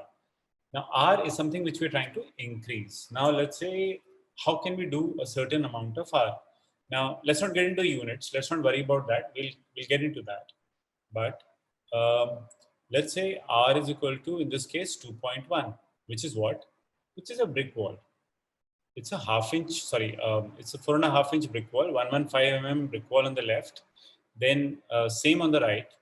And then you have, a core of EPS. EPS is expanded polystyrene, like a thermocol.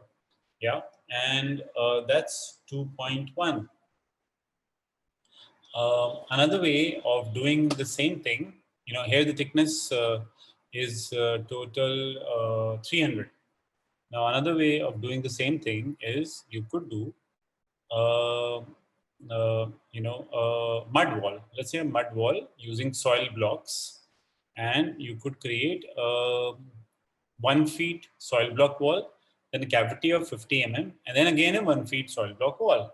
And that's something which is kind of credibly done, let's say, in various places, in rural countryside and so on. So that's something which is achieving the same R. Yeah. This building on the right-hand side is the building of Ministry of Environment and Forests, which was designed as a green building, also a net zero building. And this one takes care of the same R through a AAC block. Yeah, I'm assuming that all of you know what is the AAC block, an aerated, autoclaved concrete block, one of those gray blocks which are now being increasingly used across. So that one, if you put a foot of that, yeah, let's say 300 mm, then that will achieve the same R. Yeah, so different ways of achieving the same R, which are there. Now, okay, here I'm using an example, a mathematical example, but I'll come to this later. Let me skip this. Yeah, the other parameter is when you're designing a building. Let's say this is one building project where this is also in Gurgaon. Planned, and in this particular case, you see what is the amount of window area that you see. So you don't see that too much. Normally, Gurgaon buildings are famous for having a lot of glazing area. This one would be having about 15 to 20%, and as compared to that, normally Gurgaon buildings would have about 80 to 90%. So, so in this case, the point to be made is that one, if you have more wall area versus window area, one, the radiation going in will be lesser.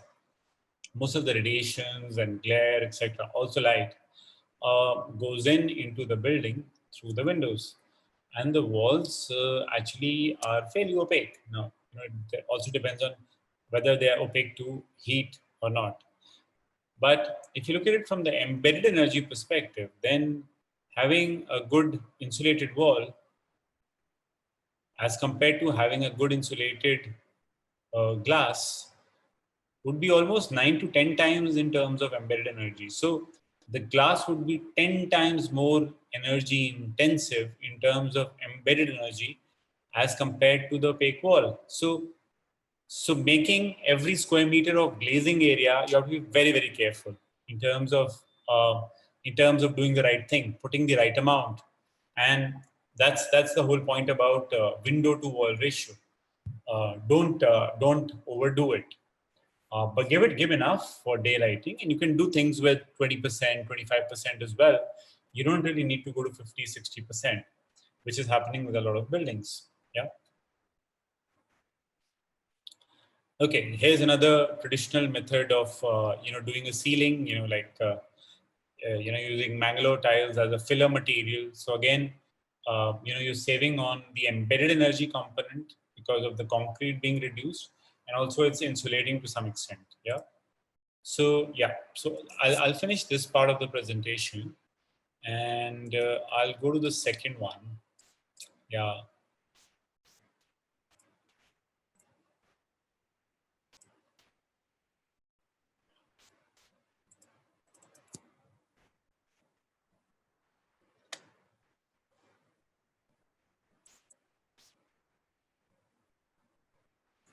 Yeah, I'm just going to start. Do ask a question if you have any. Yeah.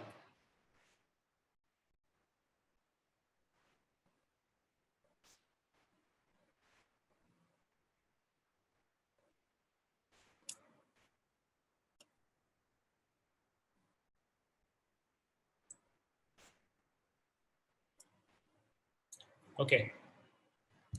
All right. So everybody can see this? Yes, sir. Yeah. Okay.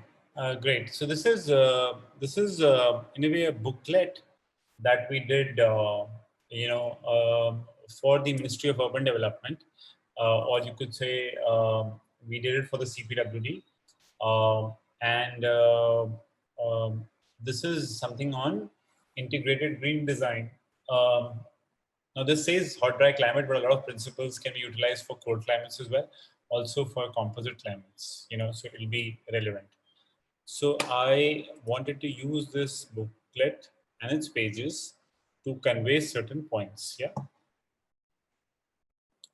Now, what are we trying to do? This particular slide, it's a bit messed up. A lot of things in this, too many things in this. But broadly, what it's trying to say is that the building is interacting, wants to interact better with its environment, with the atmosphere, the biosphere, the lithosphere, the hydrosphere, and so on. And it's also trying to give shelter and comfortable habitat to the occupants. Yeah, so that it does in various ways.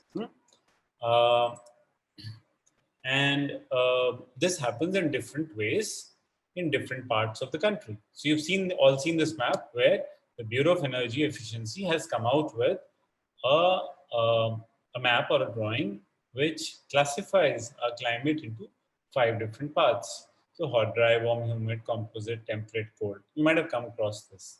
But right now, my point is not to delve deep into this, but jump straight into envelopes. Yeah.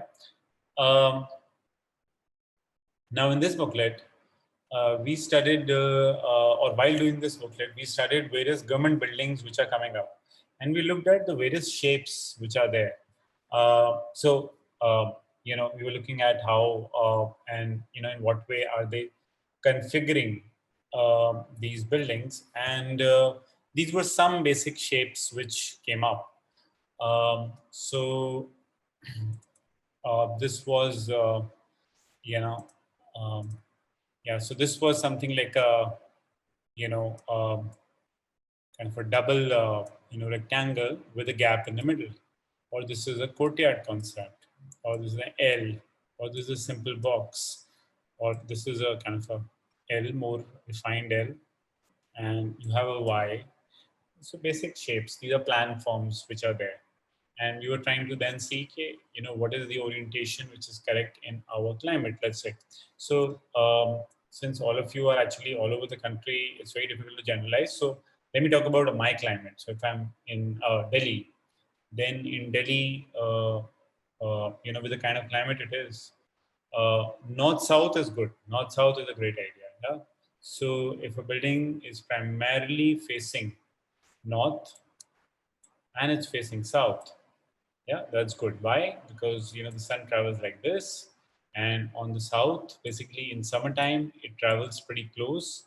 So it's able to shade. If you have a shade, it's able to shade that particular surface, the south surface very well. And on the north, the sun doesn't go there, or it goes sometimes, yeah, early mornings in summers, and so on. So broadly, this is good, but on east and west, you have low sun, which is penetrating for the building. It's very difficult to shade that off.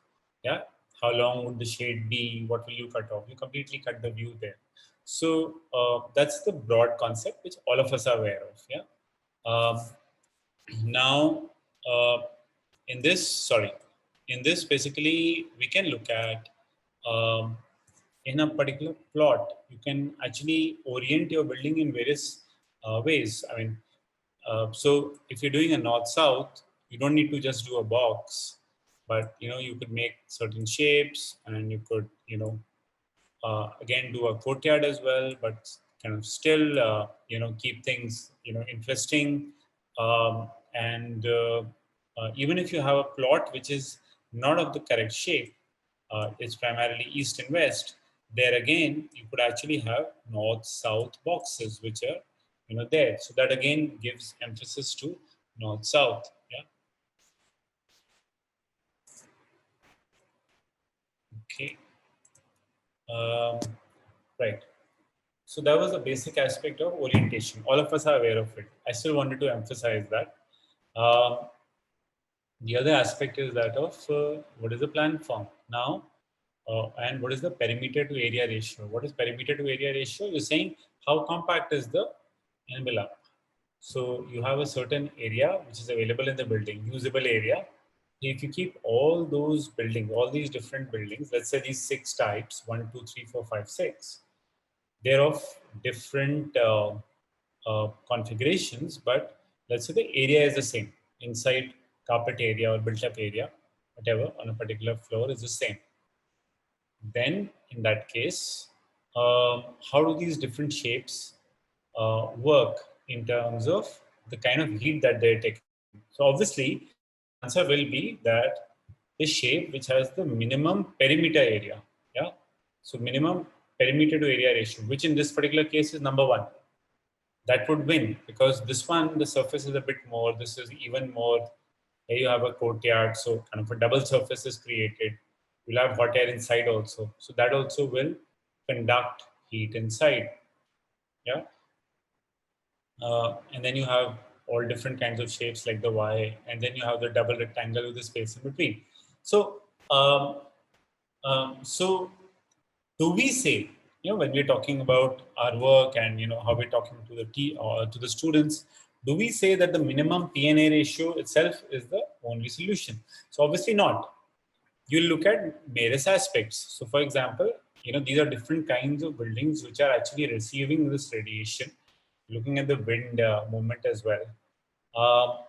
But even though this particular shape, the double rectangle with a gap in the middle, this one, is having more edge area or edge surface, it still creates some kind of a shaded space in between. So it's creating a usable external space, which is a valuable addition. So you can't necessarily say that it's only P&A ratio which matters. Yeah, but it's one of the parameters to look out for. Okay. Now another aspect is that of, let's say, zoning. So zoning is another classic area where we say that, let's say, in this particular example, so this is north. In all these examples, this is north. North is up. North is up, south is down. So north is up, south is down. So in this case, what do you do with the east and west? So those are the ones in gray. What did you do? You created some buffer spaces so that the direct radiation or the low penetrating radiation doesn't come in. So what did you create? You created a staircase or maybe a store or maybe a passage or something which is not habitable. So that's in an edge shape. In a rectangular form, again, you did something like this. Let's say you have an auditorium. So again, you did something on the left and the right. And then you have, let's say, L shapes, where again, on the left and the right, you created something. And then,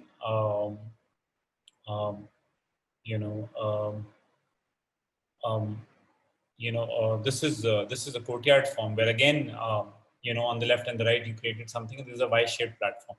By the way, sorry, I missed this. So if you look at where my cursor is, then you have two kinds of L's. Now imagine this is the north. Now if you have two kinds of L's, this L and that L, the one on the left and the one on the right. Now which one will be, let's say, better off? When you're talking about, let's say, Delhi's climate, radiation, heat being a major problem, summers being a major problem, which of these two would be better off? Can anybody unmute and answer? And say why?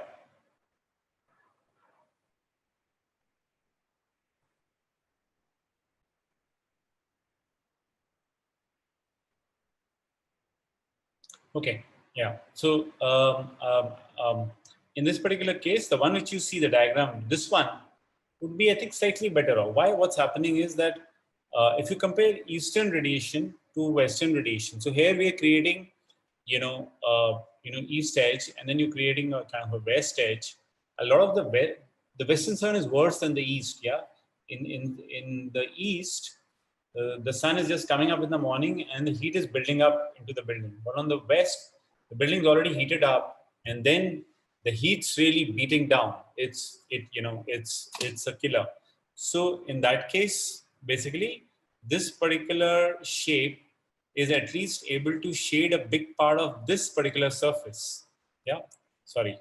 Yeah, this part of surface from the Western sun. So maybe that's better. That was just by the side. And then you have different building forms. So you can have a detached building form, which will get all the radiation. So it will need to create shading devices and so on. And you have row houses.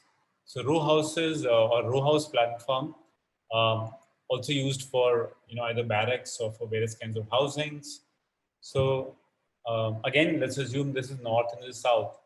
So again, very good, because east and west is completely cut off. In each house, east and west is completely cut off because it's cut off from the radiation. One building is shading the other.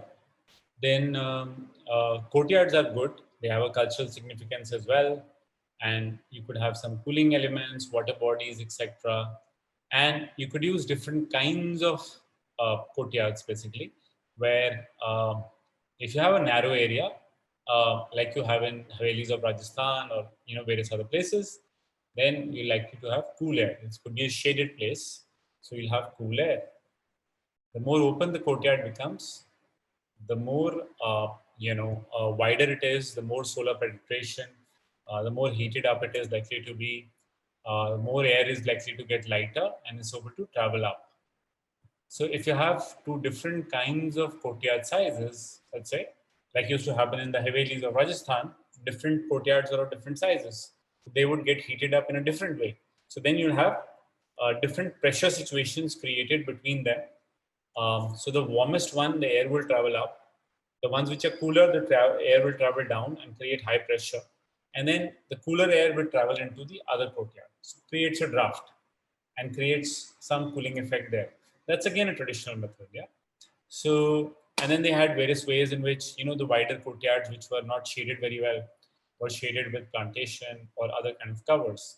So that was another way to modulate the envelope, or another way to look at how the envelope should be. Yeah, and this is very much relevant for any modern building as well, because the basic shape and the basic principles really remain the same. Yeah, always, whatever might happen. Now, before we go into some mathematics, it's also good to look at various building forms from the point of view of low-rise versus high-rise. So you have, low-rise, and then you have middle-rise, G+1, G+2, G+3, G+4, and then you'll have high-rise. Yeah. So let's call G+1, G+2 as low-rise, and then G+4, 5, 6 middle-rise, and and then you have high-rise. Yeah. Now, in terms of overall energy, don't look at what's written over there. Yeah, don't cheat. Everybody started looking. But how do you compare?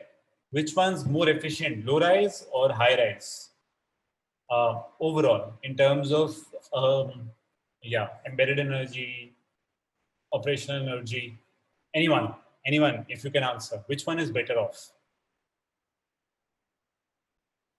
Assuming they both have the same overall FAR, you don't have constraints of plot. You're in a gaon and somebody says, okay, you have to make this building. So which one would be more efficient in terms of energy? High-rise. In between ones. In between one, why?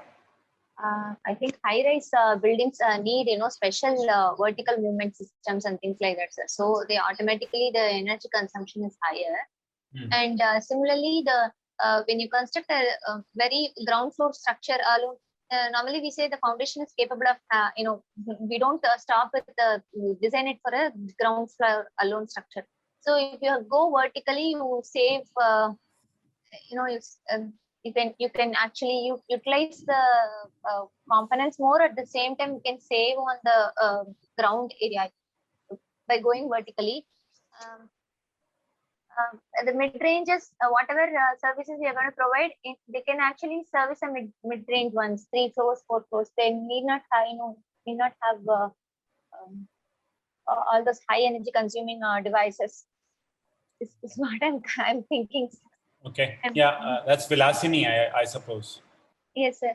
Yeah, Vilasini, could you show yourself when you're talking? Yeah. Hi. So absolutely. I hope you were not looking at what's written over there. Please unmute yourself. Please unmute yourself. Sir, I'm listening and writing down whatever you're saying, sir. So.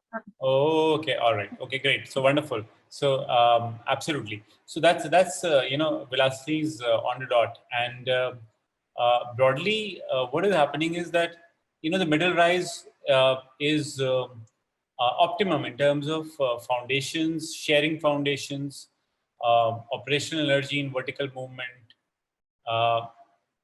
and also in terms of making sure that there is adequate mutual shading between one block and the other, creating shaded spaces on the ground, and so on and so forth. So they are so that is one way of looking at it. Yeah, and This is a general comparison, yeah. And of course, you will respond to bylaws, etc. But this is where we need to critically evaluate how bylaws are coming in a particular place and how it's affecting, and whether they are relevant or not.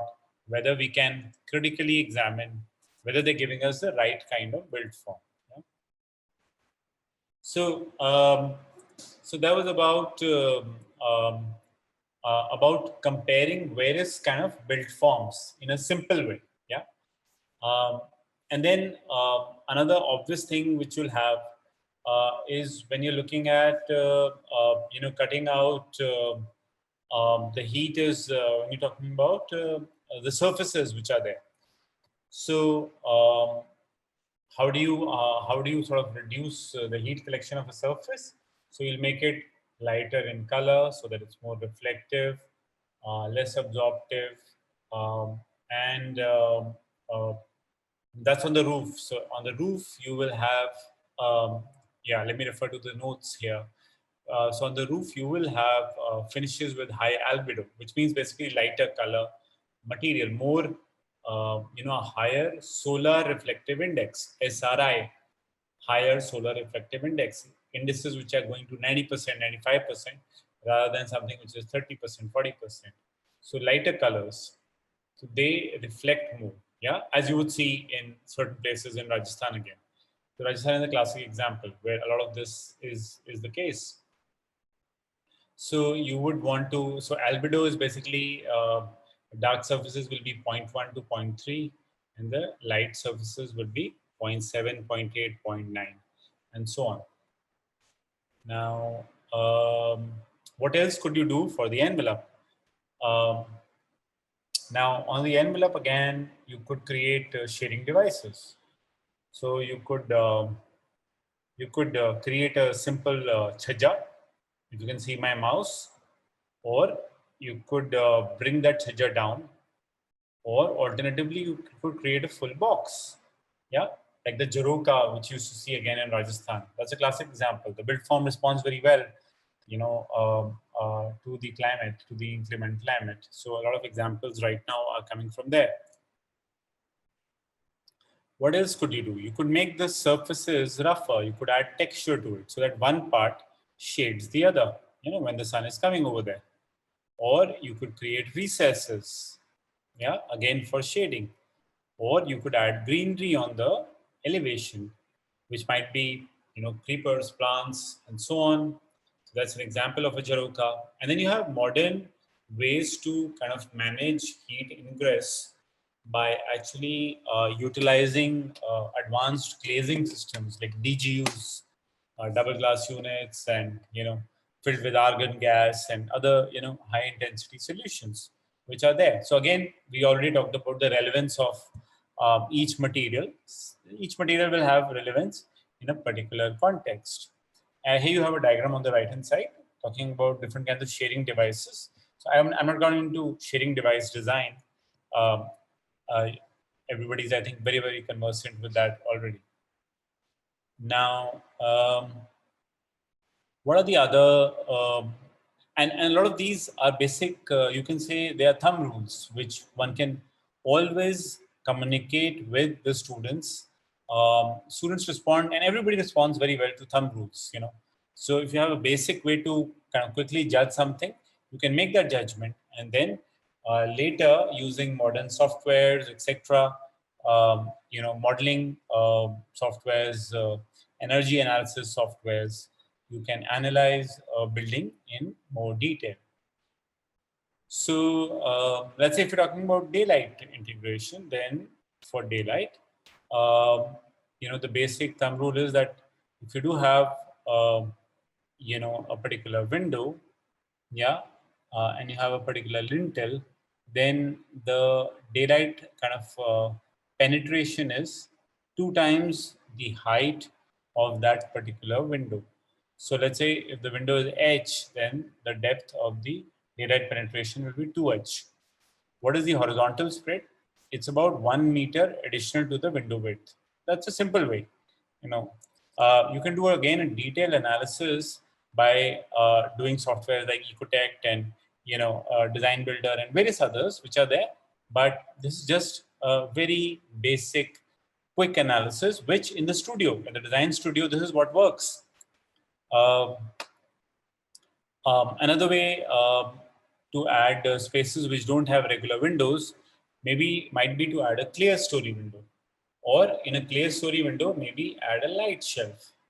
So light shelf basically allows you to put light colored surface where light reflects off the ceiling and goes deep into the usable space. Yeah. The other aspect is in terms of built form. How far should the buildings be so that there is actually a good amount of sky dome. Sky dome is the dome is the sky basically. So that gives us a lot of the sun gives us direct light. But the sky dome also gives us diffuse light, which is better, which is more comfortable because there's no glare. Direct sun has a lot of heat and glare. Indirect sun, which comes from the sky dome, gives us good natural light. So this is one way of looking at it, where you say that if you have a person inside and he's looking out of the window, then the samne wala building or the front building will be at the max projecting an angle of 22.5. If it goes higher, then there should be a problem in terms of daylighting in that particular building. And here we're talking about the lowest floor. Okay, so these are some pictures where you can look at what I'm talking about. So this is something in Jodhpur, where there's a government building. It's a hospital, and on top they have actually, one painted the walls white, and also done reflected light-colored mosaic tiles. Then, over a lot of these intermediate spaces or courtyards, you can also create covers. Like Indra Paryavan Bhavan in Delhi has this kind of a cover, which then supports the photovoltaics. So it creates a large shaded central space which gets utilized rather than everybody moving out to somewhere else for lunch. They stay here. This is also in Indra Paryavan Bhavan, where they created a green garden on the top, which also works as an insulation. Other examples, again from Indra Paryavan Bhavan. Now, just the roof, but actually the surface adjacent, which also collects heat. So if this is the building, then the adjacent surface will collect heat. It will get reflected off, and then the building will catch even more heat. So in this particular case, if you have greenery or total greenery, shading of course of trees, but also wherever you have hard surfaces, instead of being totally hard, if you have a lot of grass pavers, etc., then the radiation which it catches is hardly anything. It doesn't reflect off and the building remains cooler. Alternatively, you could also think of shading of the hard surfaces. Now that could be done through pergolas, or that could be done by car covers, parking devices, and so on. Cars themselves cause these great greenhouse effect where they collect all this heat and then they re-radiate. So that also becomes a liability.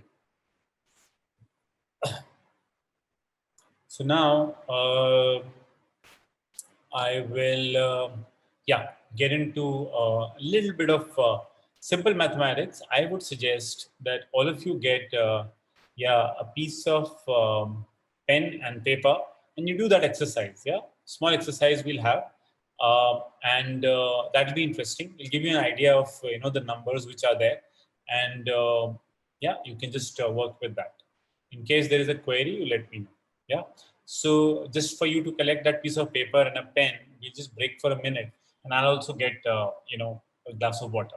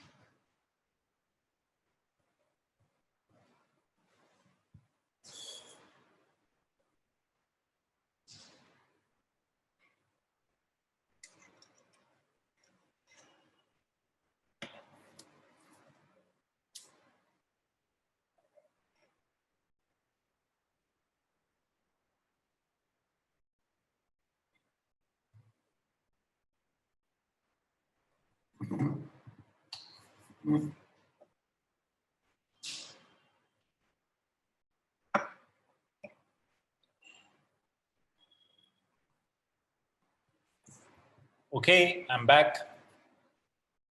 Yeah, everyone's got pen and paper.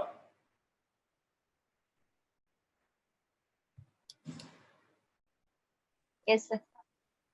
Okay. Yeah, Vilasini's got it. Okay, she already had it before. She was taking down notes. But I hope all of you also have pen and paper. So we'll be talking about calculations, simple calculations. Now you might be aware of that or you might not be aware, but I'm just going through these calculations so that you have a reference for your teaching work. And this is also based on, again, simple thumb rules. Yeah. Yeah. Anybody wants to say something? Okay. So I'll continue. Yeah. Now, let's look at when you're talking about insulating or an insulation-based envelope, then let's say whether you're doing traditional buildings or whether you're doing modern buildings, one aspect is that of the U value and the kind of thermal transmittance that you would have. Now, a building and its materials, the materials usually have their thermal transmittance given in the form of what is called the K value. It's called thermal conductivity. Yeah. So that is the property denoting a material's inherent ability to conduct heat. And this works in watts per meter Kelvin. Okay. Now, watts is the unit of energy again. Like we talked about joules. So this is joules per second. Every joule of energy when it's, thank you. When it travels, so that is a watt. So watt per meter Kelvin. Now, what is U value? U value is the property denoting a material's ability to conduct heat. That is watt per meter square degree Kelvin. That's a U value. Now, if you turn that around, 1 upon U, that becomes the R value. Property denoting a material's resistance to heat. Yeah, it is dependent on the material. It's also dependent on the thickness of the material. Now, what is the relationship between K, R, and U? So you can say R is equal to B by K or D by K. So R is equal to thickness of the material divided by the K value. So let's write that down. R is equal to thickness of the material divided by the K value. If you have material brochures, usually it's the K value which is given. Thickness you know. So you can calculate the R value. And usually you would have seen that people utilize the U value. Now what I'm advocating is that when you're trying to add different materials together into a composite section, which is happening increasingly in modern buildings, where you have modern materials and insulation materials and cavities and what have you coming in. So the integrated value comes out better and is easier to calculate if you work with R's instead of U's. So usually the composite value, the composite value will be 1 upon U, the U being the actual value which you need will be 1 upon U1 plus 1 upon U2 plus 1 upon U3 and so on till 1 upon UN. Not the United Nations, but the nth value of U. Now, instead of that, if you use R is equal to R1 plus R2 plus whatever, Rn. Simple. So that's why I prefer R's. Yeah, that's the reason. Now, let me get back to my mouse.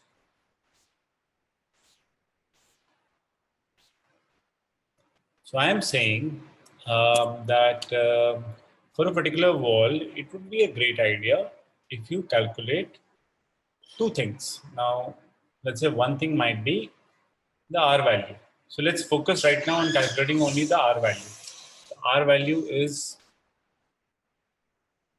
what is available. One second, my mouse is again acting up.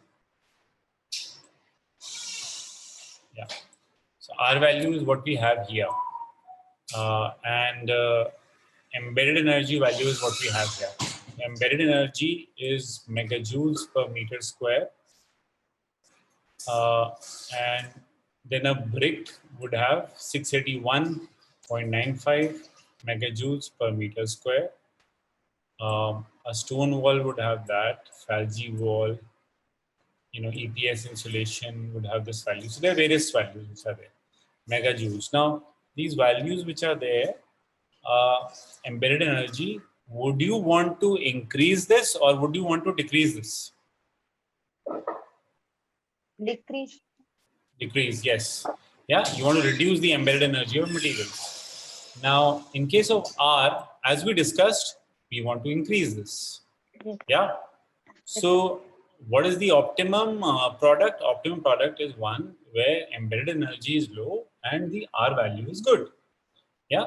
Again, none of these are absolute truths available or possible in all situations, but in most cases, yeah. In certain cases, context specific, many things change, So let's not be very straitjacketed about it, yeah. But let's look at it in a composite way.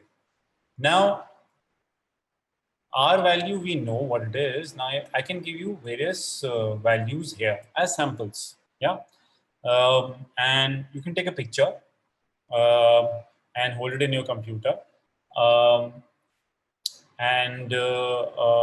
just write down the values, or do a screenshot or whatever, mobile shot or whatever you might have. But basically, this is the value which we're going to calculate. Now we're saying that if you look at R, then brick wall is basically about 0.38 R value. This is the units of meter square Kelvin per watt. So it's the inverse of watts per meter square degree Kelvin. It's the reverse. If you have stone wall, then there's another value, assuming it's a local stone. Otherwise, the value which is given seems to be a bit low on the lower side, assuming it's a local stone. You have AAC, 300 mm thick, 2.08. You have a Falgi wall. What is a Falgi wall? Fly ash, lime, gypsum block. It's a variation of a fly ash block. It has lime and gypsum as well. And then you have insulations. So a 75 mm thick rock wool insulation. All of you have seen rock wool sheets? Yeah? Rock wool sheets you've seen? Yes, sir. Yes, sir. Yeah, so rock wools are basically, so a 75 mm of rock wool will be 1.56. XPS, extruded polystyrene. That blue thing or the pink thing which is available nowadays. So that was basically, available from Owens Corning, now with Supreme, Texaco, various brands are there. Yeah. So that is XPS. Then you have EPS, and then you have puff. So see puff, 50 mm puff, the value is 2.08. Pretty good. Yeah. Then you have your inverted Coulard and lime concrete, traditional material where you have Coulard basically placed within the roofing PCC, and that is giving you a little bit of insulation. That's 0.3. Very good for non-conditioned buildings, yeah. But in conditioned buildings, you'll maybe think twice. And basically a cavity. So cavity as well, 25 mm to 100 mm air cavity. So it would be 0.18. Yeah. So these are different values which are there. Now, is that all? Is that all? You have the brick material or the wall material. Together with that, you have the insulation. Is that all? No, it's not. Plaster. Yeah. Plaster thickness. Plaster, absolutely. So you'll have some value for plaster as well. Also, what about the air? So, for example, all of you can see me. If you have the wall, let's say if you have the wall, then just outside that wall, you have an air film which is there. that is also actually reducing the heat ingress which is coming from inside to outside. Yeah, so that is also acting up. Now there is an inside air film and there is an outside air film. Which value will be higher in terms of R?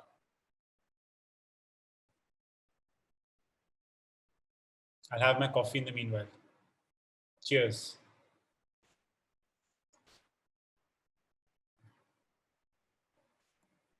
Yeah. So if you have the inside value or the inside air, will that air be moving more or will the outside air be moving more? The outside ones. So yeah, the outside air will be the moving heat more. will be kept on move. Okay, removed. Yeah. So it'll keep on moving. Yeah, it'll keep on moving. So if it keeps on moving, then the possibility of insulation is less. This is more stable. So possibility of insulation is slightly more. So, so here you see that for air, the outside surface vertical is 0.04, but inside surface vertical is 0.13. Then outside surface horizontal is for the roof. For roof also you can calculate insulations. Is this inside surface is this. Now these are not exact values. Depending on the exact material and property, it can change. It can modify. Yeah, but these are indicative materials, and you can broadly work with this. And if you're using that in your studio, you can broadly expect the students to work with this as well. It's absolutely fine. Just one second.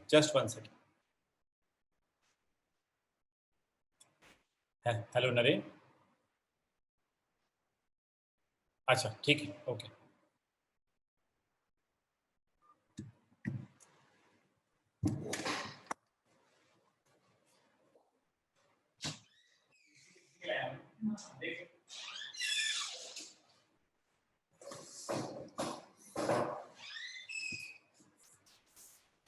Hello. Yeah, sorry. Basically, what I was saying was that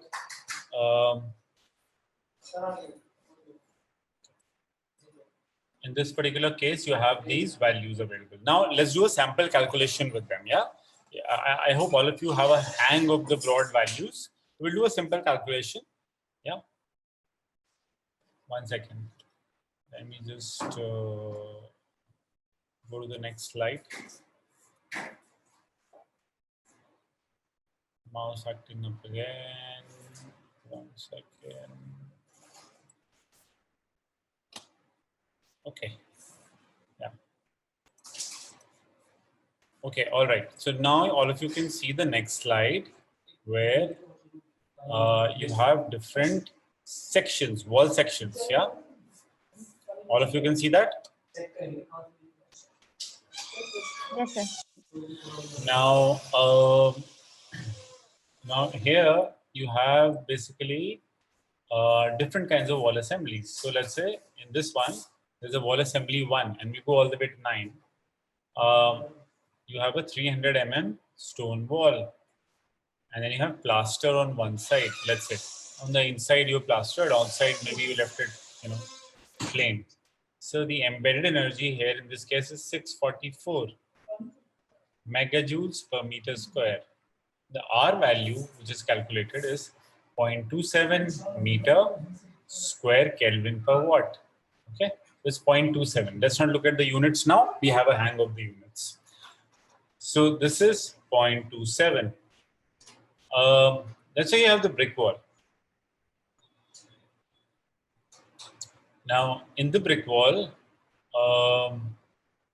with plaster on both sides, the embedded energy is 711 and the R value is 0.59. Yeah, and you have many assemblies one after the other. Okay, now just look at the values and spend a minute on that. Just look at the values of EE versus R. And you remember that EE had to be reduced and R had to be increased. So which one is a good wall as per your opinion? So just spend a minute, look at all the sections which are available. And again, the solution is nothing which is universal. This is just in one particular case, basically. Yeah, broadly. So 1 minute for everyone. And then I'll ask you to, don't speak up before that. Yeah, I'll ask you to.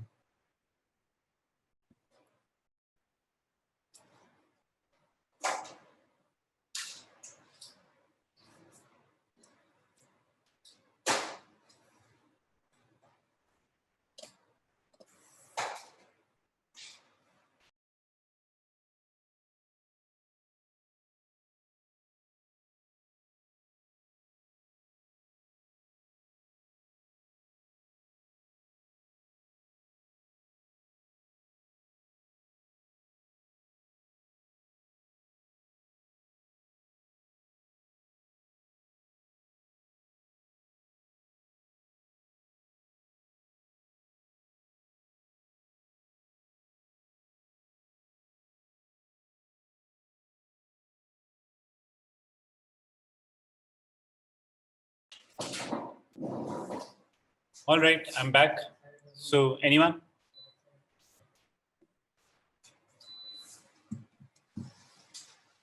Nine, sir. Nine is great. Okay, why is it great? R value is higher compared to most all the other types of constructions given here. Okay. But we have a few with lower embodied energy. But when I just looked at them, for example, this thing E is for assembly 7 and 9. We're comparing 7 and 9. This thing is E. Well, embodied energy is at nearly about 1.5 times or so, but then still the R value seems to be higher, and the thickness of this, I just looked at it in another way, that the total thickness of the wall section, I looked at that also, sir. If I were to use this somewhere, then instead of having a 300 mm block thickness wall with stone cladding and plastering, then this seems to be thinner one, around 200 mm thick. I see. Okay. Yeah. Thank you, Vilasni. Anyone else? So there are some participants. One more participant has in the chat box has written wall assembly 7, Satish Kumar. Okay. All right. Where is the chat box? Let me look for the chat box. I do a lot of zooming, but I haven't used I think chat box. when you're presenting, I think the options appear on top, sir. On top where the Yeah. So new participants, new share, pause, and more chat. Oh, the chats. Okay. So people have been answering on that, and I haven't looked. Sorry, guys.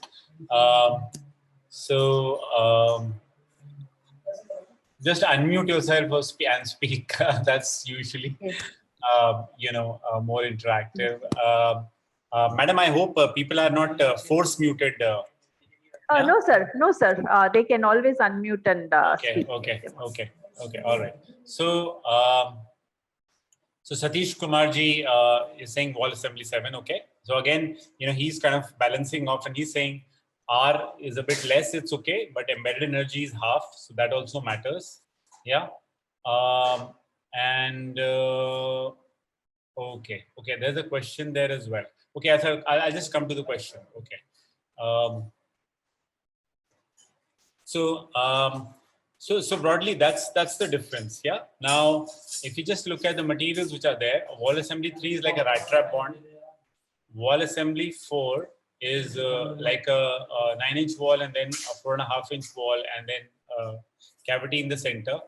In wall assembly 5, you have a stone wall, a brick wall, and then a cavity in the center. 6, you have a Falgi wall, similar situation. 7 is basically AAC wall, which on its own, because of these pores inside, is insulating. Wall assembly 8 is 9 inches brick, 4.5-inch brick, and then you push in an insulation in the cavity, which also is done often, and XPS sheet in this particular case. So together with the plaster, the R value is pretty good, but the embedded energy is also very high. So that's what happens in modern insulation. A lot of them are very high energy materials and one should use them very carefully. See the embedded energy rocketing to 1194. Yeah, that's in the case of XPS. So be careful. And again, it's a question of relevance of where to use. So remember the traditional building versus modern building comparison, you know, the OE and EE happening simultaneously. So it's not a straight jacketed isko karna hai, you know, kind of it works simultaneously. So I would like all of you to now do a sample calculation for wall assembly 5. Okay. So whoever does the calculation gets a special prize.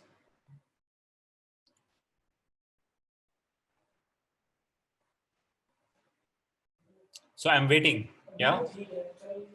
Please provide me the R value, the composite R value of the composite wall section in wall assembly 5. It's given here, but you calculate it. And then you have to tell me what was the breakup.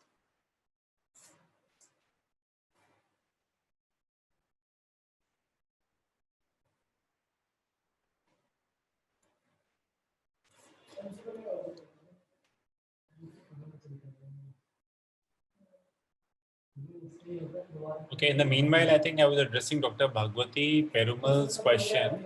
How is thermal mass and insulation? It plays an important role in selecting the material for construction. Okay, so that's what we are talking about. That's what we are in a way. That's what we're in a way talking about.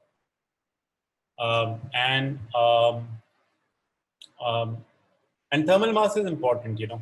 So so imagine, or I'll let you do the calculation in peace. And anybody can sort of unmute and answer, except for Vilasini. We've had lots of answers from her.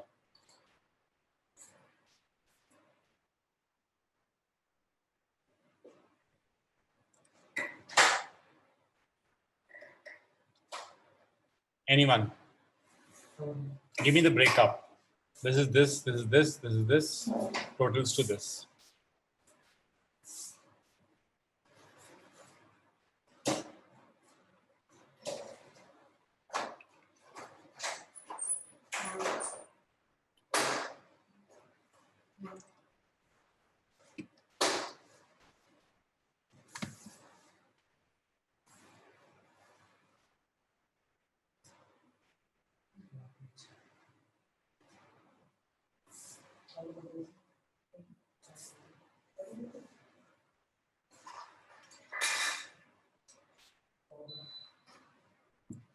Yeah, anyone?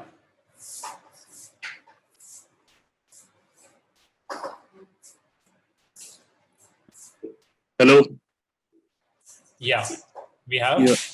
Yeah, I'm Deepak. Okay, where are you from? Deepak? I am from SPAV Vijayawada.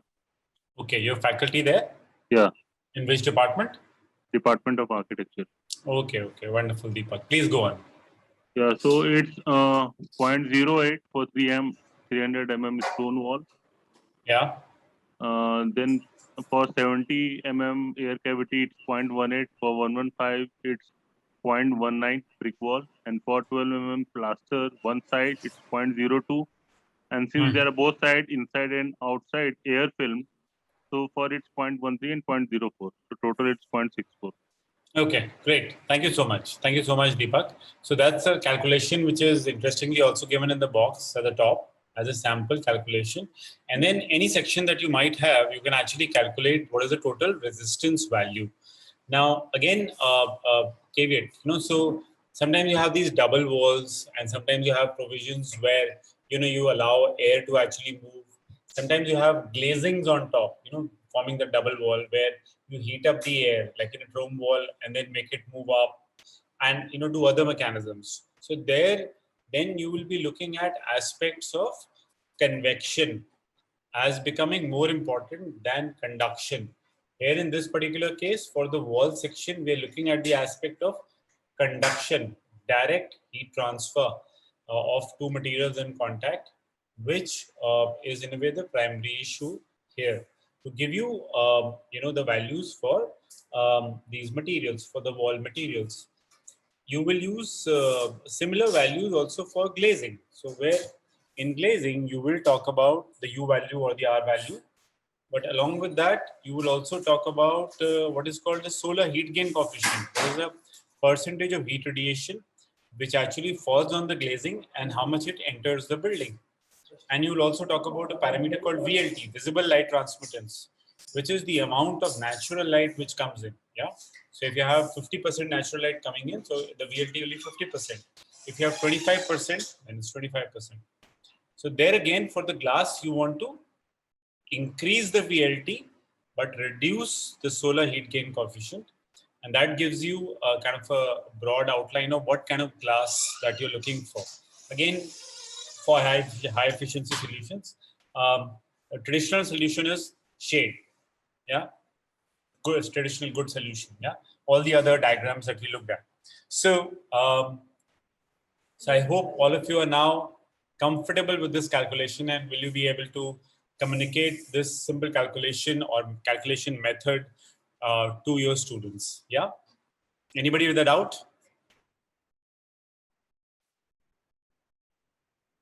Okay, no one. So I'll move on. All right. Now, yeah, I'm going to look at just the questions in the meanwhile. What should be the ideal window to wall ratio for gaining optimum embedded energy?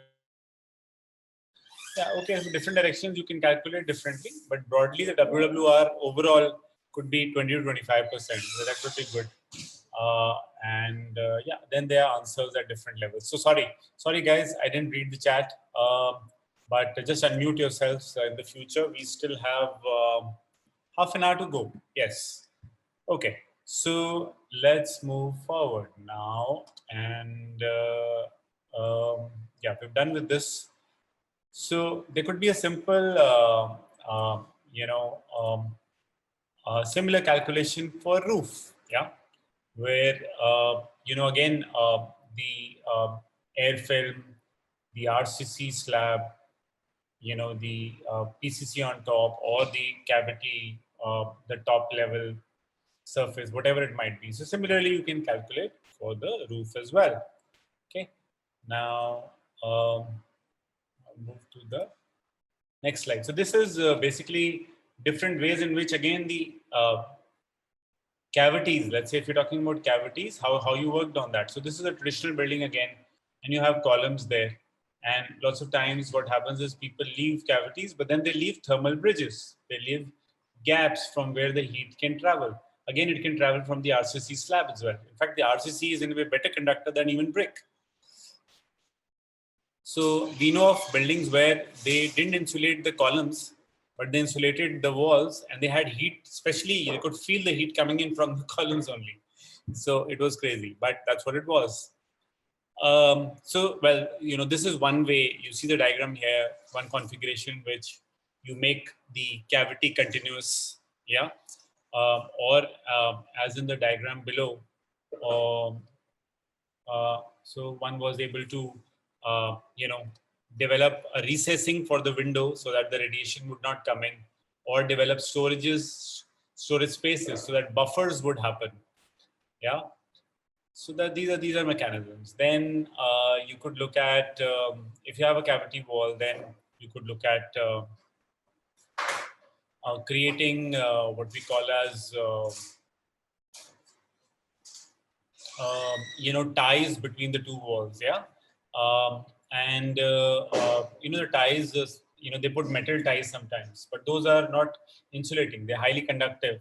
So between two walls, for strengthening the joint between the two walls so that it's structurally integrally the same, it's better to utilize maybe plastic ties or other materials. Yeah. By the way, Mr. Deepak, you answered. So the prize which I was going to give was a big clap. We are virtual, so I think, yeah, big clap from all of us. Thank you very much. Yeah, I'll continue. Here you have, the parapet. So in the parapet again, the roof gets a lot of radiation. It gets a maximum radiation. about 80 to 90% of the radiation is caught by the roof in most cases. So if you have a porous parapet wall, then there can be more air movement closer to the surface, and the heat can, the surface can cool off better.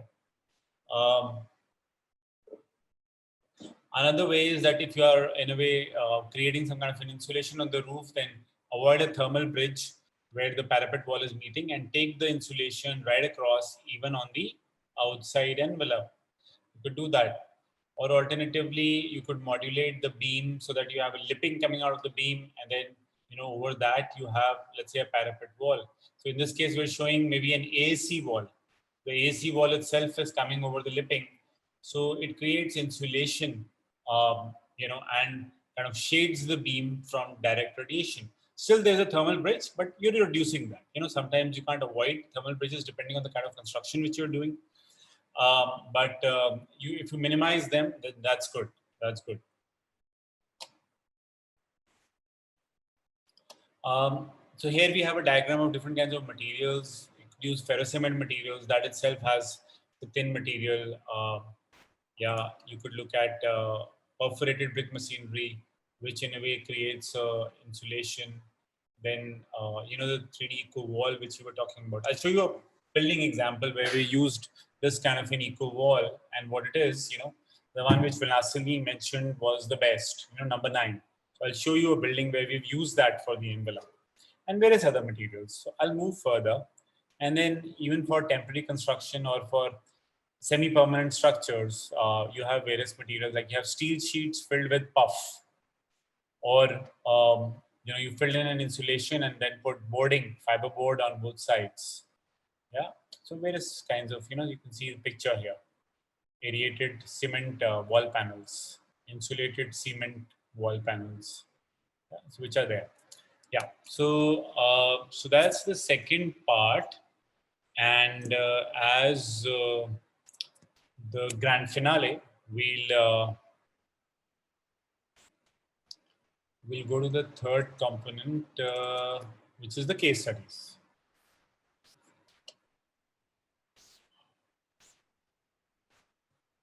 So I have to stop share, and then I have to share screen again.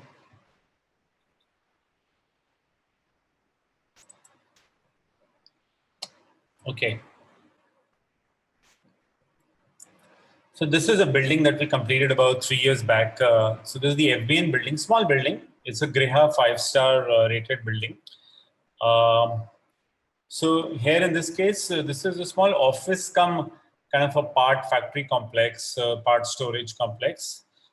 Simple building, simple rectangle, as you can see, where we had a courtyard. So you can see the courtyard picture over here on the right hand side. We have good big glazings on the courtyard side, because courtyard is primarily shaded, as you can see. Yeah, it's a fairly deep courtyard, but and it also has shades above the windows. But besides that, the outside windows are smaller.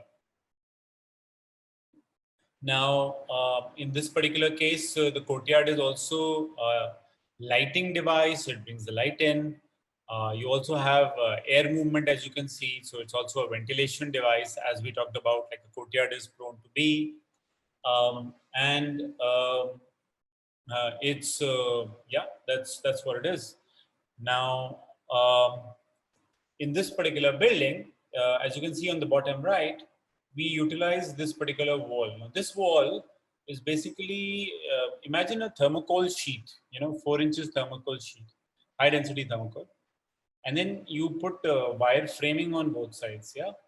So let me see if I can draw. Sorry, 1 second. I'll get the slide on again. And now I will try and annotate.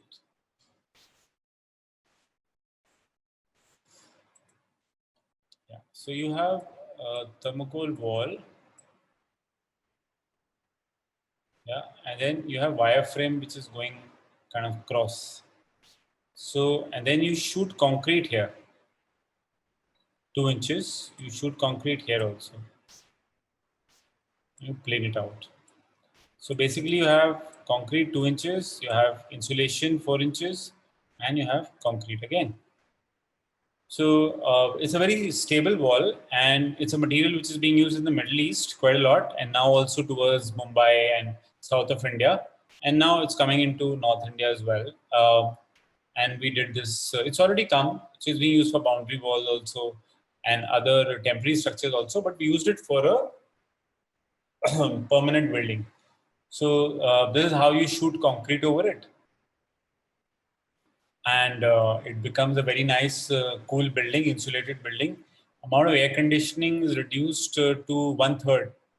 They use it very occasionally. You know, the guy there told me, he invited me for, once the building was done, he invited me for lunch.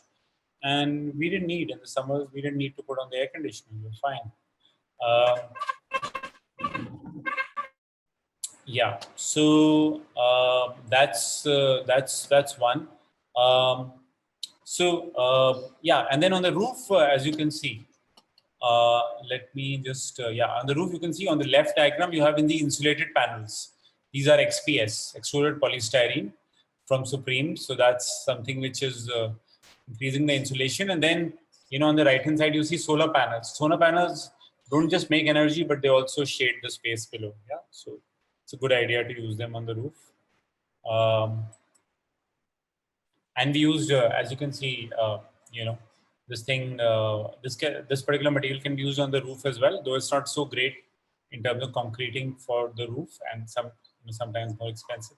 So for the wall, it's actually good. Now let me go to the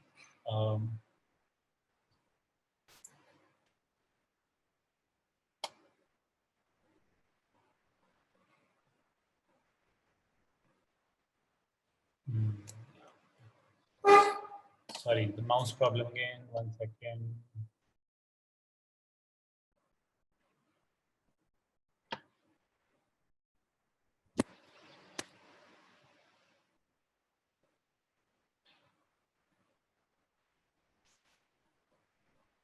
Okay, I got the mouse back. Okay. Okay, and then you have Indra Paryavaran Bhavan, which is the office building of the Ministry of Environment and Forest. This is GREHA 5-star in IGBC Platinum rating, and it has various mechanisms. I won't go into that because we're sticking to envelopes, remember? So broadly, in terms of the envelope, this one, as you remember, was having AAC. Yeah. So that's the building. The roof is also a shade. Yeah, it's a solar roof. It's also a shade, and the building is utilizing air conditioning load. And normally you have 150 square feet per ton as air conditioning load. In this building, it's 450 square feet per ton. So very efficient. And so this is a mechanism in which this was a net zero building where they were talking about extreme energy efficiency. So you have a number of mechanisms. I again won't go into those in detail, but basically you can see that the orientation, modeling the WWR, insulation on the wall and the roof, extensive greenery is number 1 point. That's the first thing which you work with, and it gives you maximum benefits and across the board benefits and zero cost, zero additional cost. So they say green buildings are extra cost. This mechanism, or the first one, is no extra cost. Yeah. So and everything else of efficiency and LED lights and everything, all that follows. All that follows, but it's secondary. It's not primary. So do that later. So the passive mechanisms, they come first. So this is a kind of a modernist building basically, in which we developed the form in various ways. So that's the plan form which is currently there. Yeah. And we said, can we do something which is like a double rectangle, as we talked about, with space in between? And can we then put it at an angle because that's facing the north? And then instead we said, no, let's use one core, because then the overall envelope remains more compact. Yeah? And this is the P&A ratio aspect. And so that's south, that's the north, yeah, and that's the east. So it's stepping like a cascade, that's the concept. So stepping towards the east. Yeah, east sun is more welcome as compared to west sun, where it's a dead wall, and then we hardly have any fenestrations, and with shading devices, we've completely cut it off. So that's something which you can utilize. Again, simple diagrams as a comparison. Ask your students to do that, and then this was we did some preliminary blocking work, modeling work to analyze, and then we analyze the internal lighting using software in terms of what is the penetration of natural lighting into the envelope, and what else did we need to do. And that was a daylight area, and then in the yellow, and the rest had to be done artificially. So this was something which was there. And then we can this is the software analysis which is there. And then we said, how can we use the shading devices so that we get good diffuse lighting rather than direct lighting which creates glare. Yeah. And now this is another concept for MNIT Jaipur. This building didn't happen, but again, you can see the kind of envelope, shading devices, etc., using the solar on the roof as a shading device as well, which is there. Now, this particular slide is also relevant when you're talking about materials, shading devices, etc. Now, you would be all aware that Government of India has now approved initially they approved 8 technologies, and now there are almost 16 technologies which they have approved for PMAY, the Pradhan Mantri Awas Yojana, the affordable housing scheme. So these are different technologies which are there. So you could have, an RCC wall. You could have this 3D trick wall, which I showed you the material with. There you have various RCC, what do we call it? Shuttering technologies, quick shuttering. You kind of cast in a floor, then go to the next floor and the next floor in that way. And then you have these built up metal sections, GI sections, which are there. So various technologies. So I think, and they're trying to do lighthouse projects all over the country with these. I think the important point to analyze or critique in all these, and we are all belonging to academic institutions, so it's for us to kind of look at them in a very critical eye. It's very important to see how effective they are from a climatic perspective. So look at these RCC walls, they'll be crazy, they'll be baking in the sun.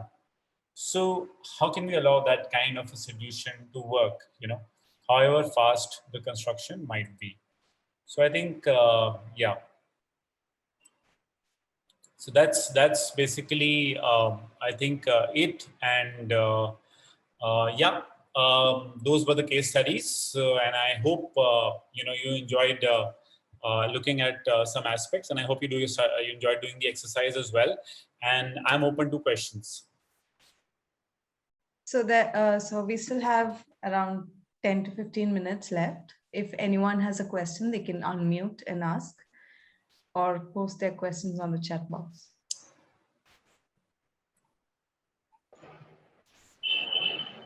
Yes, there's a question. What should be the ideal window wall ratio? What should be the ideal way to?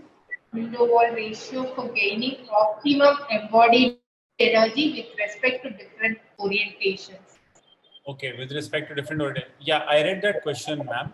Now, in that case, basically, I think the broad answer is, as I said, for every building type and solution, it's different. But let's say if you're talking about an office building, so I might do well even in terms of about 30% WWR. But when I'm distributing my WWR as per different orientation, I will say most of it I will put on the north. A lot of it I will put on the south, because these two directions I'll want maximum ingress. And then, whatever little is left, I will put on the east, and on the west I'll avoid completely. If that answers, yeah? Yes. Basically on the heat gain parameter. Sorry? It basically based on the heat gain on different orientation and also the lighting requirements that is required for the. Correct, of course. So you need to analyze that as well. But on a broad perspective, where I'm talking from Delhi, talking about northern India and utilizing the north-south orientation as the most optimum. So in that particular case, this would work, most optimally. Though of course you go into the high mountains, when primarily the heating requirements go away. The cooling requirements go away, and it's just heat, which is required. Then you're more accepting of the east-west radiation as well. So it would change. Yeah. Sir, I have a question. I'm Surya from Chennai. Sir, in the construction of a high-rise residential buildings, the mutual shading is not possible if if it is an independent high-rise tower. So what will be the kind of an options we can go for an envelope design in that case? Yeah, ma'am, in that case, basically, you'll first work with the orientational aspect. Then second, in line, you will talk about the zoning, how in the bad orientations, let's say west side and wherever. So, you can put, storages, your, residential stores, your toilets, and so on, unless of course the client strongly believes in Vastu, where you'll have to think about that as well. Because, especially in South and various other places, Vastu is a huge issue. So there are many overlaps with Vastu. Let's not be denigrating about that particular concept. It's an important, it has a science behind it. So there are various overlaps there as well. Like a central open space works well in Vastu. It also works well in, basic energy efficient construction. So if you can find that, that's good. So coming back to the original question, if we can actually on the west side then place these buffer spaces, that would be good. Staircases, if it could be placed over there, again, it's very good. And then you're talking about your basic envelope, and then you'll talk about shading devices, how you can recess your windows, how you can add almirahs or storages to shade the entire space. So that again adds up. And then you will be talking about, next thing will be materials. So I think it's the question of the order of priority, what comes first and what comes later. And that's what I'm saying, yeah, that this comes later, and all the LED lights and air conditioning systems and all, they come right at the end. So if the priority is right, I think you have the solution. The kind of wall configurations which can reduce the heat gain for an high-rise construction. Okay, so one wall configuration is what I showed you, the one that I've used in my project. That is one. Then other configurations could be, you could be again using sandwich panels, yeah, where you might have insulation in the center and boards on both sides. So those could be there. A lot of people are putting a wall and then putting insulation on the inside, yeah. And then they panel, and then they do paneling on the inside. Now, that might not be, so that will be an okay solution, better than before, but it's not necessarily the best option. There was a question regarding thermal mass. Now, thermal works both ways. So if you have the insulation on the inside and there's a heat buildup on the inside, 4 of us are sitting inside, laughing away, small room, and so on, build up a lot of heat. So then, that heat, if the insulation is on the inside surface, that heat will not get absorbed. It will repel, and the heat will remain in the room. As compared to that, if the insulation is on the outside surface and you have brick here, then whatever heat is on the inside will be also collected by the brick, and it will help attenuate the heat inside. Yeah. So the thermal mass being inside and the insulation towards the outside, which is kind of throwing away the incoming heat, is better. That is also the solution in the roof, where the roof RCC, they used to do underdeck insulation traditionally to protect the insulation. But now you have modern materials, long-lasting materials, very good waterproof materials, good waterproofings. So you should use overdeck so that the heat doesn't start to get in. Yeah. What will be the suggestion of having a kind of a screen wall or a buffer wall for the high-rise construction, sir, regarding if the construction is done with the regular envelope of either precast construction, concrete walls, or regular AAC or a brick wall? If if you want to reduce even more heat gain, will the option of a kind of a screen wall will work in such cases? Yeah, so a screen wall will work certainly because it will stop the radiation from anywhere coming in. Certainly it will work. The direct radiation will come in, but you'll add another layer. So one, you sure your client should have the space to do that. Secondly, you'll need to kind of compare the cost of a double wall versus a single wall solution, which might do similar things. Third thing which you need to worry about is, does the screen wall impede your daylighting coming into the building? So if you can make sure that it doesn't impede that, then that's something which could consider. I mean, if it's not over the windows, you'll want daylight there. If you can optimize that, then I think there's some thought to be given to that solution as well. Yeah, thank you so much. Yeah, thank you. Thanks for your interaction. You're welcome. Okay, so there's a question from architect Rajesh Agarwal, who's saying that what one can do if a commercial building has to be designed in west side with a prime requirement of clear vision glazing in west side. That happens often. So you have important elevations given, and those are the priority elevations because they're facing the city street. So you have to face that, and you need a North American glazed facade per force given by the client's requirement. So what do you do with that? Well, you have to work on your convictions. So if you're convinced, if you can give an option which is smarter to look at, while still not having all this glass, that's great. So if you can do that and convince, that's number one. Second is then you're looking at other options. Then you're looking at shading the glass, or you're looking at better glass and all of that. But that's, as I told you, is the secondary solution. Yeah. So it's, first try and convince on first principles. Yeah. Okay. Another question from Shiva Bharati. How efficient are simulation softwares in determining energy loads and making design decisions? Pretty good. 10 years back when we were doing this, 15 years back, so this was a lot of approximation, and a lot of it was based on relative values. This option is simulated, it is giving a value. This option is simulated, it's also giving a value. The absolute values don't matter too much, but the difference between them matters. Yeah, so that's the kind of analysis. Right now, the level at which simulation softwares are, absolute values also are pretty good. They're pretty exact. So I think they're getting better and better. And yes, absolutely. I think it's important to encourage our students to learn these and utilize them in their building analysis. It's very good.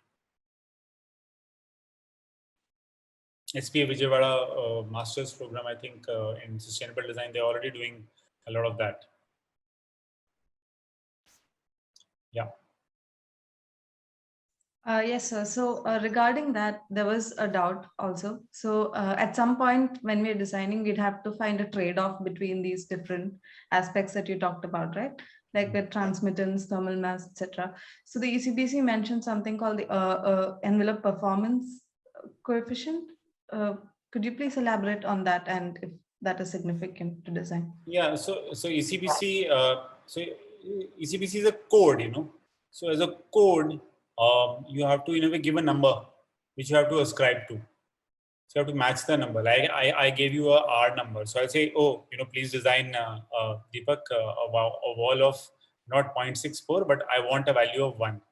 Or the ECBC might say, oh, you need 2.27 because that's important for air-conditioned buildings. So then you design whichever material you might use. So similarly in this, the performance factor is basically in a way a culmination, because different walls might have different values.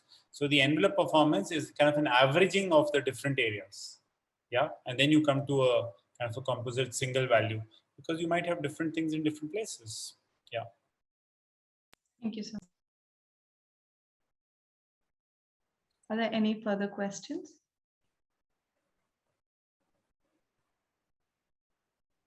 Okay, I think people have had enough and it's late afternoon, so everybody wants to get their cup of tea.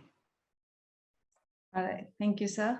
So I'll just take the opportunity to thank architect Deependra Prasad for his presentation, which reflected some of the challenges regarding material selection and embody energy aspects faced by architects, as well as parameters that shape design decisions. So we found your presentation of built examples and guidelines for passive design very informative. So thank you, sir. And at this, we've also come to the end of today's session. So I'll also take the opportunity to thank all our speakers, that is Professors Shaleen Singhal, Professor Sathya Prakash Varanashi, and Architect Deependra Prasad for their valuable time and insights on different issues relevant to sustainable architecture. I'll also thank a special thanks to Professors Dr. Lilly Rose and Dr. Shanmuga Priya for coordinating the event. Good evening and thank you. Thank you all. Thank you for the opportunity. So thank you so much, sir. Thank you so much for engaging our participants. I really like the way the 3 sections for the presentation.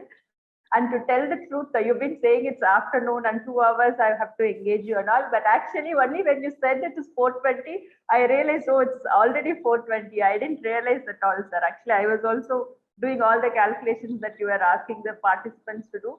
So it was a very interesting session and we were totally involved in the presentation. Thank you very much. Thank you, ma'am. Thank you, sir. Thank you, sir. It was really interesting. The way you structured and towards the end with your case studies, it was really good because after understanding these R values and U values of the wall assembly, and at the end you showed the application and how the wall assembly, how it could reduce through your case studies. It was really interesting. Thank you, sir. Actually, we didn't feel that it was 2 hours in the afternoon session. That is where the entire session was taken forward. So it was really interesting. Thank you. Thank you so much for engaging our participants. Thank you, sir.